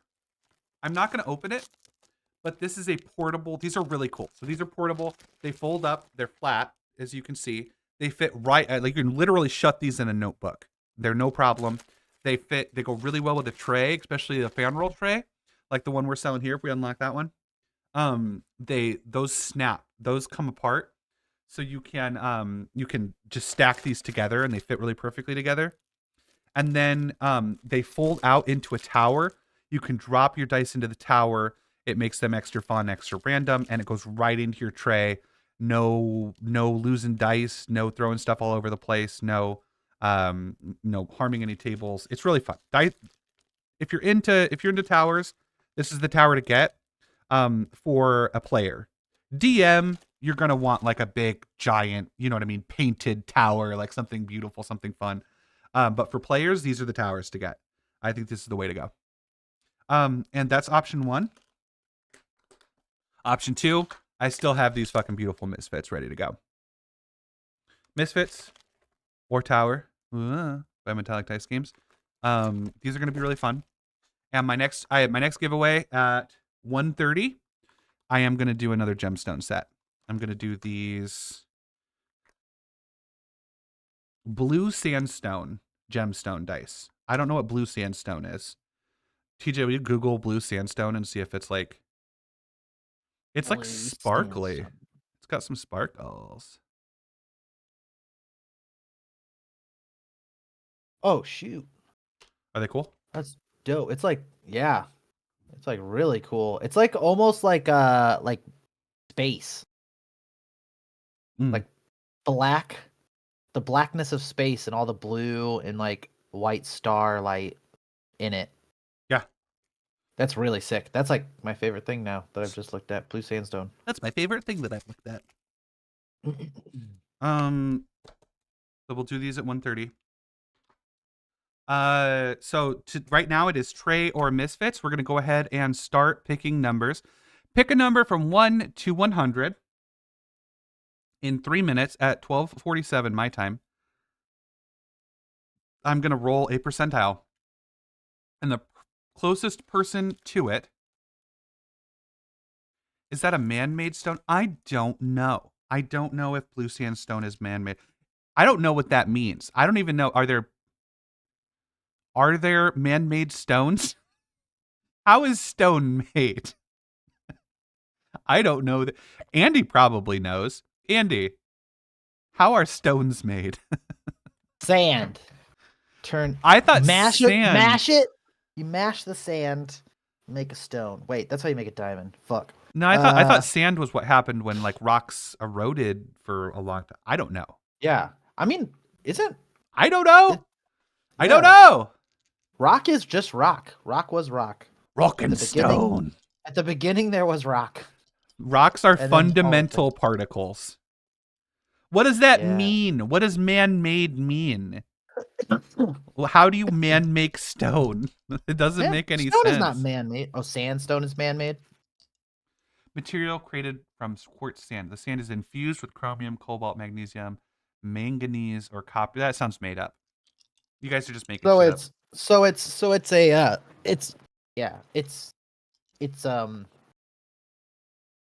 construct made by man to enhance an already existing stone. All right, here's I trust Andy. No, that's not Andy. That's Nathan. I don't trust Nathan.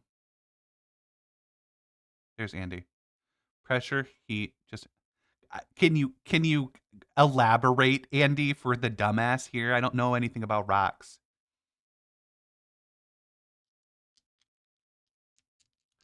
Nathan's actually sounds really smart. It sounds like he does know stuff about rocks. I would say it's like the Earth is a big rock, right? I don't know. I don't know anything about this. I was raised, here's the deal. Here's this little story about Grant. I was raised in like essentially a cult. So I don't know any accurate things about science because by the time I got out of the cult, that information was no longer valuable to me. So like I know a ton of shit about math. I know a ton of shit about all this other stuff. Nathan's a geology freak. So I know nothing accurate about science because by the time I was like the age where I wasn't being taught that the earth was like 47 Oh, years nut. old. You know what I mean? By the time I was that age, science was of no use to me. So what is that? I learned stuff from Heidi and I learned stuff from other people. Anyways, I'm rolling now. It's time to roll. It's time to pick our next winner. Fucking Ebo nut. I got an exactly a 40. I got a 40. 40. So let's take a look. I got 40. I see a 46. I see a 42. 40. I think 42 is my closest that I've seen. Oh, no, I got a 39. I got a 39. We got a 39. Trevor Belmont. Woo! Did he just delete his number? Oh, you lose it. Maybe he doesn't want this. Maybe he's like, I'm going to save my win. It's like I'm pulling my card. He does. I think he pulled out. Or did he not? Did he not? Trevor, are you pulling out? Trevor never pulls I got a out. note because he deleted his number while I was looking at it. So if he's pulling out, then it's Sean. But if he's staying in, because maybe he wants some. Maybe he's holding out for Grim or something. Let's wait. Let's hear from Trevor. Trevor, are you taking the win or are you passing? I'm confused. What do you mean you didn't delete it? I'm looking at it. Message retracted.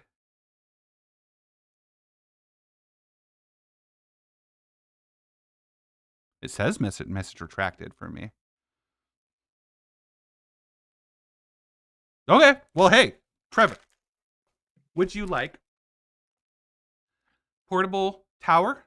Maybe he was like clicking on his own accident. Who knows? Taking the win. Trevor's taking the win. Would you like a Misfits dice or a portable tower? Which would you like your win to be? Trevor is one of our illustrious Tip Tap celebrities over on Patreon too, so Yeah. probably sneak in some My man. stickers or something for him too. What dost thou claim? What dost thou claimeth? Dice. Trevor Belmont with the Misfits dice.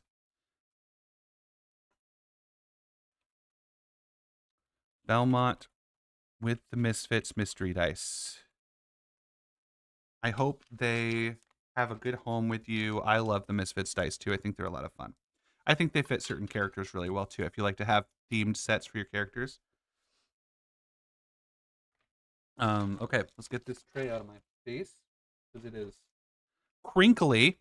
And Cody will tell you if there's something crinkly in front of me while I'm trying to record, I will crinkle it and make terrible noises and not even realize I'm doing it for hours. So I think we had started going through the stretch goals, and I'd like to go through there. I think one person had a question about music, though, so let me queue up all the different things we need to talk about. So first thing to talk about, Jeffrey Day, who did the music on both the videos that I've shown so far today, is doing a contest. He is doing a remix contest. It is non-genre specific. It is not instrument specific. It's no style. Like, basically, we want you to take Taste of Death and we want to see what you can do with it. I'm talking sea shanty to EDM trap remix to fucking, hardcore streamer. Cat confirmed. I do. I absolutely sit there and knead plastic while we're trying to record. And Cody's like, "Hey, Grant, can you go die?" Or he'll stop Yep. me and be like, "Is there something on your desk, Grant?" And I'm like, "God damn it." I'm fidgeting right now. I have the fucking dice. I'm messing with them. So Jeffrey Day is running a contest right now.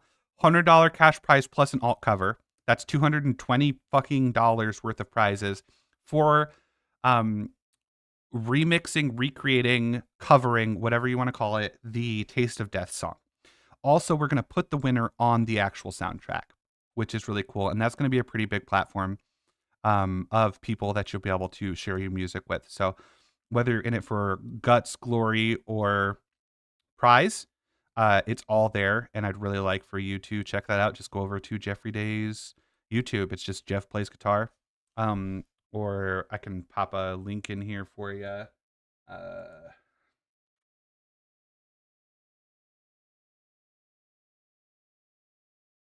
Boop. Boop. Boop. There's the contest. There's the contest link in there. Didn't catch the apps mentioned. TJ, you said you had a workflow that kind of works for vocal covers. Yeah, here, let me look up. I'll look that up for you, and I'll link those in the chat for you guys. I do feel like I'm trying to remember if Jeff said something about vocal covers. I need to take a look at it. But I'm really hoping to see Jake Neese has a band called The Cambion, and I'd love to see them do a camo shorts, like Run in Place, Crabcore. You know what I mean? Song. Yeah. And Tyrell here, I think everyone in chat needs to tell Tyrell to get CS Nautilus to do a submission because it'd be so much fun. It would be really cool. And I was cheated from having Tyrell on the soundtrack because he got like double COVID over the holidays. That was super bad. I was out for lung infection for almost 3 weeks. We were on the phone when he was sick, and I thought I was just waiting for the music, and then we got on the phone and started talking, and he sounded like fucking death. And I was like, "Are you okay?" And he's like, "No, I'm really not." And I was like, "Are you gonna be able to do this song?" And he's like, "Oh, I don't know." So we're really pumped that Aiden swept in and saved the day. Thank you, Aiden, so much. And Aiden did a great job. I'm not mad about that. I just would really like to hear TJ's version too. So Crabcore, you know what I mean, like Attack, how you get real low when you're playing. Yeah, metalcore. And you bounce. Lots of chuggy breakdowns. Yeah, chuggies. Heavy vocals. Chuggity chug chug chug chuggy. So we've got artifact pins, which are going to be more stained glass. I'm back to the stretch goals now. I changed topics really abruptly. That was a terrible segue. We are over to the artifact pins on the stretch goals, which is at 260. These are going to be another line of 4 enamel pins. And it's going to be, I should also mention if the Reaper unlocks, all ins just get one. You just get one. Don't have to add it on. Again, the value of your tier just goes up the more we unlock. Artifact pins are really cool artifacts of legend, the weapons that we have. And they're going to be a stained glass line just like the class. All the pins are going to look just absolutely beautiful together. At 280k, we've got the Lycanthrope class. And I want to point out something important, Tyrell. Yes. About Ansera. Ansera has 5 moons, which I think makes our werewolfing extremely interesting, and potentially a lot of fun. So I'm very excited for the 5-mooned lycanthropy class. Does each moon have a different effect on the lycanthropy itself? I think that's something we'll have to find out. Nathan hasn't revealed a lot about the lycanthrope to me, but he has made a point to tell me several times there's 5 moons, Grant. So I'm really excited for that.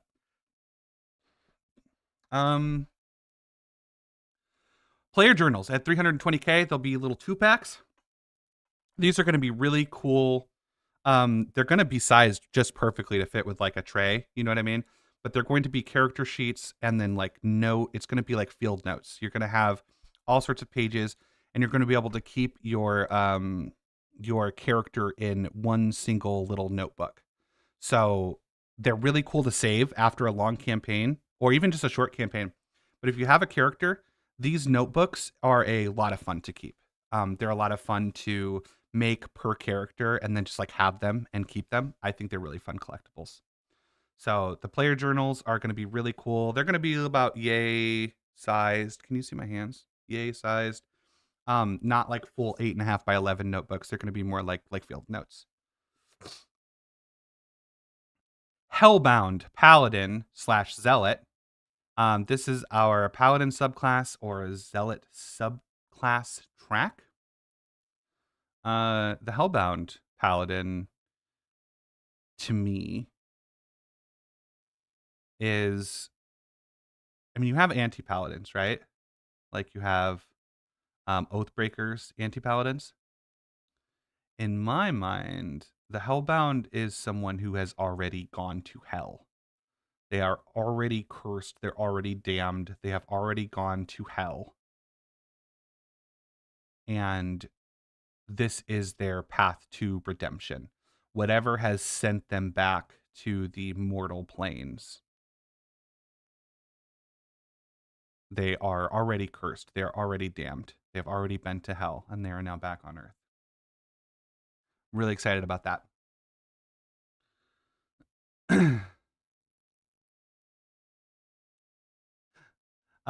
We've got the mythic creatures and legacy artifacts. We're going to keep adding mythic creatures. We're going to keep adding legacy artifacts.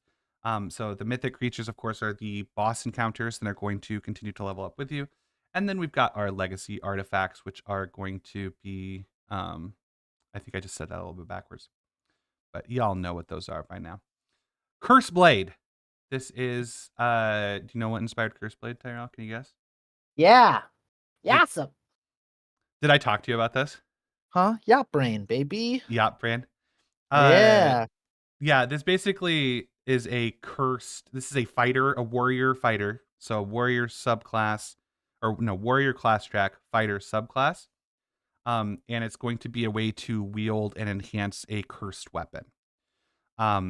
And as I was kind of working my way through this mentally, I realized it's just like Dally from Wakfu, My favorite character.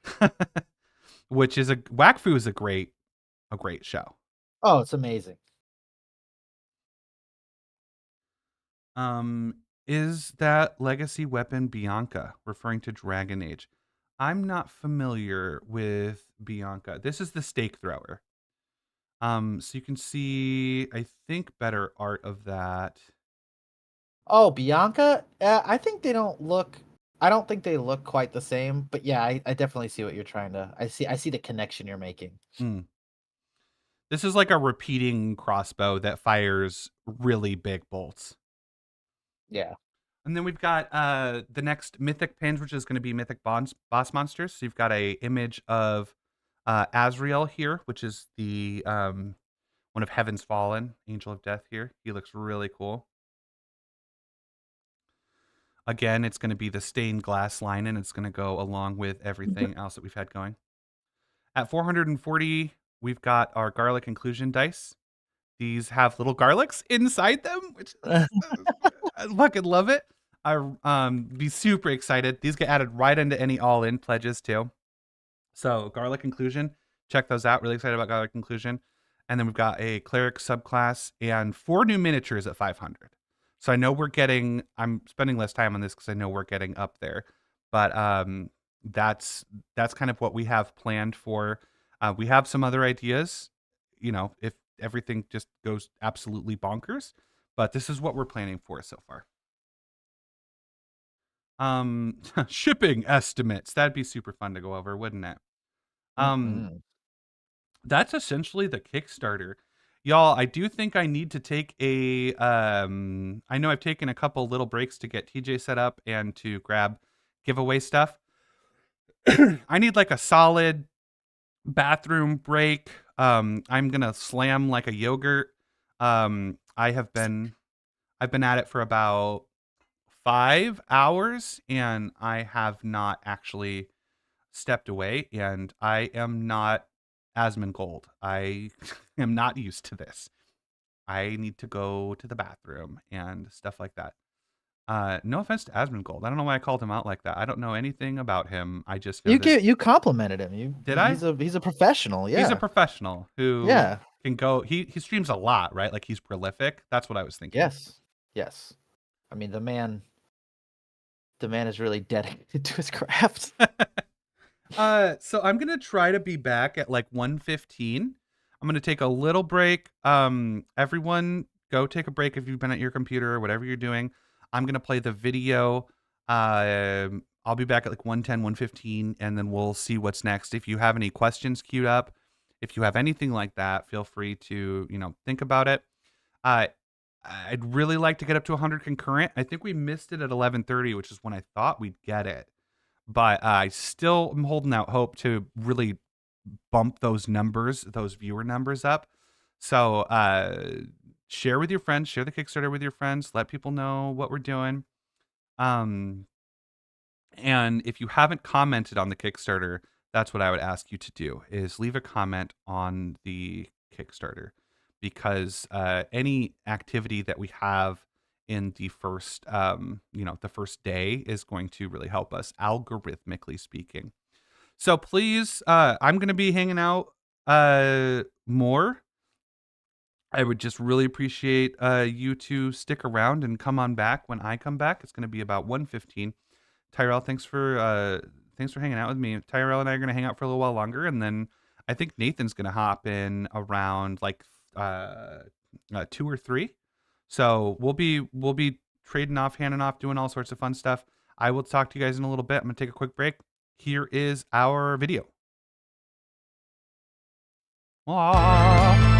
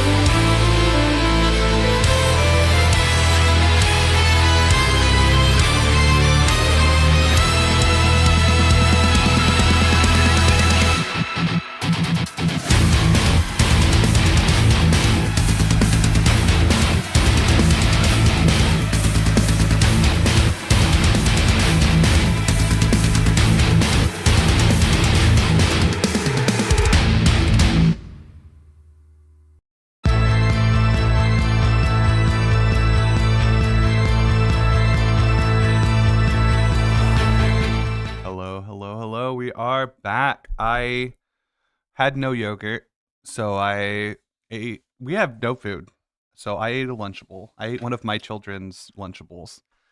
It wasn't very good, but that's about how well I stayed on top of the rest of my life. The last few days with the Kickstarter launching and everything. Man, it was good to get a break from this screen. I don't know. I must be getting a little bit older because I remember sitting down and playing World of Warcraft for 14 hours. Yeah, you know what I mean? I'd just sit there and fucking nothing. No bother. No eye wear. Not, you know what I mean? Like wearing of the eyes. No, like, oh my God, I need to get up. But man, I found the last time I streamed was, I think, the last Kickstarter. And then this stream also, after a few hours, I'm like, I need to stand up or I'm going to have a panic attack. So weird. Weird things are happening to me. TJ is eating on stream. It's just the most beautiful Tyrell thing. So happy to have Tyrell here with us, hanging I eat in out. recordings. I eat live. I should just make mukbangs, really. You know? I mean, isn't that kind of what we're doing right now? Yeah. New stretch goal. Tyrell starts his official Mukbang channel. mukbang channel. So y'all, I am going to take any. Grant is going through the change. Yeah. I don't know. I thought it was 40. I thought 40 was when you started getting like old, but I'm only 35 and I already feel a little bit less. I don't know. I feel a little bit less my mental acuity is much better as I have gotten older. My like physical, like my ability to like sit for long periods of time, I don't know. I don't know. 30 is the new 40. All right. So do you guys have any questions or anything that you guys would like to talk about? Oh, also, if there's anyone new here, thank you guys so much for checking out the stream. Thank you for checking out the the Kickstarter and all that. Oh my God, I just scrolled up. I can't believe I just did that. I saw a jumble of numbers. I didn't see any official numbers. Step away from the computer, Graham. So the thank you for checking out the Kickstarter and thank you for checking out the stream. We're just so happy to have y'all around. Anything that you can do to spread the word is so appreciated.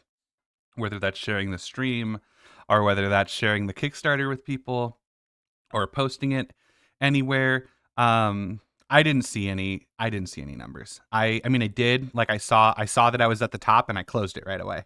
I actually closed. What's sad is now that I've closed it, when I do reopen it, it's going to have like refreshed. So I'm going to get current information. So I don't know how we're going to approach that. So yeah, thank you guys for coming and checking everything out. The what is the thing? I got a question. Got two questions. Heck yes. Will there be custom made character sheets for D&D 5e? That is a great question. I remember Steinhardt's Guide to the Eldritch Hunt had custom character sheets. And I was yeah, I'll just do one of these when I open it back up. Steinhardt's Guide to the Eldritch Hunt had custom character sheets. And I remember thinking that was really cool. But Jogeddon, I'm going to go with Jogeddon, like Armageddon for Joes. I will tell you that I am shipping 800 MythCraft orders right now. And I have 4 boxes of 4-page character sheets. And I fucking hate shipping those things. And whichever one of you assholes talked me into doing character sheets, physical character sheets for the last Kickstarters, I'm mad at you because it's literally, you guys were like, add character sheets. And I was like, why? I don't want to add characters, print character sheets. And everyone was like, please add character sheets. And I was like, why? No, I don't want to do it. And then they're like, please add character sheets. And so I did. And we sold 1,428 sets of character sheets. 1,428 4-page sets of character sheets.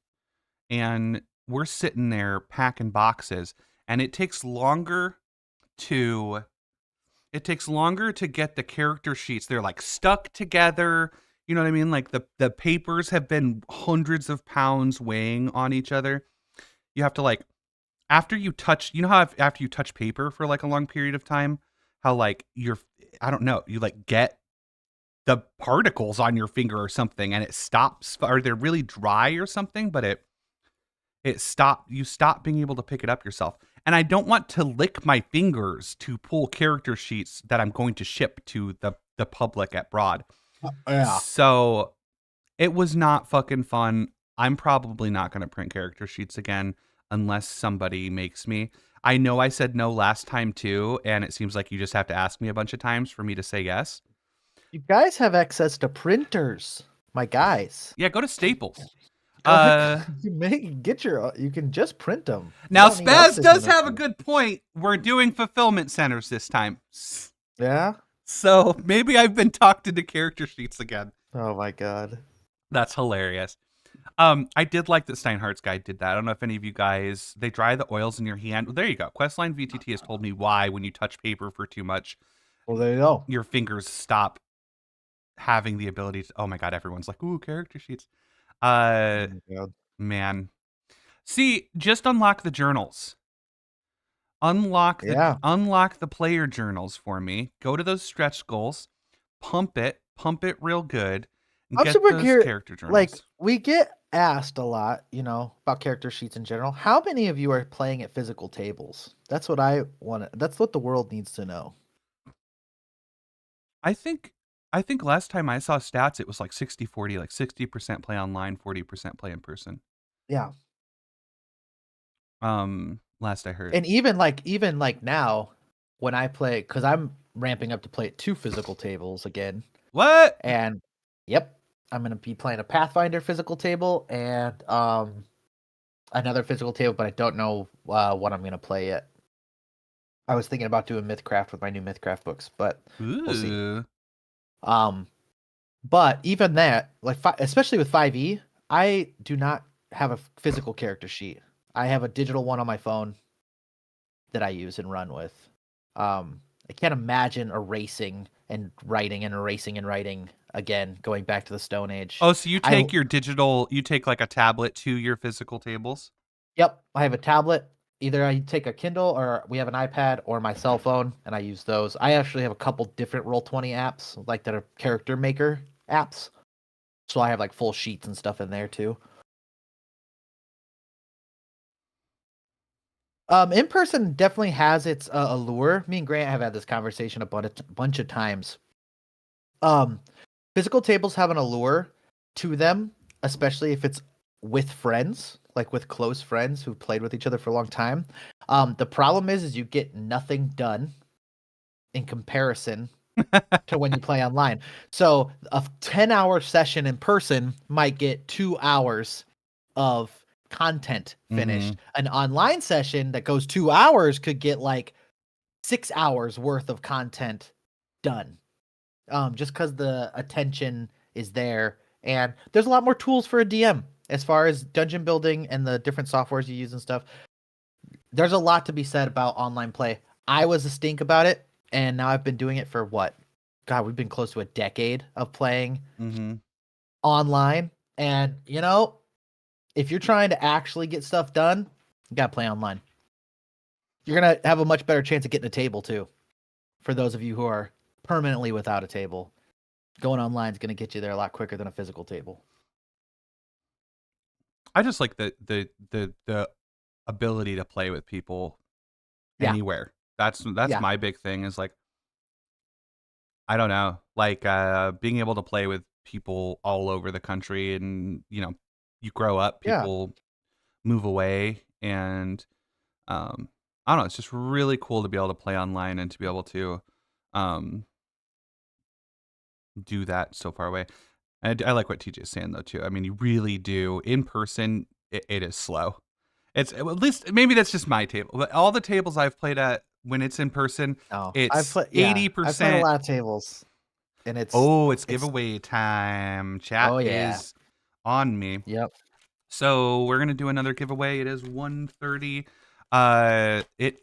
We're at, how many viewers we at? We're at about 45 viewers. Got to get those numbers up. Got to get up to 100. Got to get people off work and in the stream. So that we can give away Maurice over here. Oh yeah, if your players live close and you have the ability to play together, I think it's great.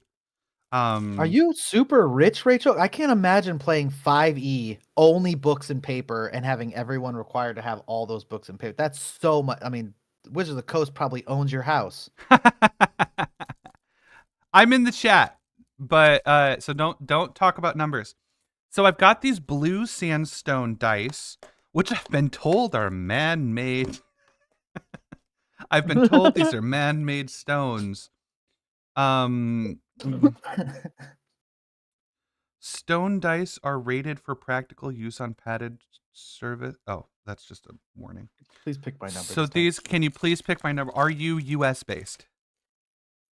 Yeah, That's the question. that is the question. Because so far I've gotten a couple. I got an Aussie, I got a UK, I got Trevor. Trevor's local. Not local, but he's, I think all right, Spaz.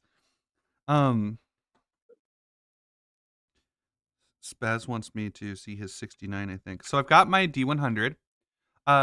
We've got 134.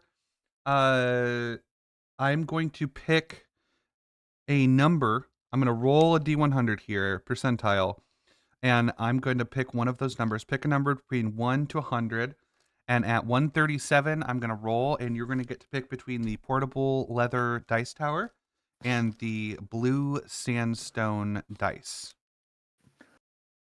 I feel like Spaz has been to pretty much all of our lives where we did giveaways, and I feel like he's been throwing that 69 out there. You think it's going to happen Forever. eventually? Has it landed? I can't don't remember. Baz, has your 69 landed for us even once? I feel like it's going to happen the first time he picks a different number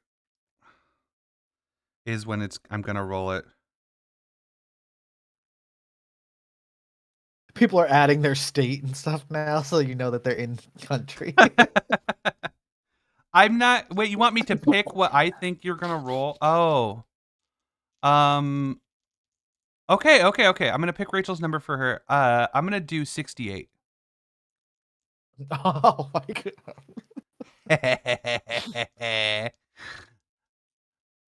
That says it hasn't. It hasn't. I'm picking 68. Just to be hilarious. I admire your commitment to that losing number. Because someday it's going to come through clutch for you, I think. Yeah, after 100 giveaways, chances are. That's how odds work, right? All right, it is 68. Rachel's 68. I'm shaking him up. And I'm rolling. That is a 4. Wouldn't it have been hilarious if I got 68? That's a 47. I feel 47. like I've gotten a lot of 7s. Is that? Maybe that's just in my head. 47 is what we've got. I see a 49 from Melano Black. All right. Let's see if we have any 45s or 48s. 45s or 48s. Got a 43, but that's not close enough. I do think Melano Black wins with a 49, unless I am incorrect. 47 is what I got. Yeah. I think that's Melano Black. Congratulations! Melano, 1, are you US based? Continental US based. 2, would you like blue sandstone dice? Or would you like this portable leather dice tower?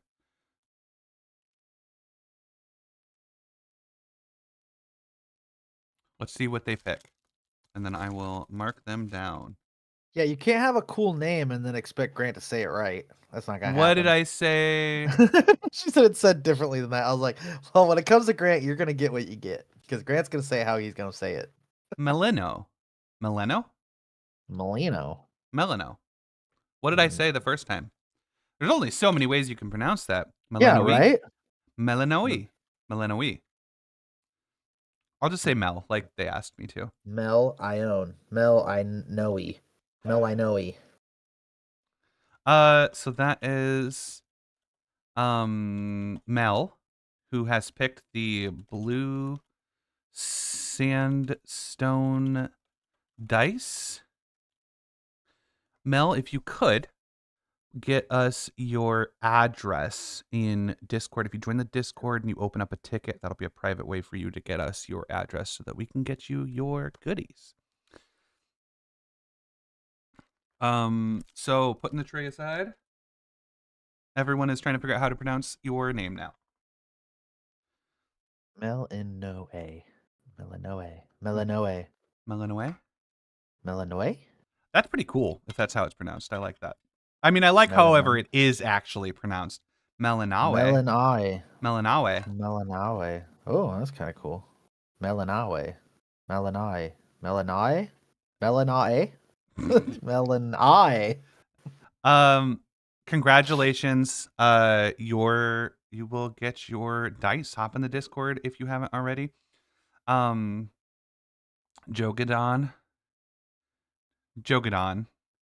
It's Jogeddon, I think. So, back to questions. Joe was not asking about custom character sheets. They're asking about a sheet for sanity.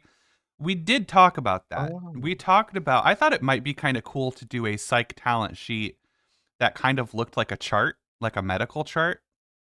I thought that that would be really interesting to do, where people can record their sanity, their fear threshold, their fear, and their psych talents that they take.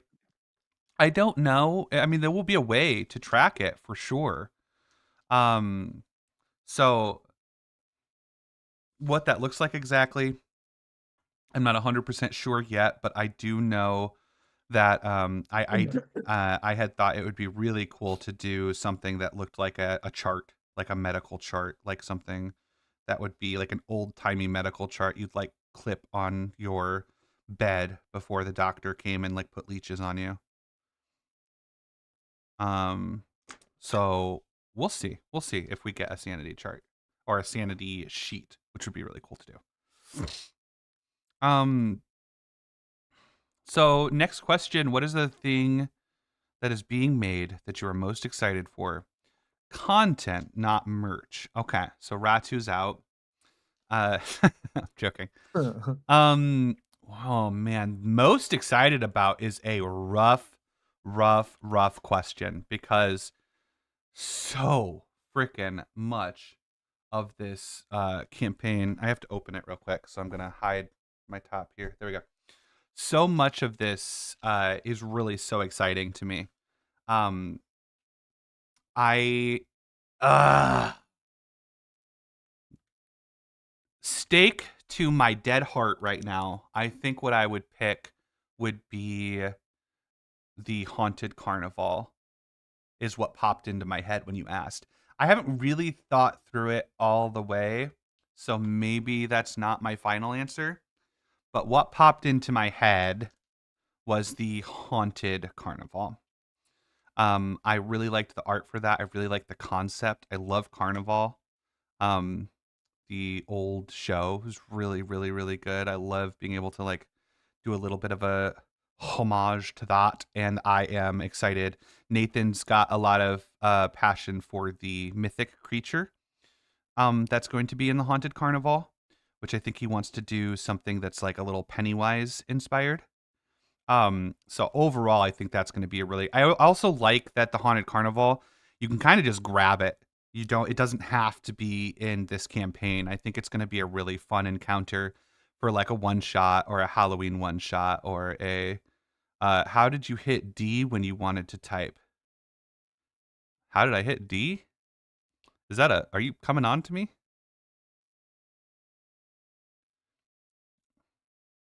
I don't know what he means by how did you hit D when you wanted to type? Oh, Yavanos said my D key is broken and activates at the lightest touch. Oh, I see. He wasn't talking to me. I was like, is that a sexual innuendo? Leech Attack Go. What subclass class are you most excited for? Excellent question. Excellent. You're making me choose between my children. That's a tough question. So let me take a look here. Let me look over.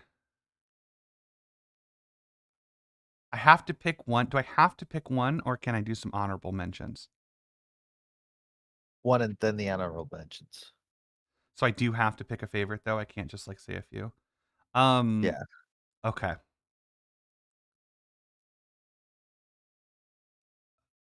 I'm gonna be annoying. Seriously, I'm gonna be annoying. I thought of the Demon Soul Warlock like later and like after we had done concept art for them. And so we wound up putting them in stretch goals, but it's kind of like MythCraft and the Magus. Like that was the one I was most excited about and it didn't unlock. And so I was pretty terrified of that happening again with this one. So like right now, the one I'm the most obsessed with is the Demon Soul Vessel / Warlock. I'm very, very excited about that one. Overall though, I can't believe you're making me do this. Overall, I have to go with Oath of the Saints. I think Oath of the Saints Paladin is the coolest concept that we've come up with as a team. I love the Crusader aesthetic.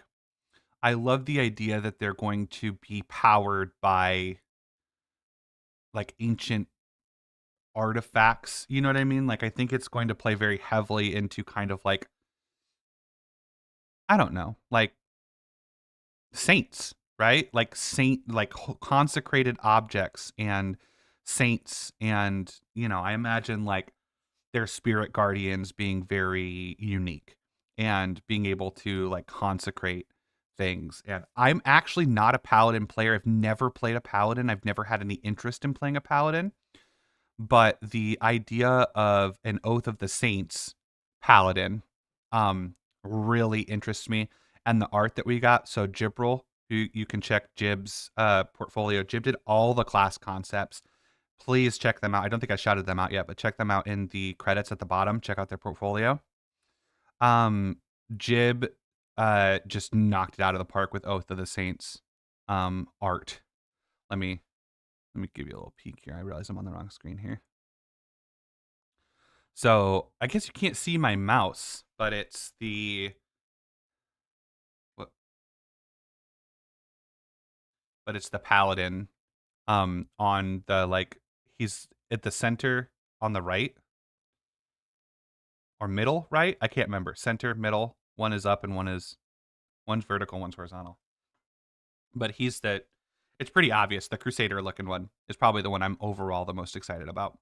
And I've never wanted to play a paladin before, so I'm really excited about Oath of the Saints. I am very much obsessed with the Demon Soul right now. Did I miss any questions? You guys got anything else for me? Ask away, ask away, ask away. He does look cool. The art is just incredible. Very excited about him. Got the Gravedigger here too. I'm excited about the Gravedigger. He's in the bottom left. He's going to be a pugilist class also.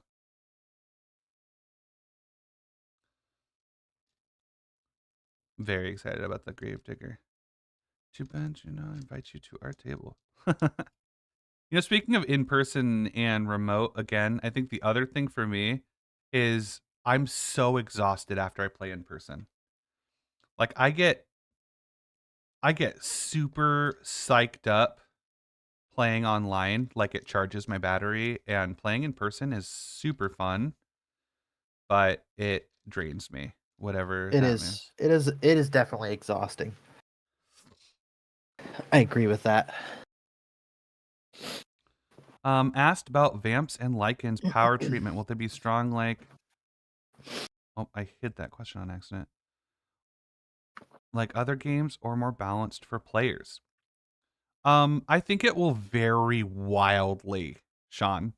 I think that you will have ancient vampires who are incredibly powerful, just godlike. I think you'll have vampire, like the vampire class though is going to be balanced with the other classes of the game that it's in. So the 5e vampire is going to be balanced with the other 5e classes, and the 5e lycanthrope is going to be balanced with other 5e classes. So they're not going to be any stronger. They're going to be balanced. Yeah, think. I know I know the technicalities of it, so you don't have to point them out to me. But think Asterion versus his patron vampire.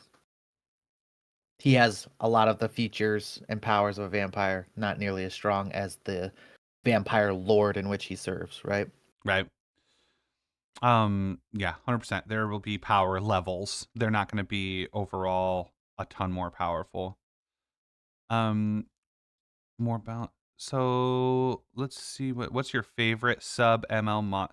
See, I'd have to look at the creature list for that to see sub 3 ML because I don't have the monster levels memorized. What's the cannon crab? Because I think the cannon crab's my favorite. Let's see here. Oh no, he's monster level 4. Okay. My favorite. So it's gonna be a tie between the Malikri Fleshling. Love the Malikri Fleshling. Fleshling. Sorry. Isn't the Slag Toad lower? I love the Slag Toad. He did charm me, little good boy. Not until my 4th playthrough. Slag Toad. There we go. Slag Toad is my favorite sub 3 monster level monster. Slag Toad. Asterian's bedroom voice does not attract me. It gets really old and grating on me really, really fast. I think he did a fantastic job, but that like sultry talking Mm-hmm. is like ASMR, and I hate it. I can't keep him in my groove most playthroughs because every time he speaks, I'm like, "Shut up, Asterian." Oh, is Gretchling sub ML3? You might be right. So is Dracula going to be ancient vampire stat-wise or his own? Dracula will be his own. Dracula is... Dracula. Probably shouldn't do any spoilers there, but Dracula will be his own thing. I think Asterian's voice is like very much you love it, love it, or you don't like it. It's like fine. Like I said, I think he did a fantastic. I think he nailed exactly what he was supposed to do. But that whole like that weird whine at the end of everything he says, it just like it really ticks me off a lot of times. Especially when he starts giving me lip. I slap him in. I put him in his place so fast. I ain't scared. I had Asterion through my entire playthrough. I even helped him. Well, I don't want to spoil. I mean, Baldur's Gate 3 has been out for a while, right? Can I still spoil Baldur's Gate 3? Yeah. I mean, we are where we are. I helped him become not terrible at the end too, which was pretty cool.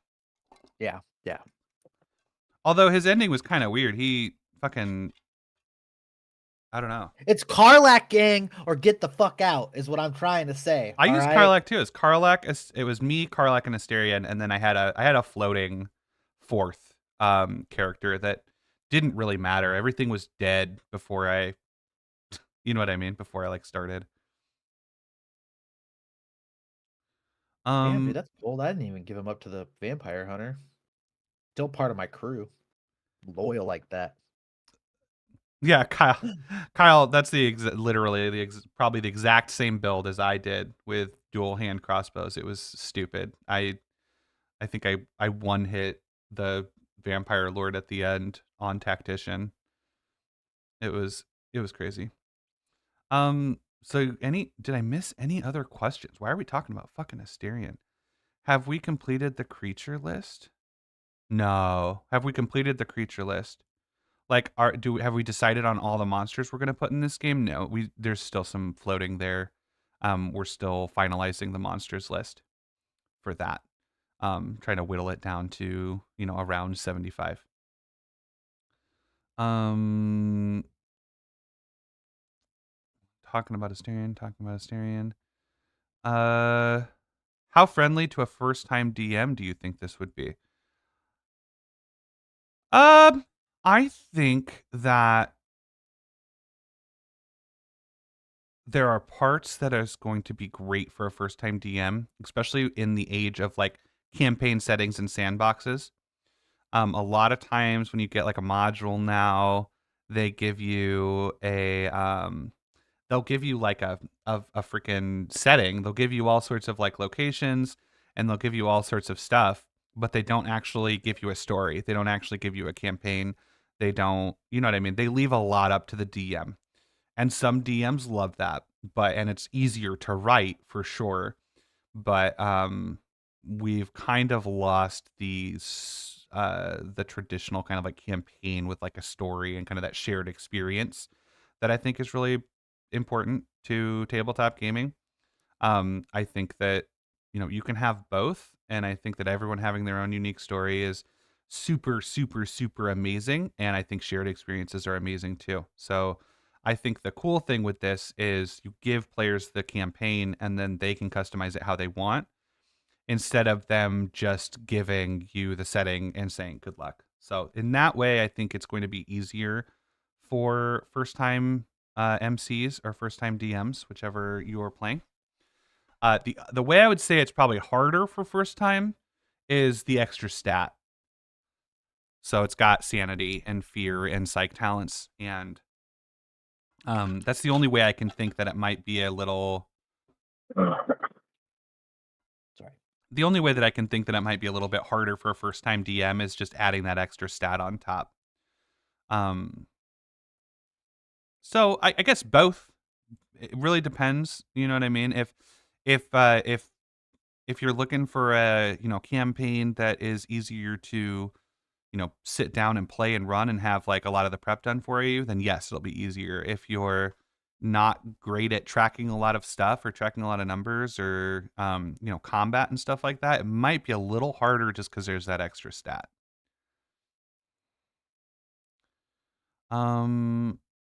Make what you want to play, Grant. You'll never go wrong. Well, that's not fucking true. Let's not forget Lucky Shore existed. Which let's be real, everyone involved loved except for the player. That's not true. The people only liked it because I hated him. No, Lucky Shore was amazing. People are always people, and the fact that he was incapable of making any role in comparison to his class made him even better. Yeah, I do wrong. We all know Gale needs attention. Yeah, he makes it super clear. Makes it abundantly clear. But I mean, don't you to want the point that? where I don't want to hear it anymore. And he came on way too strong. Don't be trying to date me the day after you meet me, all right? You need to relax. It's like summer camp though. It's like high intensity, high stress, out of your element. Oh yeah, you got Nathan, you got second lucky. First lucky.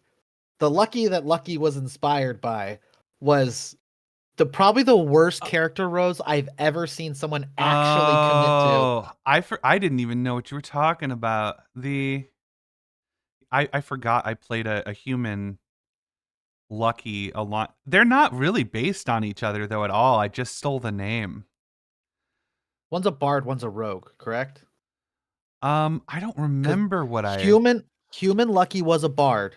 Lucky the bard. Lucky Shore was a bard too, but their personalities were completely different. I watched Buster Scruggs. The Ballad Yes, of that's Buster it. Scruggs. And Yeah. I wanted to make I forgot I took the bard name. And with the Ballad of Buster Scruggs, I tried to make a character based on Buster Scruggs. Um, I rolled really, really, really, really bad stats, and I didn't roll anything the whole game. Like, I don't think I succeeded at a single thing. No, but And that was like that was the charm of Lucky. This was in Tomb of Annihilation for all of you. If you know the right. modules. This is one of the hardest, Yeah. most unforgiving modules in 5e. And he was playing a character who could not roll to save his life. I thought it was fantastic. I started taking spells that didn't have rolls just to like sleep, not sleep, but like started taking stuff that didn't require me to roll the dice because the character was so cursed. And then I finally asked my DM to kill him, and he did. Thanks, DM. Yep. And then Firefinger happened. My sorcerer, Firefinger was fucking great. I love Firefinger. So I think I've answered. If I missed any questions, speak now or forever hold your peace. I'm gonna play the music video once for you guys, and I'm gonna see where Nathan's at because I think Nathan was gonna hop in and play some Vampire Survivors with me. Let me. I don't want y'all to see all my screens while I tab around and stuff. So I'm gonna play the music video for you, and then we'll figure out what we are doing next. Thank you all, and make sure you're commenting on the Kickstarter. Make sure you're sharing. Next giveaway is at 2:30. And I think we're going to. I love the Dami Mommy, dude. Making unculting her is my favorite thing in Baldur's Gate 3. I'm sorry, I'm like bringing up fucking BG3 again. Like, what are you talking about? She's talking about everyone, like they're all talking about how Gale gets flack, but the Mhm. most hated character in BG3 is Lae'zel. In her story is one of the best. I haven't tried. I don't know. I don't know her story. And de-wiring her from the cult is like one of the most satisfying things in the game. It's awesome. I will die on that hill. I'll have to try a Lae'zel. I want to try a Shadowheart and Lae'zel playthrough. I want to have That's them what I'm doing right both- now. I want That's to what have I'm them doing right both now. on the team and have them fight. My ranger, ranger boy, who's not a Gloomstalker ranger, for the fucking record. No, just kidding. He's a Beastmaster. But my honor run with my Beastmaster ranger is a Shadowheart Lae'zel run. Mm. With Astarion. I have Astarion. I want to learn. He's my boyfriend actually right now in that playthrough. Astarion's my boyfriend. Yeah, I'm God. drawing the horrible demon picture on his back, and making love, doing the thing. But let's be honest, one of the best builds is Zacharias. Oh yeah. Zachariah, if you're talking about Zachariah Harros, Oh my gosh. that I broke the game. I had to intentionally not power game that build. I had to keep Zacharias only works. I think Zacharias only works because Nathan gave you way too much slack and gave you too many things that just enhance that thing. I didn't use I barely used any of that stuff though. Most of what I did was raw. I didn't use the totem I could have had a fucking army with that fucking totem.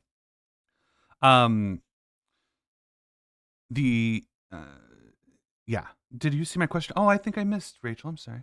Are you gonna keep the classic dark hair eyes Castlevania aesthetic for Dracula? Our Dracula aesthetic is pretty well set. You can see their illustration up at the very top of the Kickstarter. Not going to scroll up there on accident, but it's up at the top. They're a completely unique character. I have had a few people be like, his hair makes him look like Vlad Tepish. So I hear you. He's not getting a haircut though. We looked at him. We had him get a haircut and looked at it and didn't like him as much. So we understand he shares some hair with the Vlad Tepish, but other than that, if you look, there's nothing about Vlad Tepish that's not Dracula that shares with our guy except for the hair. So yeah, not that you were accusing us of anything. I just want to be I just had some people in the comment section saying we ripped off Symphony of the Night, and I disagree with those comments.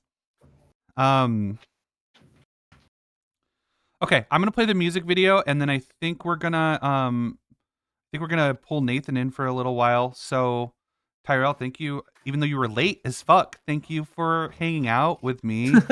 And I think everyone would love to hear a CS Nautilus cover of Taste of Death too. We'll make it happen. We'll make it happen. All right. I'm gonna play the video, guys, and then we'll be back in a few. Bye, guys. Oh, have a taste of death. Take life from the living. Oh, no eternal rest. For the unforgiving, legends walk in the veil of night. Kingdoms fall with a single bite. Have a taste of death. It's a life worth living.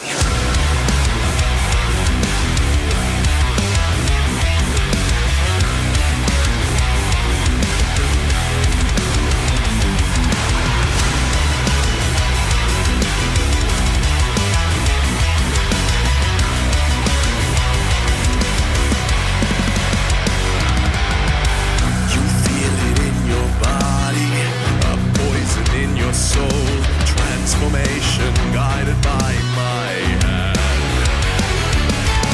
Forge master of immortals, I turn the wheels of time.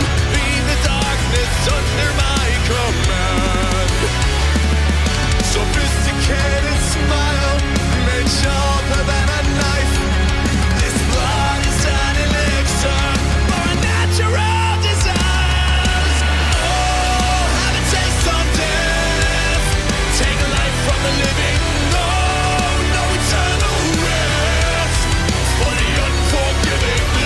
Walk in the veil of night. Kingdoms fall with a single bite. Have a taste of death. It's a life worth living. Black wings blow out the torches. A tapestry of fire. The mirror mocks the life I had. 1,000 years of exile behind these castle walls. Into the night, my thoughts are growing mad. Sophisticated smile, made sharper than a knife. This blood is an elixir for our natural desires. Give roses to the victims. I only pay the price to be the master of a nightmare in a beautiful disguise.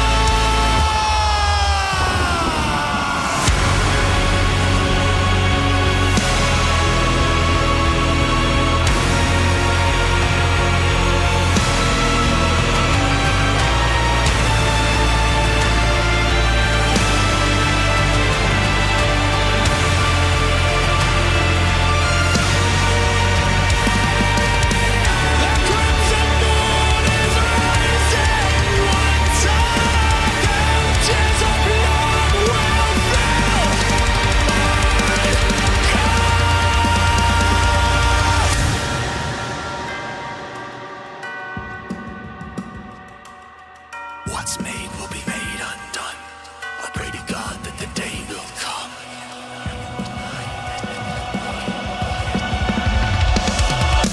Oh, have a taste of death. Take life from the living. Oh, no eternal rest. For the unforgiving, legends walk in the veil of night. Kingdoms fall with a single bite. Have a taste of death. What's made will be made undone. Kingdoms fall with a single bite. Just one little taste. It's a life worth living.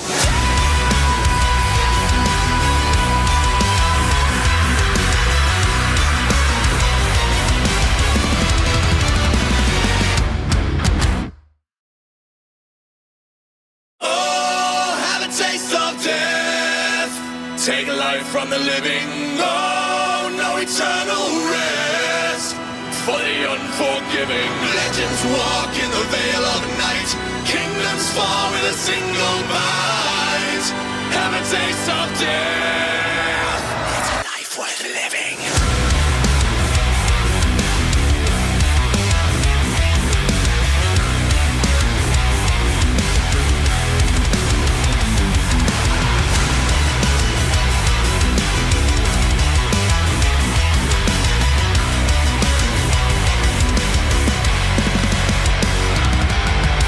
You feel it in your body, a poison in your soul, transformation guided by my hand.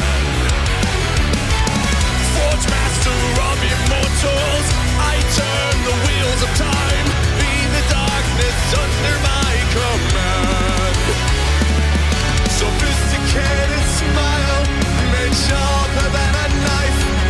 This blood is an elixir for a natural desires. Oh, have a taste of death. Take life from the living. No, no eternal rest. For the unforgiving, legends walk in the veil of night. Kingdoms fall with a single bite. Have a taste of death. It's a life worth living. Black wings blow out the torches, a tapestry of fire. The mirror mocks the life I had. 1,000 years of exile behind these castle walls. Into the night, my thoughts are growing mad. Sophisticated smile, made sharper than a knife. This blood is an elixir for unnatural desires. Give roses to the victims. I only pay the price to be the master of a nightmare in a beautiful disguise.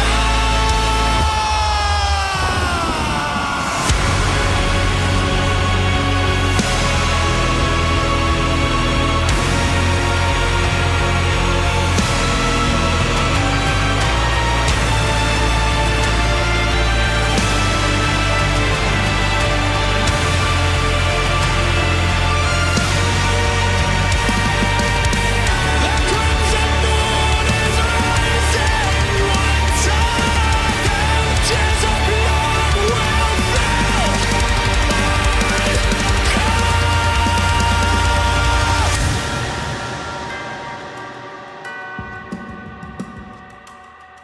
What's made will be made undone. I pray to God that the day will come.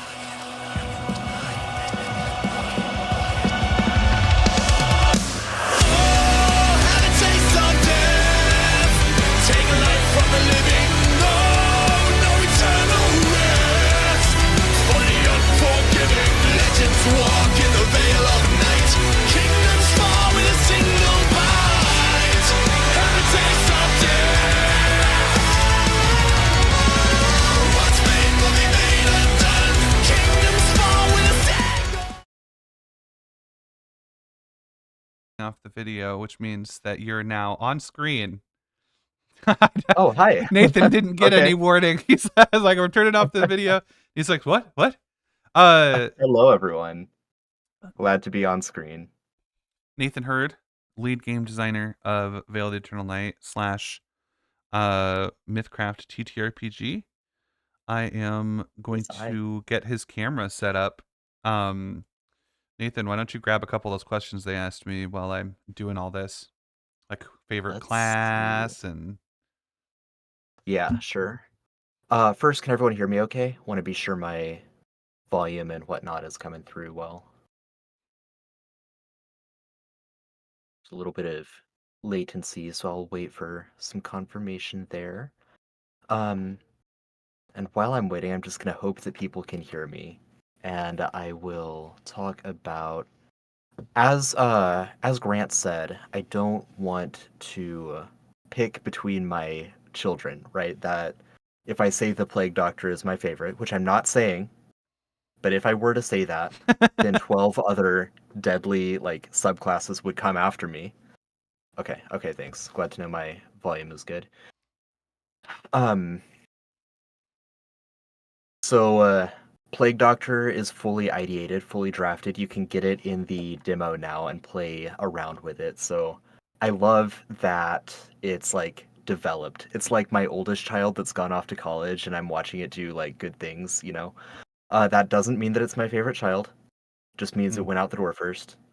Out of ones we haven't drafted yet, I'm very excited about the Harrow subclass. So the Oops. subclass, the Druid subclass in 5th edition and the Oracle subclass in MythCraft. Each one will get like a tarot deck that has mechanical benefits to using it. So I'm really excited about that. I've got a really cool team of writers too that are going to be doing different subclass like ideation. So I'm excited to see kind of what they come up with and what that process looks like. But it not saying it's my favorite, but what am I most excited about right now? What am I looking forward to the most? Probably the Circle of Tarot.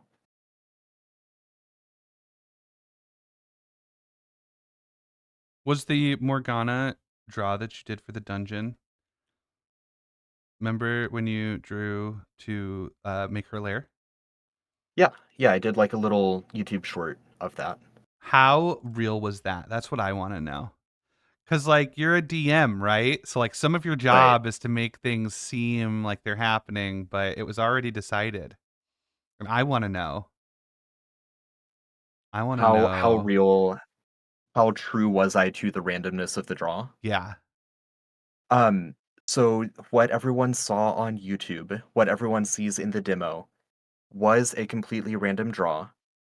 What people saw on YouTube was my second take of that same random draw because I first recorded it without my mic on. I was just Mm. sitting there I talking to remember the that. screen. Yeah. Yeah, and I sent it. I was like, "Guys, I'm excited about this," and you're like, "There's nothing here. I can't hear anything." So the YouTube video is not a spontaneous draw, but it is a re-recording of the first draw that I did. So I didn't redo any of the cards. I let each of the cards speak for themselves. That's incredible. Any more questions for Nathan, lead game designer? Any burning questions about the better than Grant in the beginning? What's that? Oh, like volume wise. Okay. I Audio-wise, was like, what yeah. the fuck are you talking about? Any other questions for Nathan? Feel free to jump in and let us know. I don't know why my stream is playing that. I think we're gonna try. I think Nathan and I are gonna try some co-op Vampire Survivors. So I've never played co-op. I don't Yeah, I have know. not either. I don't even know how to. Oh, enter co-op. Here we go. Wait, connect more controllers for co-op. Favorite sub level 3 monster. Can I can I cheat and say Underbridge cultists because they can summon level 5 monsters? Um, There you go. if that's, let's see, outside of something that can summon a stronger something. Favorite sub level 3 monster. I mean, Grant mentioned the slag toad. I'm a big fan of frogs and toads and things of that nature. Um and the Gretchling I think is another favorite. Maiko's art for that is just adorable. Trying to think of something unique. I mean, the knight is a classic NPC. The knight is fun. I'll leave it at that. I'll leave it at those three.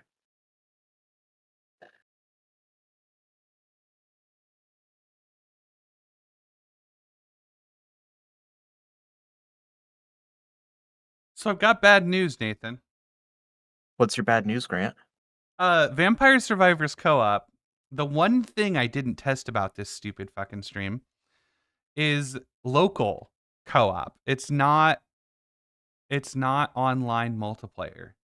So it's No. literally impossible for us to. I guess there's a way to do Steam Remote Play, but I don't know anything about Steam Remote Play. I've never heard of these words they're saying. So we can't even play co-op. How to play Vampire Survivors co-op? There's no online multiplayer. Man, Yeah. that sucks. So we can't play Vampire Survivors. That was the whole plan. What other games you got, Nathan? What other vampire games you got? You want to play Not multiplayer ones. I've got Castlevania. I've got Darkest Dungeon. That's not really vampire, but I don't think that's it's co-op either. Gothic horror. No, neither of those are co-op. We could play Pal Um, World. Not even heard of that. You what? Pal World? You haven't heard of Pal World? No. It's like Is this an old person thing? no, this is like the most popular game in the world right now. It's like huge.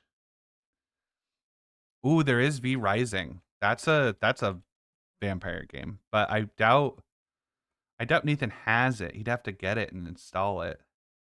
Well, let me see if that's a reasonable thing I can do right now. I don't remember how much that game was.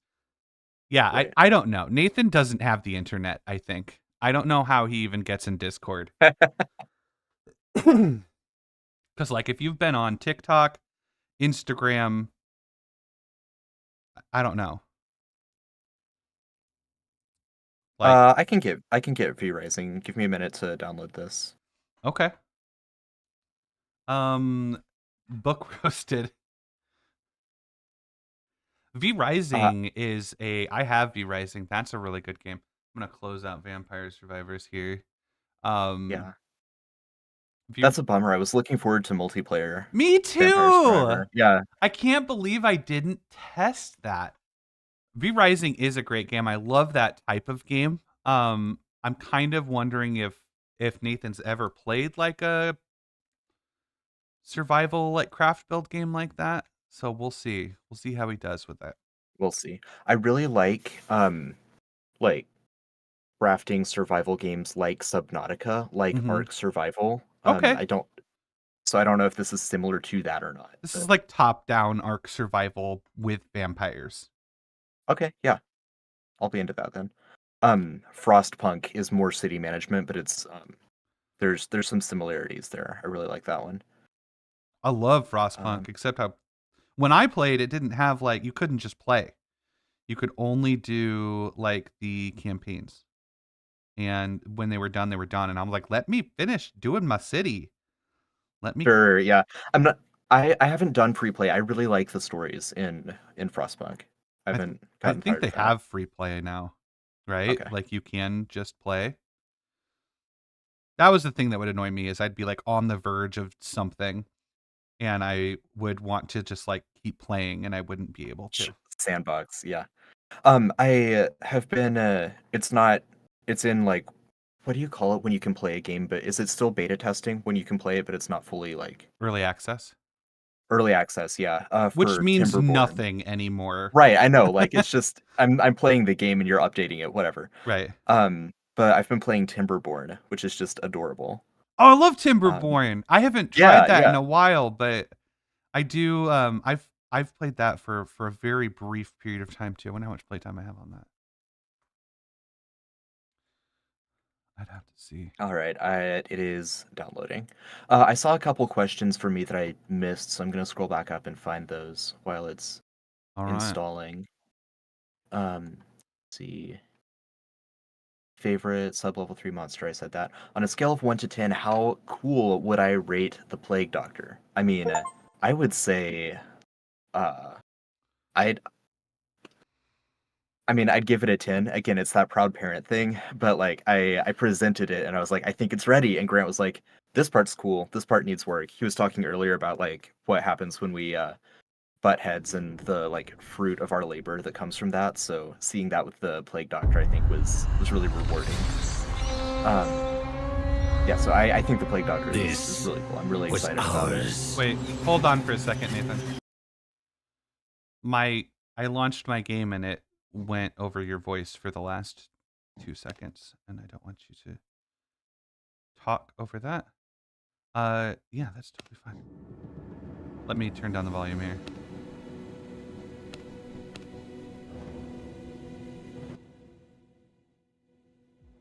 Okay, go ahead with what you were saying, good sir. I don't know where I cut in, where I cut out. I think the Plague Doctor is awesome. I would give it a 10 out of 10. I was saying it's one of the things where Grant and I had a little bit of back and forth, and we saw like the kind of fruit of our labor from like the give and take arguments that we get into with the Plague Doctor. Not as much as like with the fear and sanity system. I think that's a better example of it, but there was a little bit of that with the Plague Doctor, and I think it ended up really awesome because of that. And Evil Honey Badger asked, did I ever think that I would be writing games like I am now? I didn't, but looking back on my life, like, I'm not terribly surprised. It's kind of that you're climbing the hill and then you look back and see how far you've climbed kind of thing. I since I was very young, I wanted to be a fantasy novelist. That's what I went to school for. I graduated, I got my master's in fantasy fiction writing 2 years ago. And my plan for 2023 was I'm going to submit a bunch of what do you call it? A bunch of query letters to agents, and I'm going to get 50 rejections, and that's going to be my goal for the year, because that means like I've tried 50 times, right? It's the writer hustle to get that first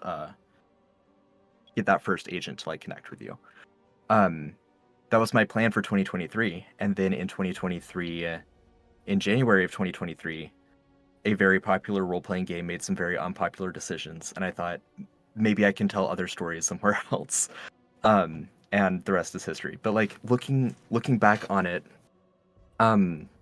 for almost as long as I've been writing stories, I wrote my first like quote unquote novel when I was 6.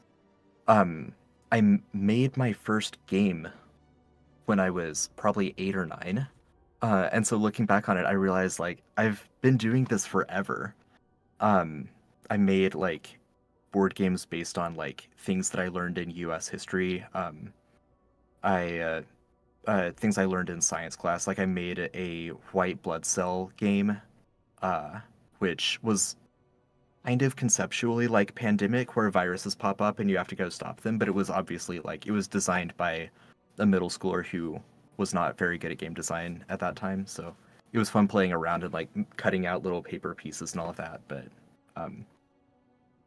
But all of that to say, like, I've been designing games for a long time, and so in the past like few months, as I've been kind of retrospecting on that, it's been like I said, it's the climbing the hill and looking back. It's been really fun to see the little twists and turns along the way that have led me here.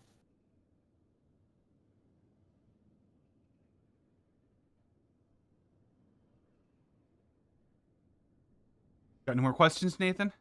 You're a lifesaver right now, talking for me. Let's see. I mean, I can keep filling time. I didn't see any others pop up, but let's see. What kind of involvement will the special council NPCs have with Death and Dracula? That's a good question. They, I think it'll depend on what your submission is. Like, I'll try to be as accommodating as I can. Those of you who have done special council already have seen how I'll keep as much of the idea as possible. I've changed very little overall.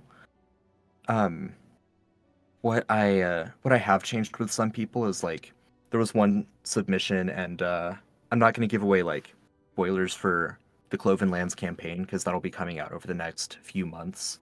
But one of the NPCs was submitted as a queen of a region, and I had already figured out who all of the royalty were.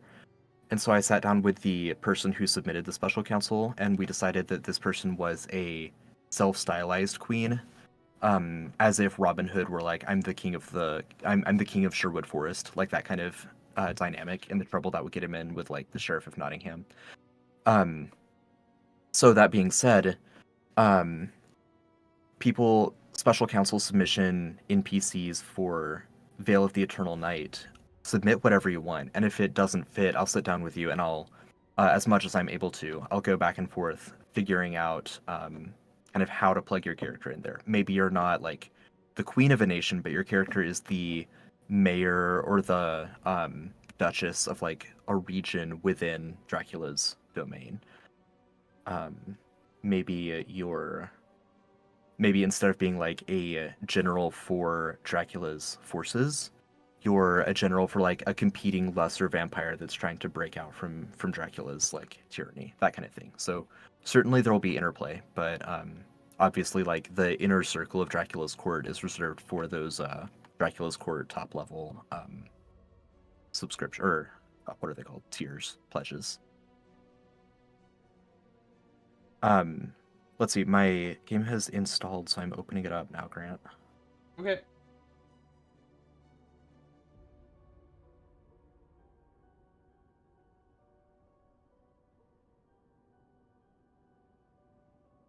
My see where we're at. I think I'm gonna do a quick giveaway while you get your game booted up. Let's see if I do what, online play, PvE. I don't want to PvP with you. How do I make a server? Oh, I can invite some kin. Here we go. Okay. So, LAN, online solo play, max concurrent players. Ooh.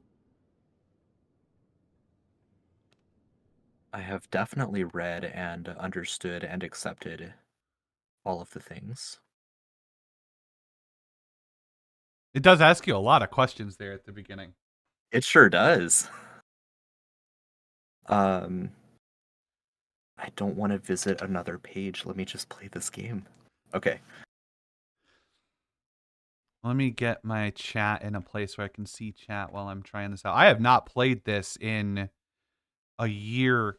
I'm not starting the giveaway yet. Hold on. I like the art style. It looks like Veil of the Eternal Night.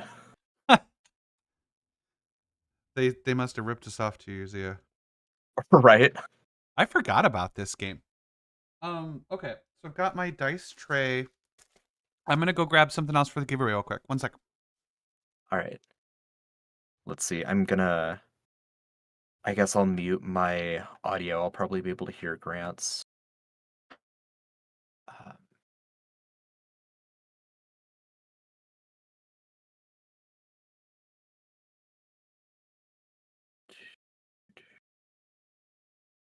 You guys are the best. I've had an amazing time watching the chat here, participating when I can, talking with people in Discord, and just watching.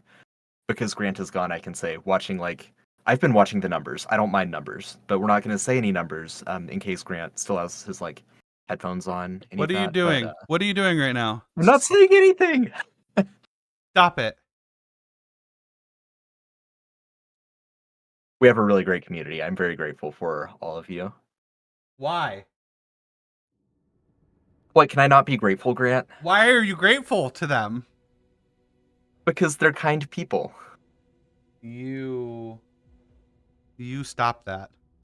Okay, You stop that. so we're gonna do a giveaway. So I'm back up to my screen here. Hi, it's me. I'm Grant. I'm Nathan. Hi, Nathan. I actually flipped my camera this time too, so I can. Nope, it's flipped on the other way, but I can pretend like I'm slapping you. So this giveaway is going to be very near and dear to my heart. These are the Homebrew official dice in the Homebrew official dice bag. These are beautiful.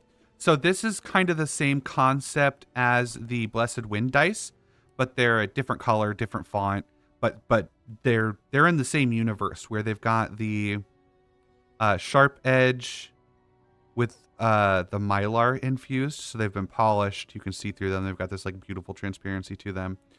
And it's got the little logo there on the 20, which is really cool. So the Blessed Wind dice are in the same universe as these, just different color and different mylar and different font. So, but they're the same, like, I don't know how to say that.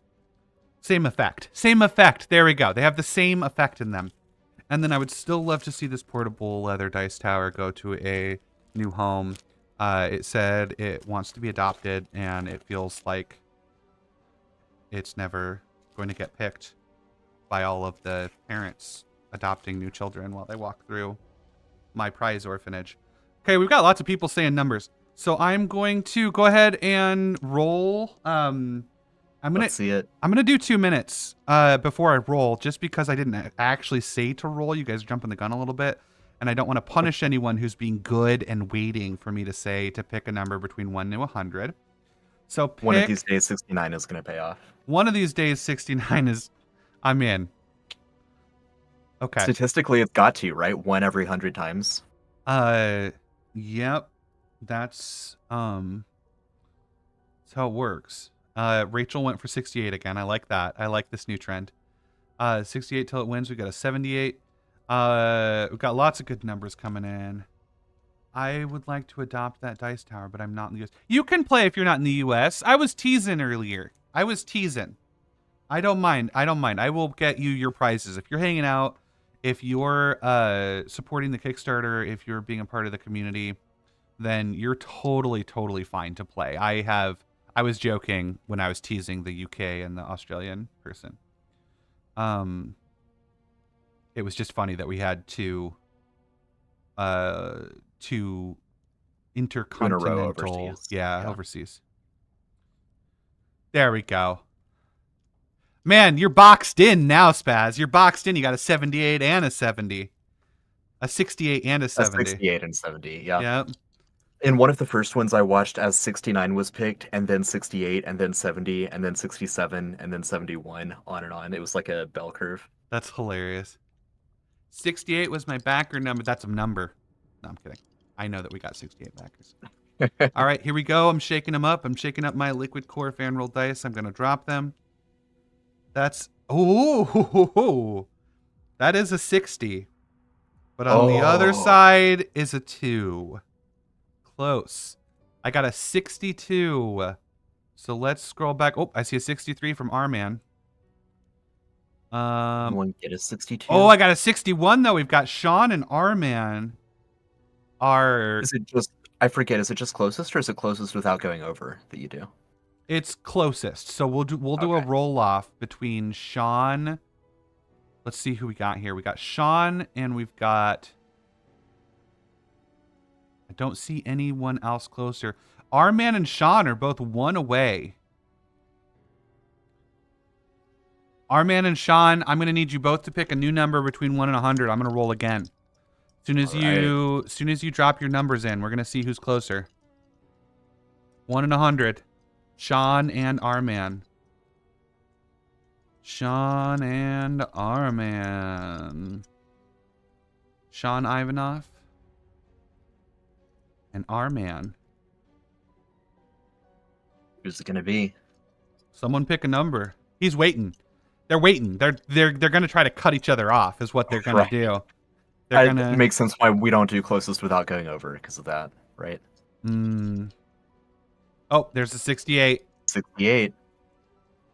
Hey, All right. He didn't pick. All right. Yeah, that was an honorable choice. Yeah. All right, here we go. Here we go. I'm shaking. I'm shaking. I'm dropping. That's a 38. It goes to Sean. Congrats, Sean. Sean Ivanov wins with a 38. Pretty close, honestly. 45 to 38. Yeah, that is. Would you like the leather portable dice tower or the homebrew sharp edge set? Which would you like to take home with you? Open my notepad here. Sean Ivanov would like the... He's thinking. They're thinking. And as with the others, once you decide, just pop in our Discord and open a ticket with your... And we'll be sure to get in touch and get your shipping information that way. Sean has chosen the tower. The dice tower. All right. A new home to my little orphan boy. Goodbye, tower. You've been adopted by Sean Ivanov with a 38. Congratulations, Sean. Okay, let's get into some video games and try to distract me because I feel my focus waning. Not gonna lie. I am You've been at this for a long time. I can just it's so I just keep thinking about the ads and the stuff and the email and all the stuff I need to check. I'm gonna go with a little bit of a pink hue. Ooh. Oh. Do I need to do anything on my end for you to invite me? I don't know. Do I have to join before I can invite you? Will you add me on Steam? Oh, yeah. I always enjoy the customize your character things. Those are fun. A lot of video games I play don't do them. Maybe that's just because of the kind of game I play. I don't know. My Steam name's the same as my Discord name, believe it or not. I was about to guess that. I've got like an Attack on Titan thing going on over here. There we go. I feel like I need like a different. There we go. Let me know when you added me. I have added you. I like your profile picture too, Cthulhu. Thanks, he's my friend. Yeah, Okay. he's a good guy. I sent you an invite. Play game. That worked? Is it loading? Looks like it. It's loading. Yeah. Okay. Looks like I can make my character. And I don't have to rush Dang, out that's of very Attack on Titan. here. Yeah, I don't even know what I'm doing. I'm just messing around. Yeah. Can I like zoom in to my boy? Usually can with character customization. Looks like I cannot. I love this art style. Oh. There we go. Got the glasses. Character name. I'm gonna go with Nandor.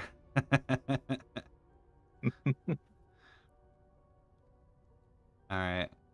That's all the character creation you get from me. I'm not one of those people that can sit in character creation for hours. We're playing some V Rising. We're gonna play some Vampire Survivors, but apparently their co-op is not online. Their co-op is only local, so I can't. Yeah, that's a bummer. I was telling one of my friends that I was gonna do some Vampire Survivor co-op streaming, and he started playing Vampire Survivor with his wife, and they did co-op, and so I was like, yeah, that's gonna work great. But of course, they're in the same household, so Right. they can do that. That's- All right, I am in. I'm making my vampire. I'm gonna go. I think I'm gonna go kind of like an Alucard look. I'm running around the starting area. I need to collect some Alright. bones. I do not remember anything about this game. I don't think there's a jump. So Okay. that's noted. You don't... It's weird because it's top down, but you don't click to move. You still do WASD, which I find a little odd. Okay, sure. I keep clicking to move, but my click is my attack. Let's see where it spawns, Nathan. Oh, goodness gracious. Let me check back over here in chat. Oh, I did not know. I'm getting wood.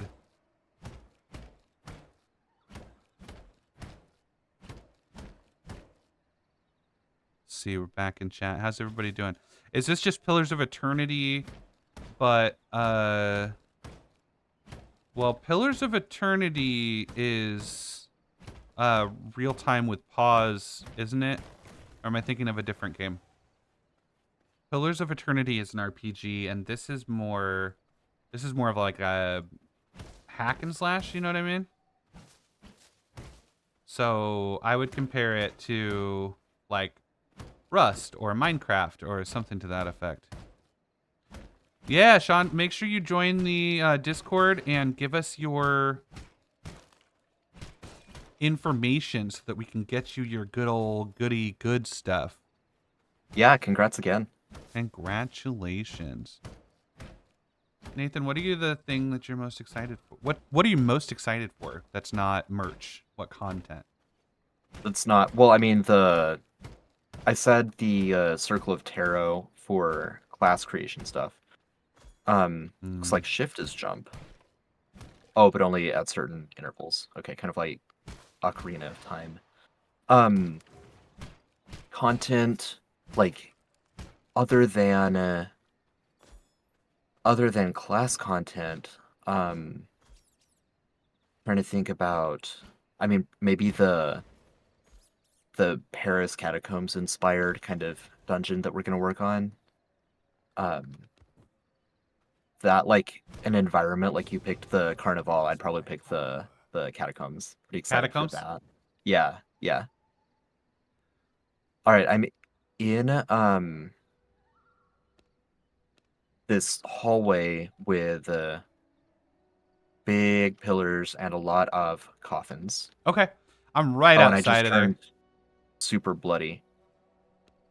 I don't know what happened there. Why am I Oh, you're picking up Taz. Congrats, Taz. Why am I picking up rats? What am I doing with rats? I don't want to know. Rats. We're the rats. So are you, like, through the doorway? Yeah. Gotcha. I was just fucking around with this stuff out here. All right, let's see. Going up the stairs. I made a bone sword. Very nice. Ooh, I attack by clicking. Good Yep. to know. Right click is how you move around. I remember someone. Hello, Vlad. Hey, Vladucard. Vlad Lucard. Vlad Lucard. Yep, super original. Okay, I got a lot of wood. Gross. Do you like my bone sword? Also gross. So we gotta kill you some skeletons and get you a sword. There's some bones. Can you pick up stuff that I've paused to drop? Yep. Okay, cool. Okay, crafting. How do I do? Let's see. R. What is that? Ooh. Sorry. Is there friendly fire? Do I need to worry about that? I don't think so. I turned off PvP or whatever. Here's some more bones for you. Thanks. All right, crafting. How do I do that? Weapon skill. Tab, and then it's at the top crafting. Gotcha. Okay. Plague Doctor mask. That's fun.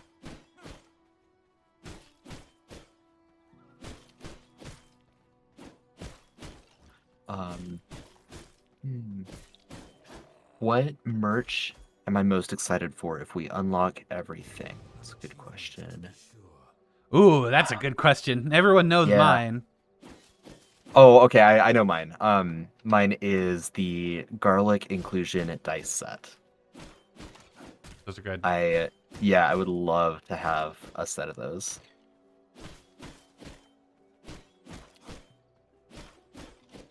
Bones, lots of bones.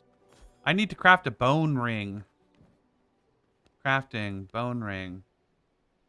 The garlic inclusion, yeah, the bones will be their money. You know, the coolest thing about V Rising is we could make Jake and Andy play with us. Oh, nice. We could do a 4-player. Maybe not today. I think I'm running out of fucking juice. Yeah. But we totally could. And it's not a hard game to pick up. It's very like Diablo-esque type shit. Yeah. Okay, so I am gonna make, where's my bone ring? Oh, it went right in my inventory. It gave me spell power. I don't know what that means. What's C do? Oh, it's a counter. Oh, I didn't even realize that you could. Yeah, dude. Oh, don't go in the light. Oh, Apparently. of course. I guess that I totally guess that makes hurts vampires. Yeah, I've heard that that's the case. See if I can craft something real quick. Oh, Someone's attacking me. Yeah, Should you probably- got a skelly bro on your head. Yeah, I should probably take care of that before I craft anything else. Get out of here. How much damage does that do? Ooh, that kind of hits.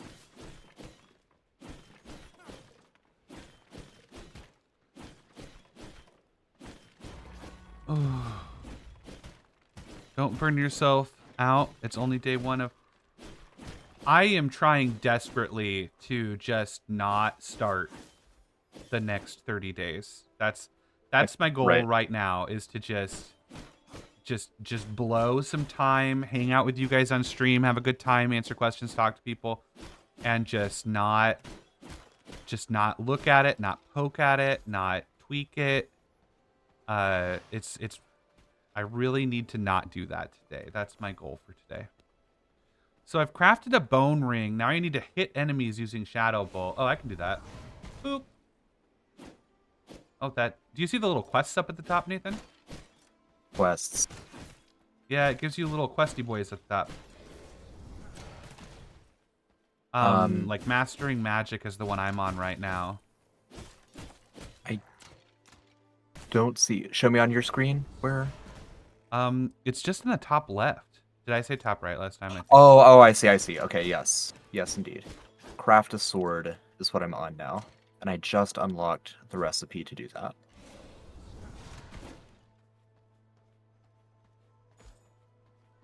So claim. Unlocked a new recipe. Bone Guard Vestment. Current health requires consumable, recoverable in combat. So you can only heal up to 25% of your health while in combat and by skill usage. Use consumables or blood mend. Okay, I like that. So we do have to drink some blood. That makes sense. I like that. Yeah. I don't like Which I eating think- rats. Well, you're not eating rats. You're drinking rats. It's a big I don't difference. like drinking rats. Did I drink a rat? I just drank a rat. So...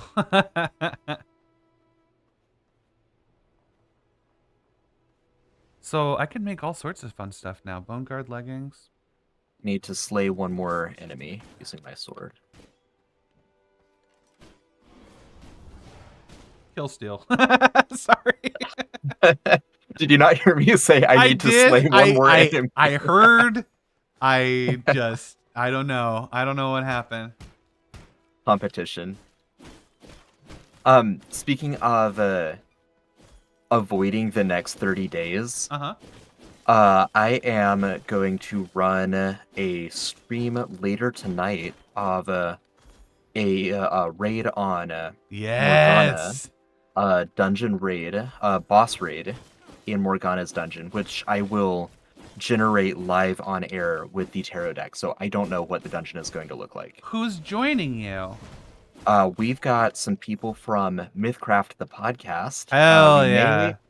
may have some other people from elsewhere in the Homebrew Network. The exact roster of players is TBD, but we know so far, obviously been a couple minutes since I've checked because we're slaying skeletons. But I know we've Yes. got Kyle, MythCrafter Kyle.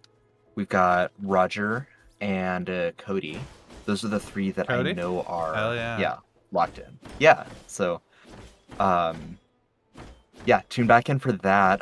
We're gonna start the raid around 7:30 Eastern. I'll probably pop on a little before then, and I'll either do some solo gaming or do other question and answer stuff. Look at what well, I will make no comments on numbers, but talk about the Sorry. Kickstarter a little bit more. It just like became daylight on top of me. It scared me. Well, when you're in the shade of a tree and you chop down that tree. Yes, that actually makes a lot of sense. This is way too realistic. This is not like the games I'm used to playing. I like this game a lot. I would single player this game. I'm not focusing on it as much as I would if I were just playing it because I'm, looking at chat and all of that. But the gameplay is enjoyable. The crafting system makes enough sense that if I were actually studying it, I would easily be able to get it. What did I unlock? I unlocked a bone ring. Let's make a bone ring. Boner ring. Wait, I haven't unlocked the bone ring yet. Oh, claim. There we go. Now I've unlocked it. So let's craft it. Crafting. Yeah, I like this. I like the graphics a lot. I wish I remember someone made a first-person mod for it too, and they showed how much better it was as a first-person game. And I don't mind isometric. I love isometric, but this is a game where like when I saw them do it, I can totally see that. Yeah, it was like, oh man, this game is a little bit better first person. for sure.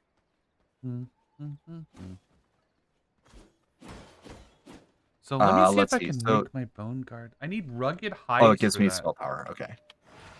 Oh, wait. Hit enemies using Shadow Bolt. I've already done that. I did that Oh. before I got the Shadow Ring, so that was just auto-completed, which is pretty nice. Oh. Bone Guard Vestment. Let's make me one of those. WoW and reset day. Tuesday was WoW days. I was just talking, Lucas, earlier about how, bro, I used to be able to sit there. Me and Lucas go way back. We go way, way, way back. So hardcore raiding guild in WoW back together. We have been playing WoW for a long time together. And we used to sit our asses down and grind hardcore bosses for days. It was crazy. Like we would play more than 24 hours a week. Sometimes even more. Like if a expansion came out, we would sit there and we'd level till we were max. And however long it fucking took. It was crazy. And now I just can't. I can't play games that long. I don't know what it is. I don't know if it's my... I don't know what it is. But I can't do it anymore. I went through that door, Nathan. Did you go to the east? And I went east. Dang it, I went west. No! How can we like... So much for multiplayer. Right. Well, no, I think... Is there a way to party? Let me... What is this? Bloodmend, exposed vein. What is this fucking shit? Oh, I can feed people. Dude, you can feed people. That's cool. You can expose vein. You turn them? I'm assuming it's for people to like heal with each other. So let me see. Private channel, clan, no clan affiliation. I'm gonna create a clan.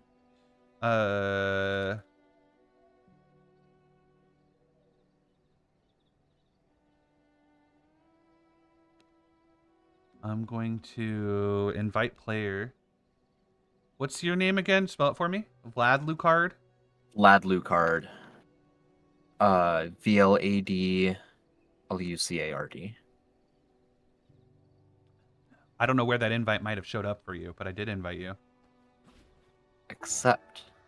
Boom. I have accepted it. So now I can I...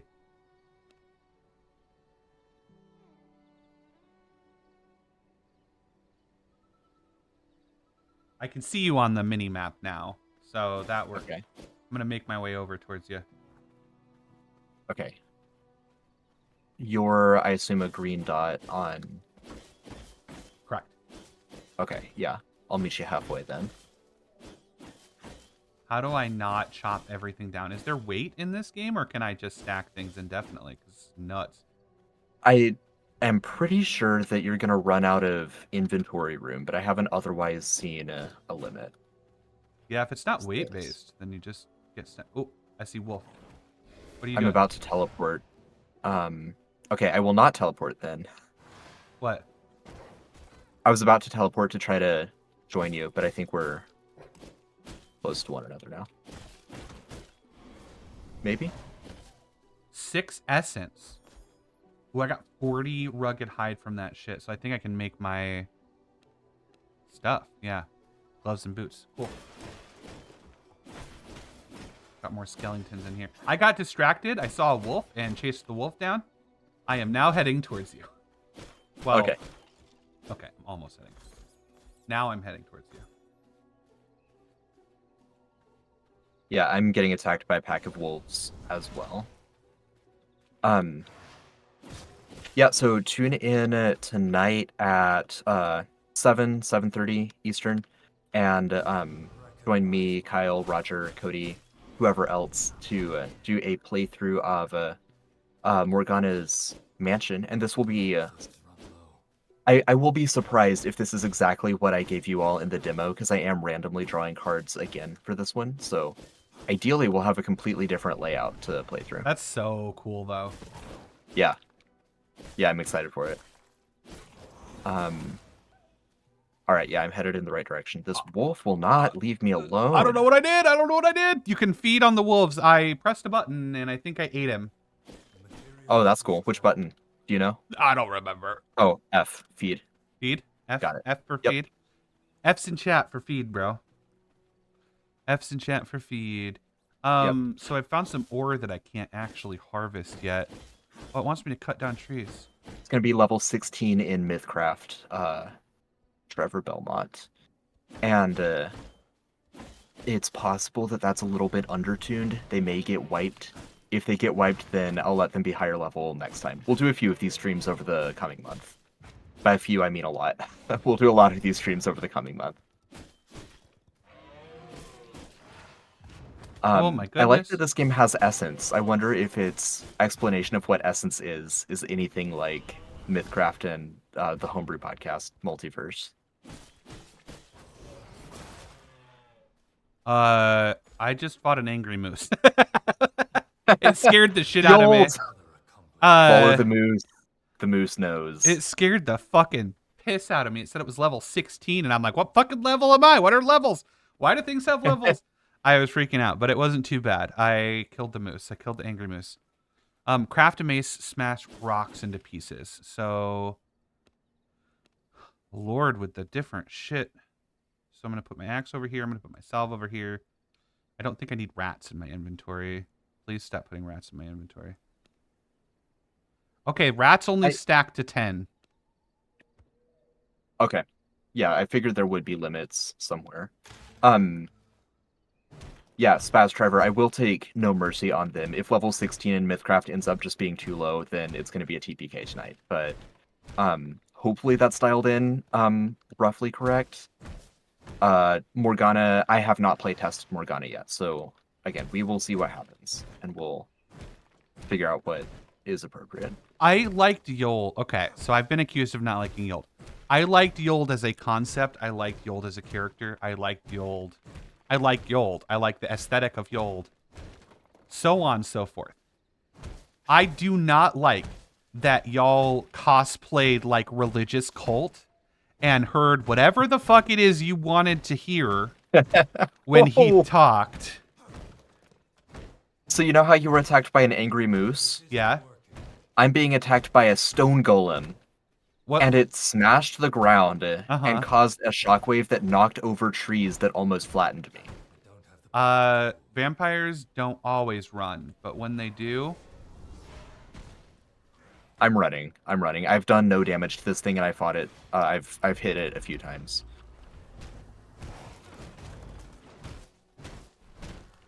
Sorry to interrupt your tirade against Yold. We all know you hate Yold. Oh my god. With the fucking bullshit.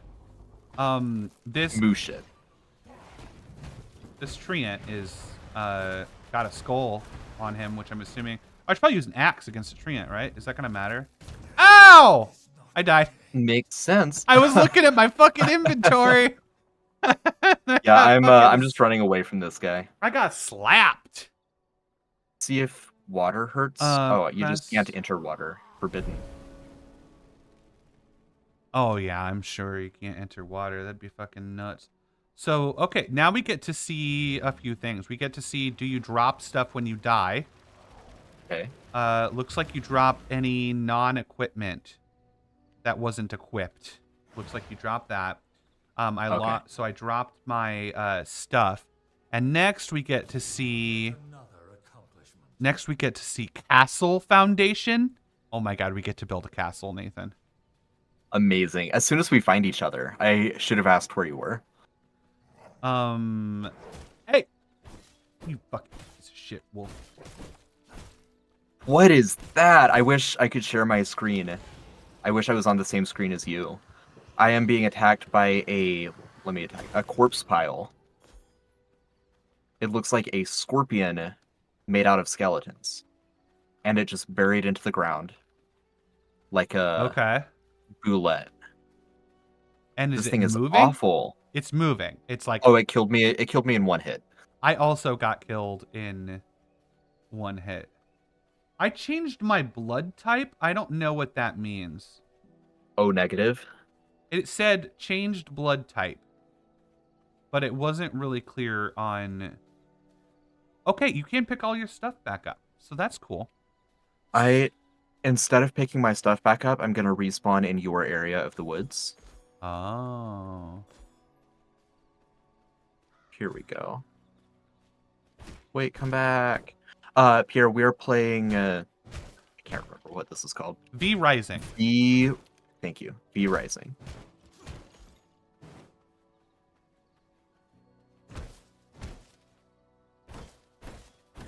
It's Run, very run, run. satisfying to me when you can hit multiple resource nodes at one time.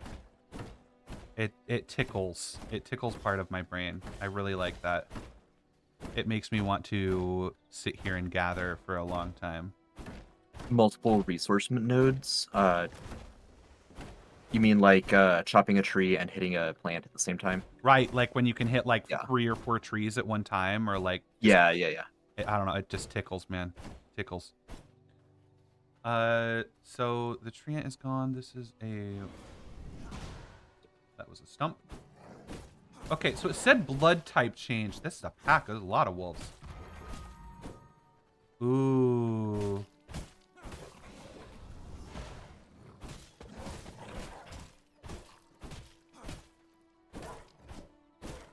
So I want to know what blood type means. I'm assuming it will explain it to me. What's that mean? Sun is rising. The sun is rising. What do we do? Hide. I was so close to catch. Look at the map. I'm right next to you. Yeah. But I'm stranded because Hello. the sun rose. I guess we're sleeping under a tree tonight. Yeah, let me see it. Oh, hey, there we go. Stay in the shadows. Yeah. I don't What know. do we do in the shadows? So I think I can put down my little. Let me see. No, it doesn't fit anyway. So I have to cut down trees to get this next goal, but But if you cut down the trees, we're going to die. we're gonna lose the shade, right? Yeah. Ow!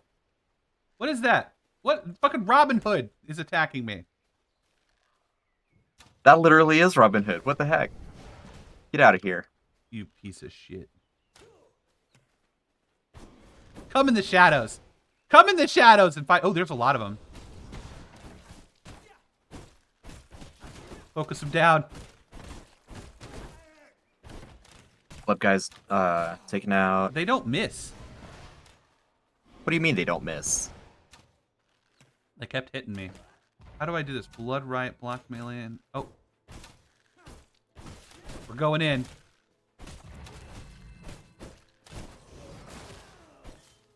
I'm like, am I in the sun?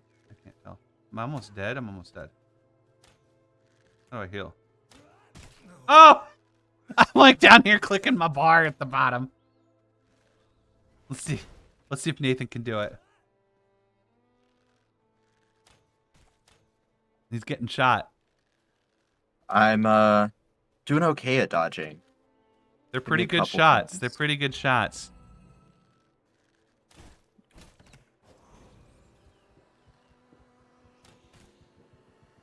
Are you drinking that guy? Yep. Did it say blood type changed for you? It sure did. My blood type has changed. Oh, Oh, dang. he got you.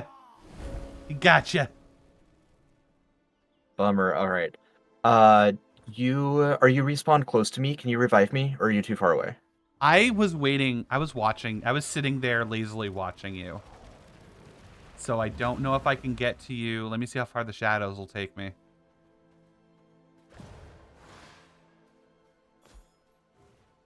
I'm in the shadows. I'm in the shadows. Oh god, I'm back in the shadows. They're pretty forgiving with what is shadow and what is light. So that's a They are. They are. If it's like dappled light, it still counts as shadow. yeah.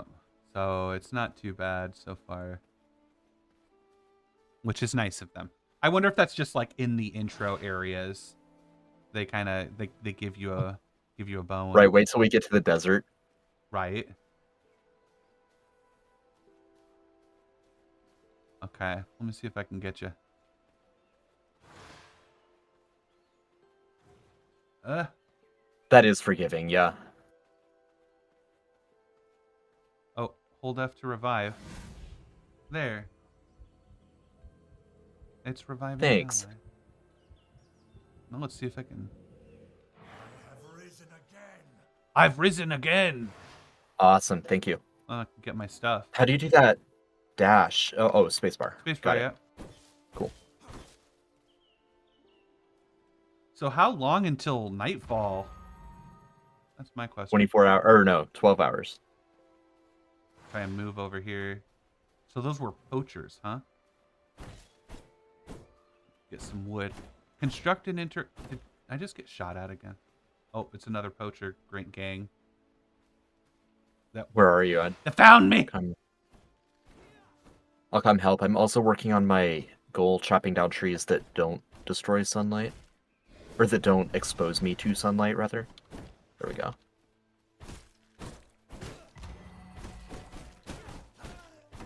There we go. Trying to get some cover. Right. If you stay in the branches, it looks like you're okay.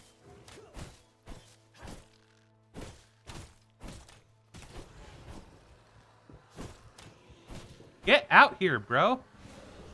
What do you mean? I just drank that guy's blood. No, I was telling the dude he kept backing The away dude, from the okay, shadows. yeah. Right. Painted heart.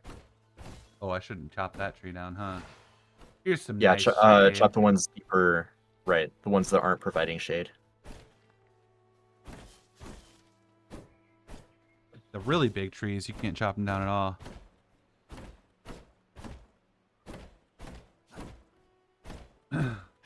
I think it's almost nighttime, which is daytime for us. It's kind of the exact opposite of a lot of survival games where night is really dangerous. Oh god. Right. Where night is really dangerous and daytime is when you do the good stuff. Very interesting how they have done that.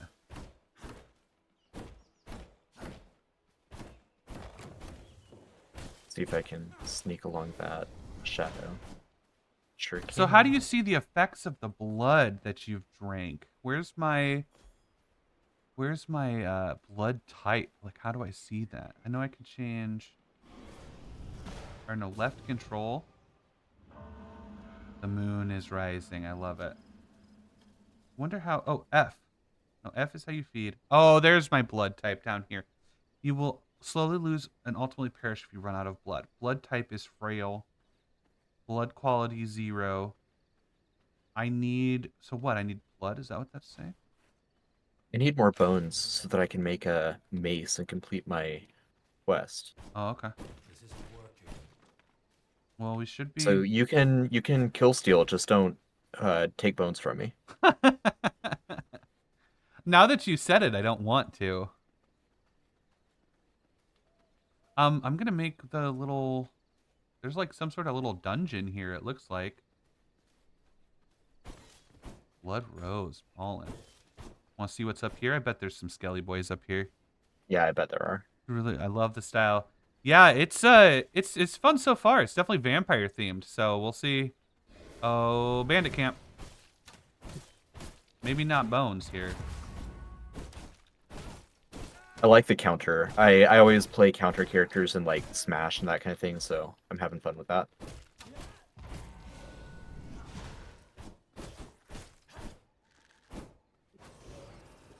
You drinking him? Yep. Is there anything in the candelabras? Refreshing. That's what I want to know. There should be, right? It's a vampire game. There's got to be. If I'm breaking the torches, I should be able Get to that floor chicken. So you were doing your like early morning stream, and Andy and I were talking in Discord, and we were like, we had you half down so we could hear each other, but so that we could like pop in. And she heard you say floor chicken, and she heard you start talking about chickens while other people were commenting chicken, and she was like, "What is he doing talking about chicken?" And I was like, "It's what you get in Castlevania. It's not just like a random tangent." I feel like I kept my random tangents to a relative minimum. Yeah. I it wasn't too bad. I stayed pretty much on task. Mhm. The 100s are best. Yeah, that makes sense. 100% are best. I want to find a nice little place for my castle heart. I still haven't seen more skeletons because those guys were Yeah, they were meat sacks. we need to find a little graveyard. Let's look around and see what we got here. So, Farbane Woods. I think we haven't gone out too far. So let's maybe branch out a little bit and see what little points of interest there are out here. Yeah. 75-25. I'll take that. I'll take a 75% on Yeah. topic. For sure. Okay, I got more bones. I think that's enough. Start crafting my mace. There we go. Mace apparently is how you break rocks. Yeah. Like that'd really hurt your hands. Would it? I mean, it's just like a sledgehammer. Isn't that... I mean, you put like a little chisel and you tap it, I guess. Yeah, don't you get some Uh, like relief from the hammer since it's L-shaped as opposed to just hitting it straight on? I don't know. I see what you're saying. I don't know. 25. Okay. All right. Yeah, I think that's probably my sweet spot too. If I'm listening to a streamer, I want them to stay on topic probably about 75% of the time. I'm going to get bored if it's too much more than that. Forest Dweller. He waited until exactly my counter was over. I am That's annoying. spidered. I'm going to eat him. Spidered? Oh, I'm dead. Got it! You're dead? No, Where- I'm not dead. I'll catch up to you and... I'm not dead. Okay.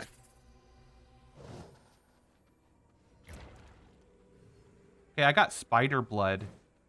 Oh, just creature is what it means. Creature blood is what I got. So that's interesting. And I ate myself. Oh, I see like a little campfire up here. Skeletons? I Actually, don't know need why bones anymore. skeletons Doesn't matter. would need campfires. Right, yeah. No, it's a bandit camp. They're hunting something. That deer?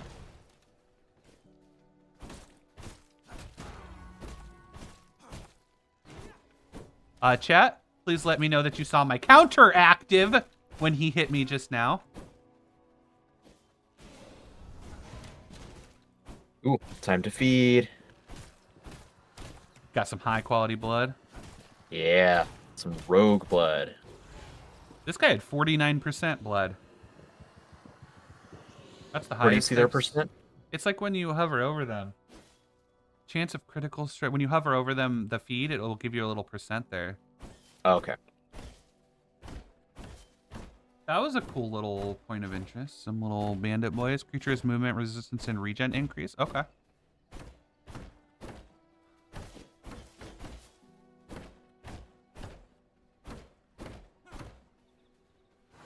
Spaz has confirmed that a hammer, a lot of the direct pressure goes to the joint. And he said it in a way that sounds Okay. intelligent enough to me that I believe him. Cool. That's the There trick. you go. That's the trick with me. Just say it confidently, and I will believe you. I feel like this is like a good little But castle place. Or maybe we should go in. I want to make my castle. No, there's too many rocks here. I keep getting... you need rocks to make a castle. No, I mean like there's not enough space. I mean, we're in a forest. I think we're going to have to do some clearing out wherever we end up. Right. But I don't think we can clear out like the mountain-esque rocks. Right. Oh, But I don't want to, like, I do want to stay in a foresty area. Mhm. Because I feel like the alternative is plains, and that just doesn't sound fun during daylight. Right. Ambush these guys, gonna counter them. That's right. Am I like I'll catch up to you in a second. super thirsty? Is this why I'm... feel like I keep losing health. Hey, don't hit my vampire bro. Appreciate it. Gonna feed. Yeah, I've only had low percent so far. Yeah, I found a 49% was the only one I've seen that was high. See, Yeah. like this, how I can hit both of these stones with one. Yeah. It's just so. I need to break one, so Oh, leave this okay. last one. Sorry. I'm not sorry. I don't know why I said that. I'm surprised he didn't just immediately break it so I couldn't. Ah, that was only one time. 7 essence. There's a little camp up here if you wanna kill some humies. Eat some humies. Let me see what I need to do next. Castle heart Whoa. and foundations. Construct and interact with a castle heart. Yep, that's what I got too. That's what you're on? Yeah. We're on the same one. That bro hurts. And he keeps disappearing.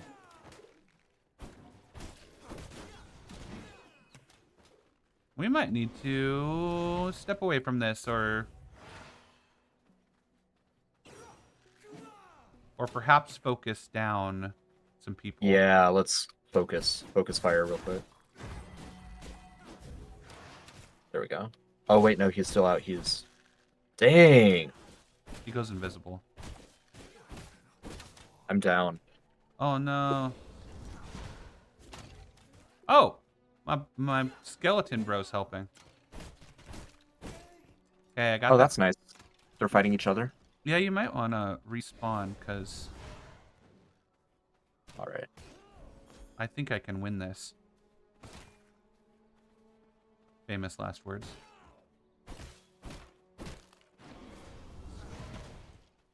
It's gonna take me a minute to catch up because I'm back at like the very beginning of that east place. Probably should just respond to you now that I'm thinking about it. So what's Blood Mend do? Whoops, that's it. Remember to feed. It helps with life. Oh, that's emotes. So Blood Mend means I drink my stored blood, it looks like. So, okay, so when my blood meter's full, I can then hit Blood Mend and then I can heal up.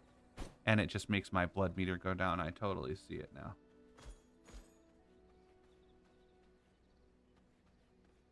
That one trapper.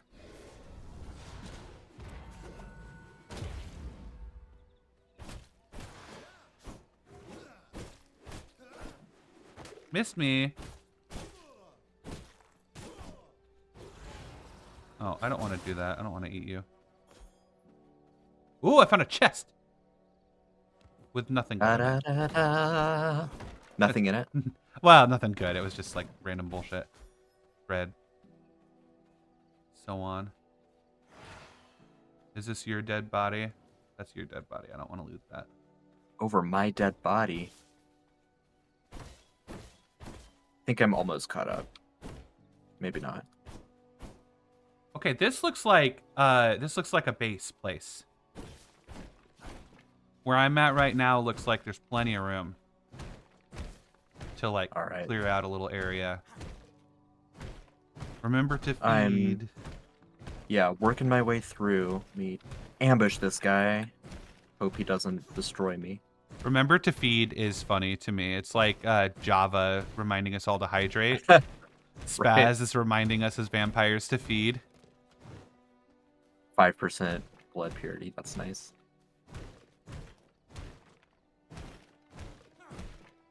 Take all of Nathan's bones. That'd be hilarious. I'm just gonna bone starve Nathan. Gross. That is gross. Why would you say that? Didn't mean to. Came out. A clear little area here. I can see you on my screen. I'm almost caught up. Yeah, I think I've got a nice little like flat, clearable area here. Don't forget to wet them balls. Oh, there's a... The emoji was over eyeballs. So I only saw don't forget to wet them balls. Ah! Sun is rising. Okay. Hey, I'm caught up. There's a skeleton coming. I don't know if it'll survive the sunlight or not.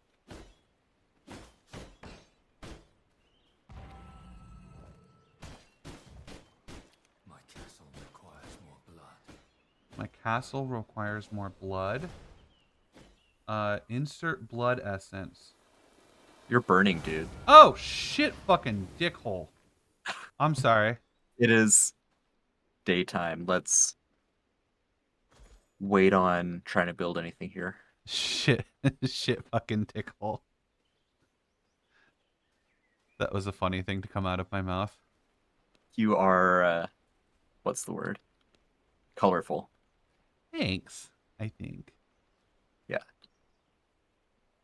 I don't know how to put a roof on my castle. That's what I need. Right. I Get do out of have this essence. sunlight. Castle is decaying. Feed it the heart. How do I get to it? Let me see if I can feed it from here. I My castle came requires over. more blood. Do you have a heart in like your inventory? Am I burning? Oh god, I'm burning.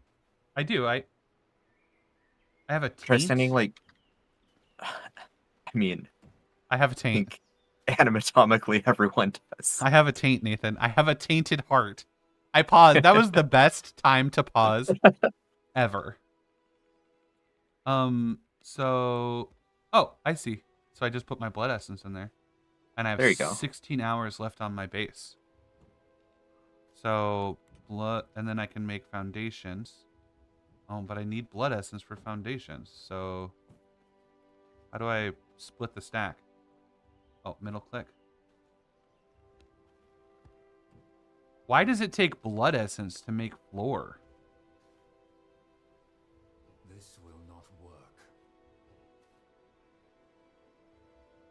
I cannot build Blocked here. by rough floor. Oh, I already have floor.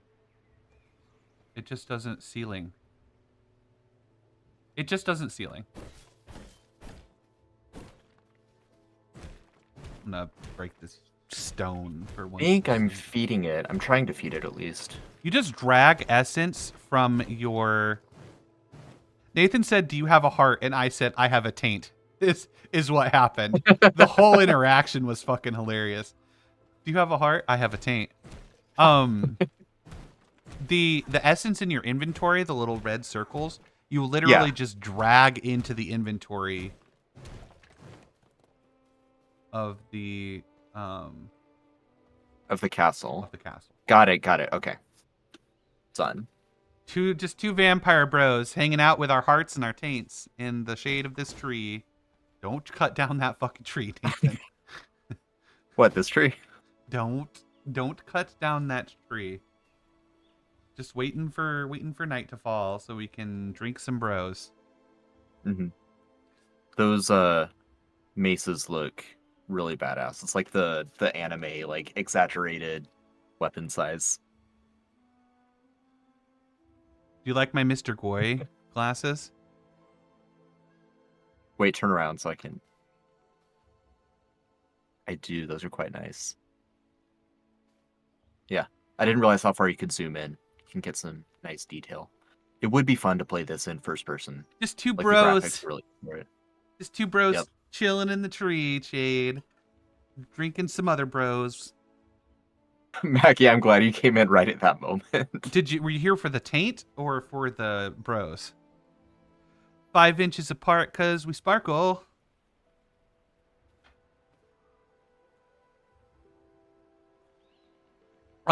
So hey, in case you're new here, we're promoting our Kickstarter Veil of the Eternal Night. I think it's actually like plastered across the screen still. I need to take a check. Live on Kickstarter, theeternalnight.com. Yeah. You see what's up. You see what's going on. We would love to have you check it out. We are trying to create a vampire hunting super cool module campaign supplement, and we're really excited for you to check it out. So go take a look at theeternalnight.com. Just don't put any numbers in chat or you're banned. Tail end of the taint. The tail end of the taint is my favorite side of the taint. Personally, I know everyone has different preferences. Right. but Yeah. It's a personal preference thing. I prefer the tail end. Expand your domain by placing floors. How do I craft a floor? You press B. Press B. Whoa, that's cool. Yeah. I can put one here. Oop. But I can't buy this tree. Vladidated. Validated. Why? So I see it like showing yellow where I can click, or is yellow where I can't craft it? Or do I just not have enough stone? I'm confused why this is not working or what I'm supposed to be doing. Does it say blocked by rough terrain? No. Don't see anything.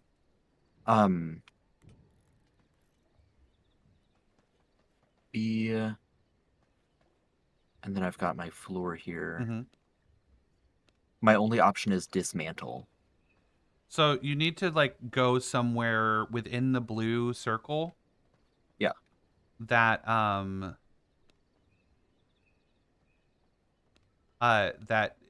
like right here where I'm standing, you should be able to build a floor because there's nothing in the way.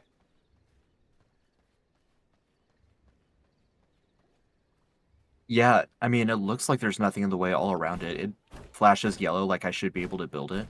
Uh-huh. Maybe Right clicking and left clicking don't do anything. Maybe you can't build on my castle heart. That wouldn't make any sense. It's co-op. Maybe I have to like permit you or something like in Rust. This action will abandon the forfeiting and put in castle into decay.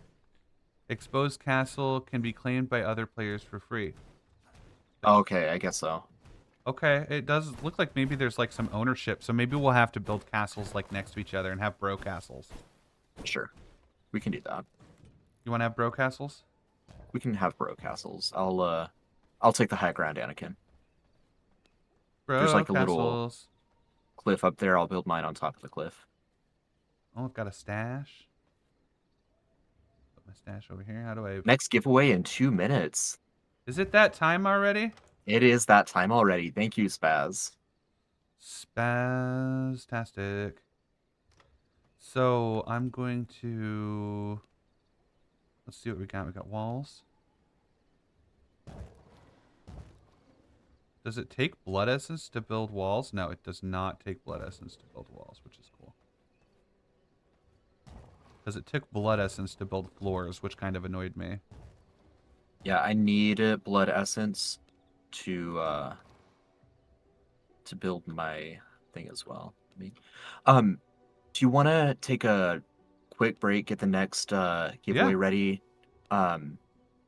play the video or something? I'll run to the restroom real quick and then I'll be back. I'll get the giveaway ready. Let's watch the lyric video, music video for Taste of Death.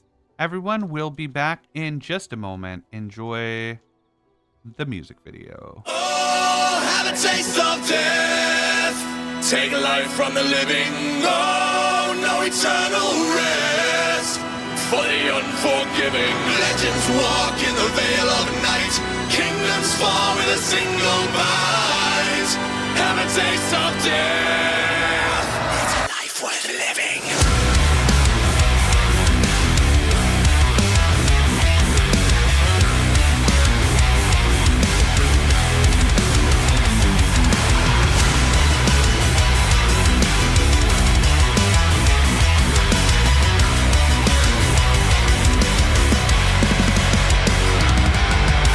You feel it in your body, a poison in your soul.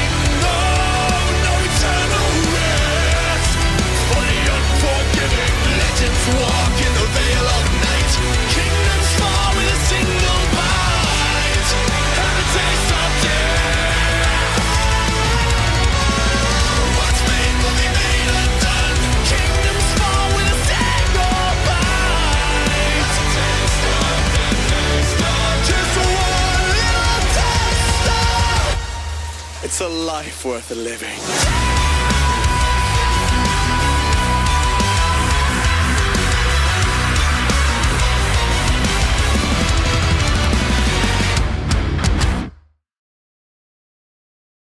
Oh, have a taste of death. Take life from the living.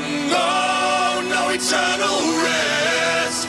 For the unforgiving, legends walk in the veil of night. Kingdoms fall with a single bite. Have a taste of death. It's a life worth living.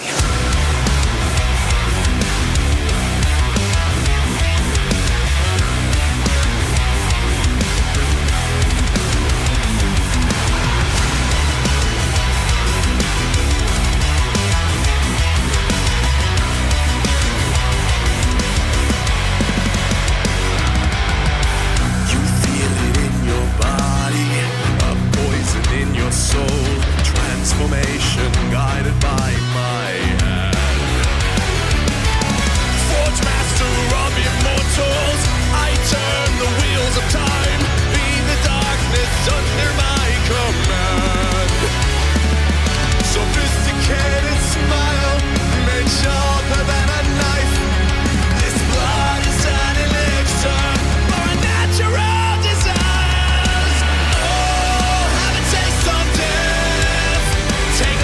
The living, no eternal rest. For the unforgiving, legends walk in the veil of night. Kingdoms fall with a single bite. Have a taste of death. It's a life worth living. Black wings blow out the torches, a tapestry of fire. The mirror mocks the life I had. 1,000 years of exile behind these castle walls. Into the night my thoughts are growing mad. Sophisticated smile, made sharper than a knife. This blood is an Okay. Okay, dope. Tyrell Yeah, was good. snacking the whole time. Yeah. We're back. Hello, everyone. I've got a little bit more in me. My game won't work. There we go. But then, just to be clear, everyone who is here in the stream, let me take a look. I haven't looked at chat in a little while. Everyone who's here in the stream, Nathan is going to be streaming again tonight. I think he said around 7:30.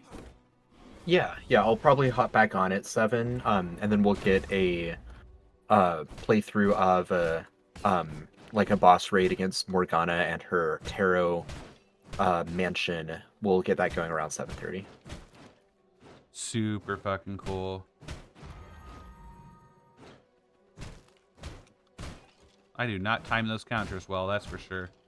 I know, I still haven't figured out the counter timer. And I realized when I pressed pause for some reason, I must have done it wrong. I'm sure it was user error, but it didn't pause the game, so then I just died because skeletons found me.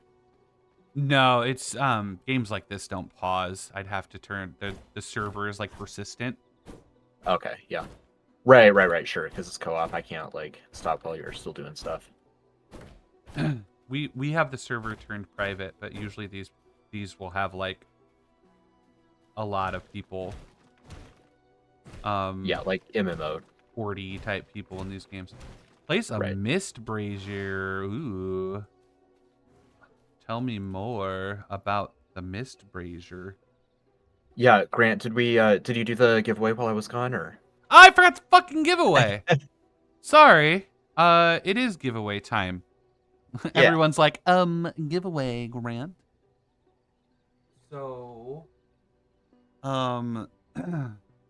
yeah, we're gonna do another Stone Shark and another homebrew dice set. So these are the two things on offer. We've got our beautiful sharp edge resin homebrew dice set with the dice bag. They're orange, beautiful, sparkly mylar pieces here. Really excited about those. And there are my little boy, my beautiful little Stone Shark boy. If you don't know him by now, then figure it out. because you should know him. He is a wonderful, beautiful little boy who I'm so happy to have. And I'm going to be giving one away. Not this one. This one is mine. This is my boy. But there are some boxes of boys that we're ready to send you your very own your very own land shark. And this is the homebrew sharp edge resin dice. Both about $40 priced items. So that's pretty exciting. What I'm going to do is I'm going to roll a 1d100.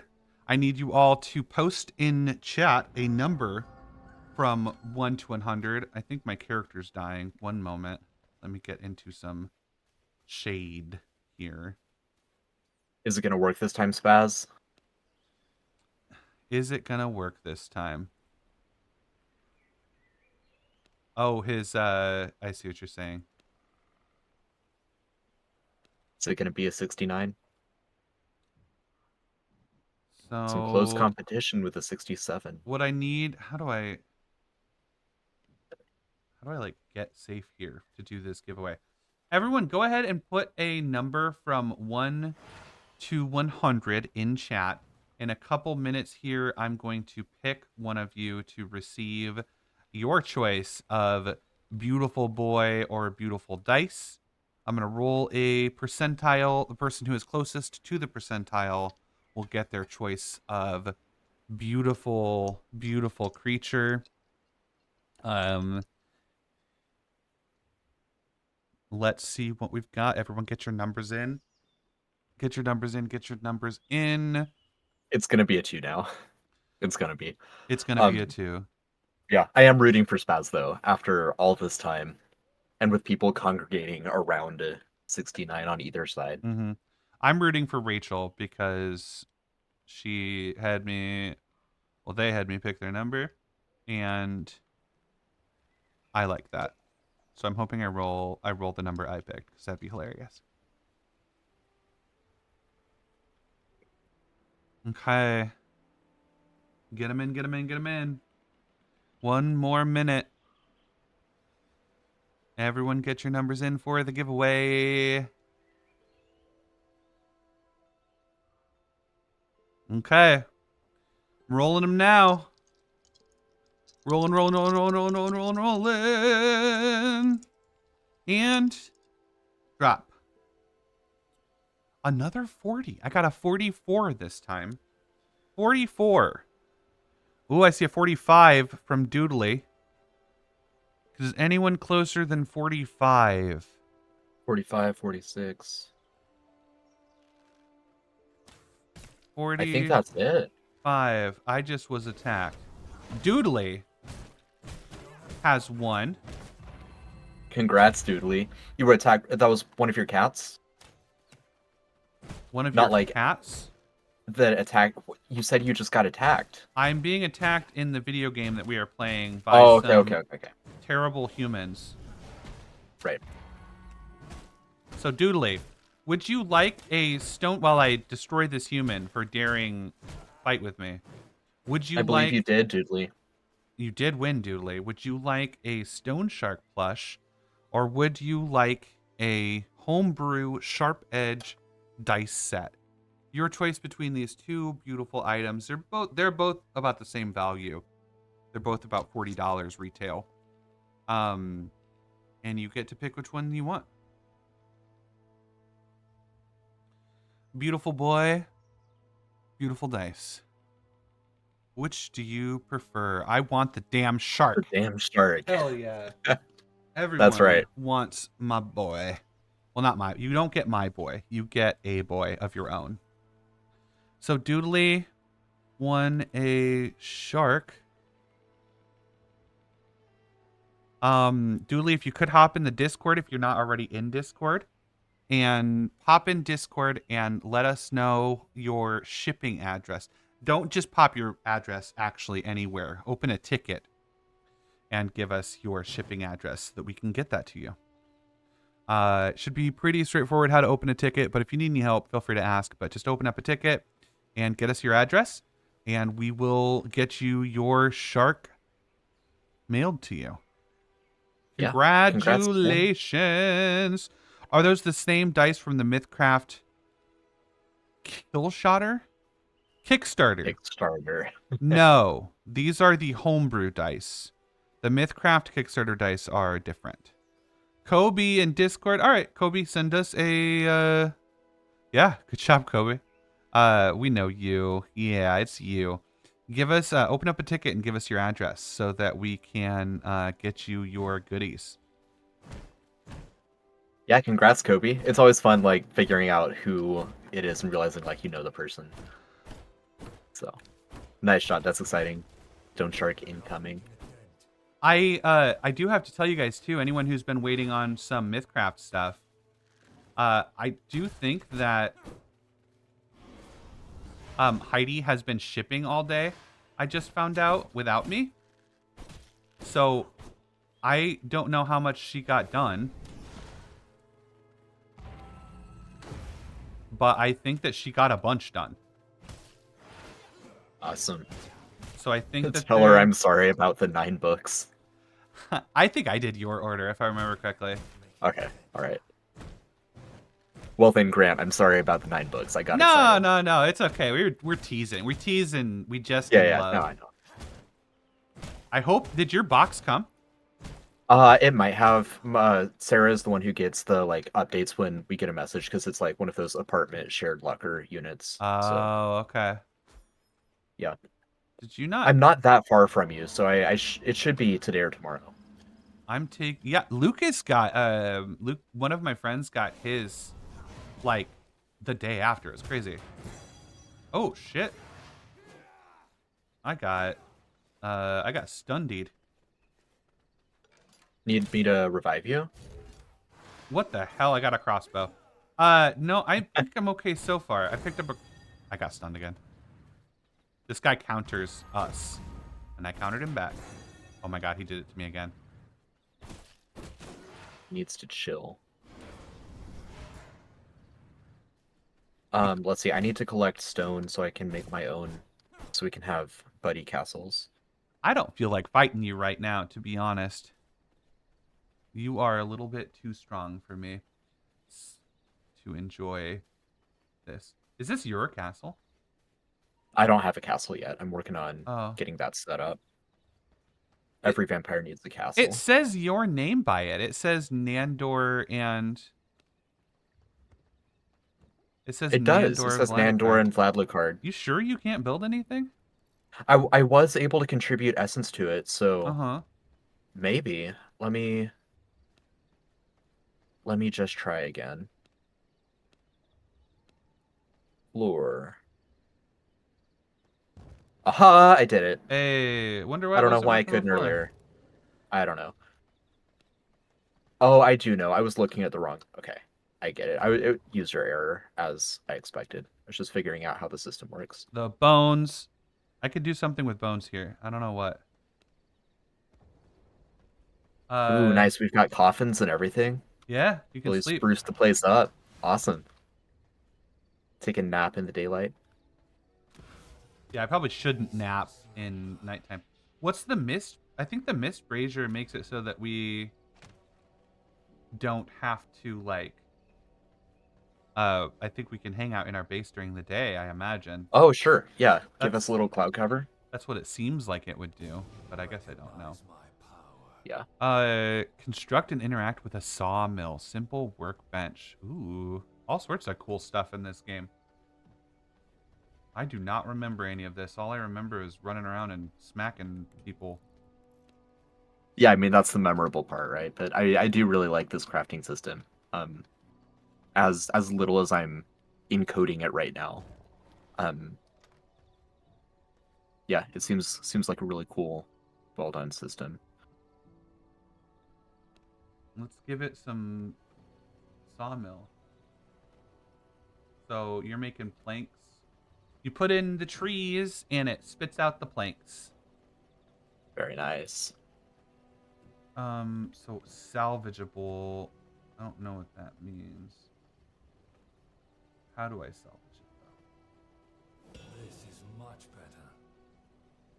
though? Grant, do you think you're gonna hop in for the Morgana raid, or are you gonna than to probably other. need to take a break and go over my Sure. ads and go over my emails and go over uh all of the like people that are trying to talk to me. I got Say hi to your family. well, yeah, that too. I Yeah. got absolutely smashed today. I have so many emails. I have so many messages. I'm assuming a lot of them are like, "Hey, congratulations." But Yeah. I got fucking wrecked, dude. I got messed up. Um so I think I need to take a little break away from the computer, and then I need to get caught up on all of the back end stuff. Yeah. So probably not tonight, but I do want to I definitely want to stream more. I want to play some more of this game with you. I think it'd be really fun to see how far we can take this, and maybe get Jake and Andy in here too. Yeah. Yeah. Get a That'd little QR be super fucking cool. action. That would be fun. And I would also I'd also like to try out one of your like roguelike fucking things that you're gonna be doing. My MythCraft roguelike. Yeah. Yeah. So, chat. I put together 2 different Did I MythCraft spoil streams. that something? I'm sorry. No, it's fine. It's fine. I put together 2 different MythCraft streams that I'm going to be running for people over the next month for like homebrew cast and all of that. The one tonight is obviously the Morgana's Mansion boss raid, and I'll do that. I'll do that same scenario.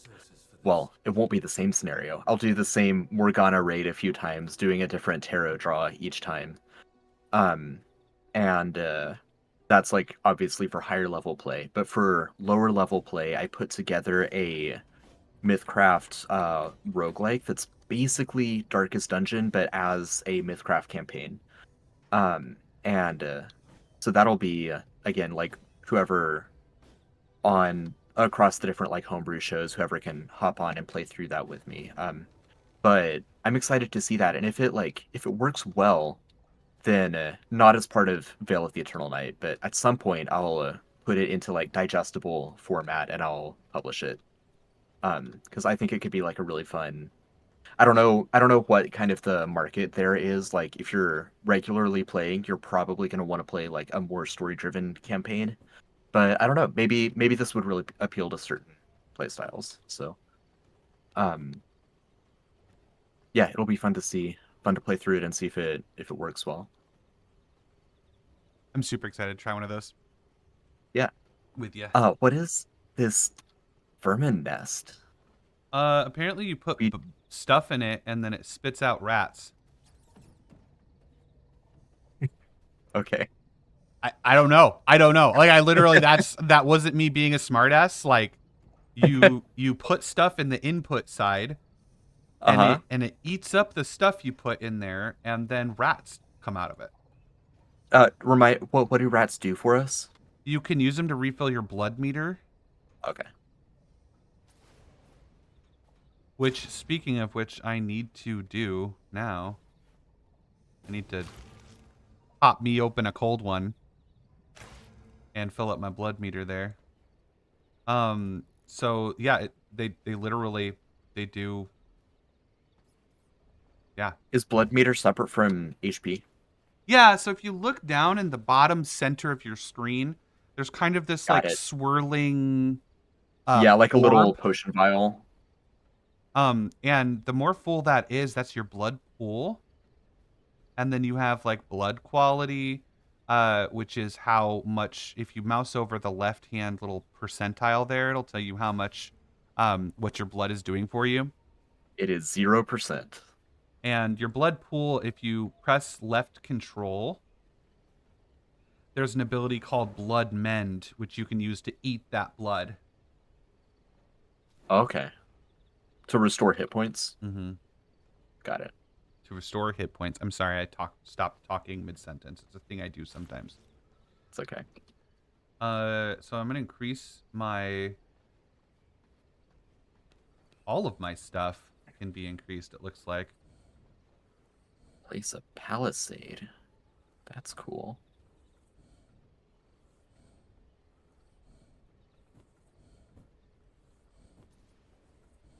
Let me see if I've increased my gear level enough. I need to increase my gear level one more. I've got a spear. I've got axes. I've got a sword. I feel like I want to increase my... Oh, I need planks. I need more I planks. need more stone. Yeah. Okay, yeah, it's starting to click. It's starting to become more intuitive. Make me some axes.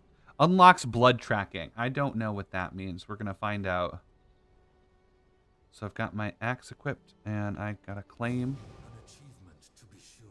Track V blood using the V blood menu. What the fuck are you talking about? V blood? The fuck I you assume talking vampire about? blood, right? Or virgin Yeah, blood. I mean, probably famously the vampire. best blood for vampires. Except I like how they handle that in What We Do in the Shadows, Yeah. where they're like, there's nothing to it at all. They're like, it just sounds cool. Right. Well, I also love spoilers for one of the early episodes in the show. The familiar is trying to find virgin blood, and he's like, "Where can I go to find virgin blood?" Oh, I know, the LARP guild. I was so offended. Right. It's like, bro, Both offended and like it's hilarious. bro, we go hard in the nerd world. Like, you don't even know. You wouldn't last a second. Some of the shit we get up to. Yeah. Mr. Producer Man. Okay, I don't know how to use the V blood menu. Bat. Options. I'm gonna check my controls. I'm assuming there's a V blood vampire power modifier key. Oh. I'm gonna press left shift. Oh, there's a thing over on the... There's stuff over on the right-hand side. I did not see all those little icons over there. I did not see all those. So I've got your gear level is 17, level 16 Alpha Wolf. A ferocious apex predator, many times larger, stronger, more hostile, smaller kin. So there's like special blood that we can track. And I can go, it's like a boss fight, I'm assuming? A boss. Where did Either way. It doesn't like stay up for me. I missed.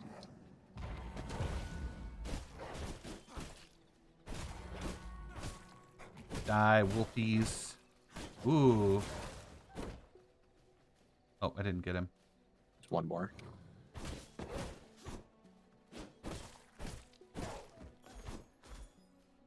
Okay. So, oh, there's a little spider boy here.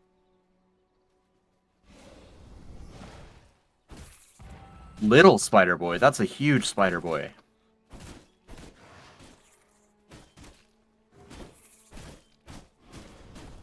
Oh, he dodged me. Oh, I got webbed. I see what you're saying. We've got a couple more questions in chat. Oh, you good? Oh, you got cocooned. And the sun is rising. I got cocooned in the sun. Oh, there's babies! Run! They hatched inside you. That's gross. I'm out! You're out? You need help? Yeah, I'm fucking out. No, like I'm running away. Oh, okay.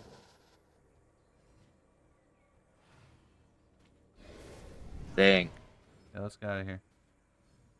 Gotta know when to hold them and know when to fold them, you know? Mm-hmm. Now it's just the one again. We can take the one if we split it. Focus fire. Missed me. I like that it shows where the webbing is going. It's like a reasonably... It's challenging without being just unwinnable, right? Oh, he hit me. I'm webbed. You're almost dead, bro. Oh my god, there's more babies and there's a bear over there too. Whoops. Yeah, I'm down. Are ya? Yeah. I think the spider's gone. I can get you. Okay, great. I will accept that. Be careful about the bear. All right, let's see here. How long will the stream go? This stream, that's a great question. And then I think there'll be a bit of a break, and then Yeah. I'll be back in the evening. I don't. How's my views? My views are going down a little bit. I haven't looked at the Kickstarter yet, so I don't know how the backing is going or if that's slowed down at all. I am standing in the sun. I'm about to burst into flames. The Mist Brazier does not. Oh, it does. It does save me. It just took a while to turn on. Okay, good. Have the pledges slowed down? Without getting into numbers, Without getting into numbers.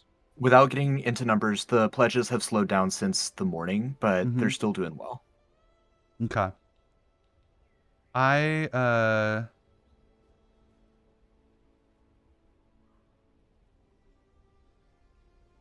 I'm probably gonna wrap up pretty soon here, to be honest, and take a little break, and then you're gonna stream. You said about 7:30, right? Yeah. Okay. Yeah. We'll say I'll be back at 7, 7? and then we'll start the whole thing at 7:30. I might do a round of Vampire Survivor. I am dumb. I cut down a tree that was giving me shade. Did you die? No, I'm alive, but Oh, okay. It's just the acting without thinking moment. It's when we're talking. I've noticed. Like I've done some dumb shit too when I'm running my mouth. So I think I'm probably gonna wrap up here. I'll probably play the video one more time, just to kind of like decompress, and then I'm gonna end the stream, and I'm going to, eat something. I did have a Lunchable earlier, so I did eat today. I need to get some water. I need to check all of my stuff and look at all of my job type stuff. So I'm going to go take a brief moment. I'm gonna get ready, and then I'm gonna look at the fucking numbers, and I'm gonna decide what's next for life and what the next 30 days are gonna look like. I really, really, really appreciate everyone who has hung out today. And Nathan for holding down the fort, and Andy for all of the work that Andy has done. I'm spent, Honey Badger. I think I'm spent. What I'll do is I'll see what we have left after we're done shipping, and I might have some fun MythCraft stuff to give away for future streams, or I can provide Nathan with the ability to do some giveaways during his fun stuff, which would be a great way to incentivize y'all checking those streams out, I think. Yeah. I won't be able to hold them up in front of the camera, but we'll see what we can do. If your box came today, you could. True.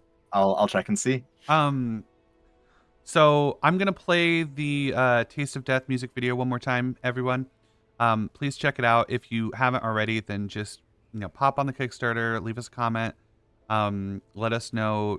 Activity on the Kickstarter is really important for the algorithm. So as much as you guys are willing to chatter on there, it is super helpful to us, and sharing with your friends is the best way to help us reach those next goals. So thank you everyone so much. I'm gonna go ahead and turn on the video, and I will talk to you guys later. Thanks everyone. See you later tonight. Oh, have a taste of death.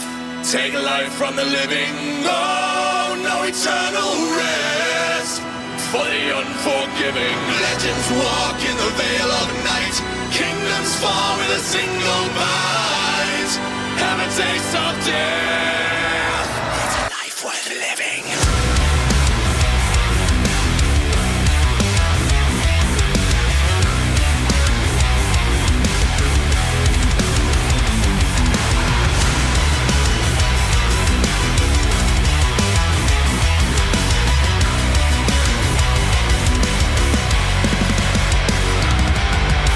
You feel it in your body, a poison in your soul.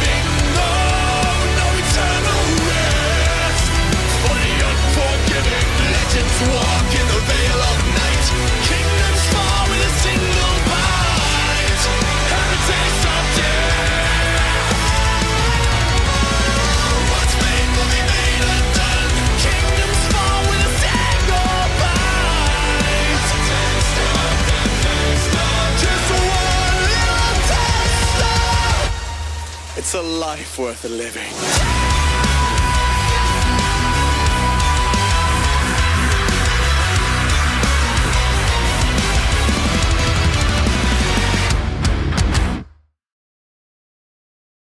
Oh, have a taste of death. Take life from the living.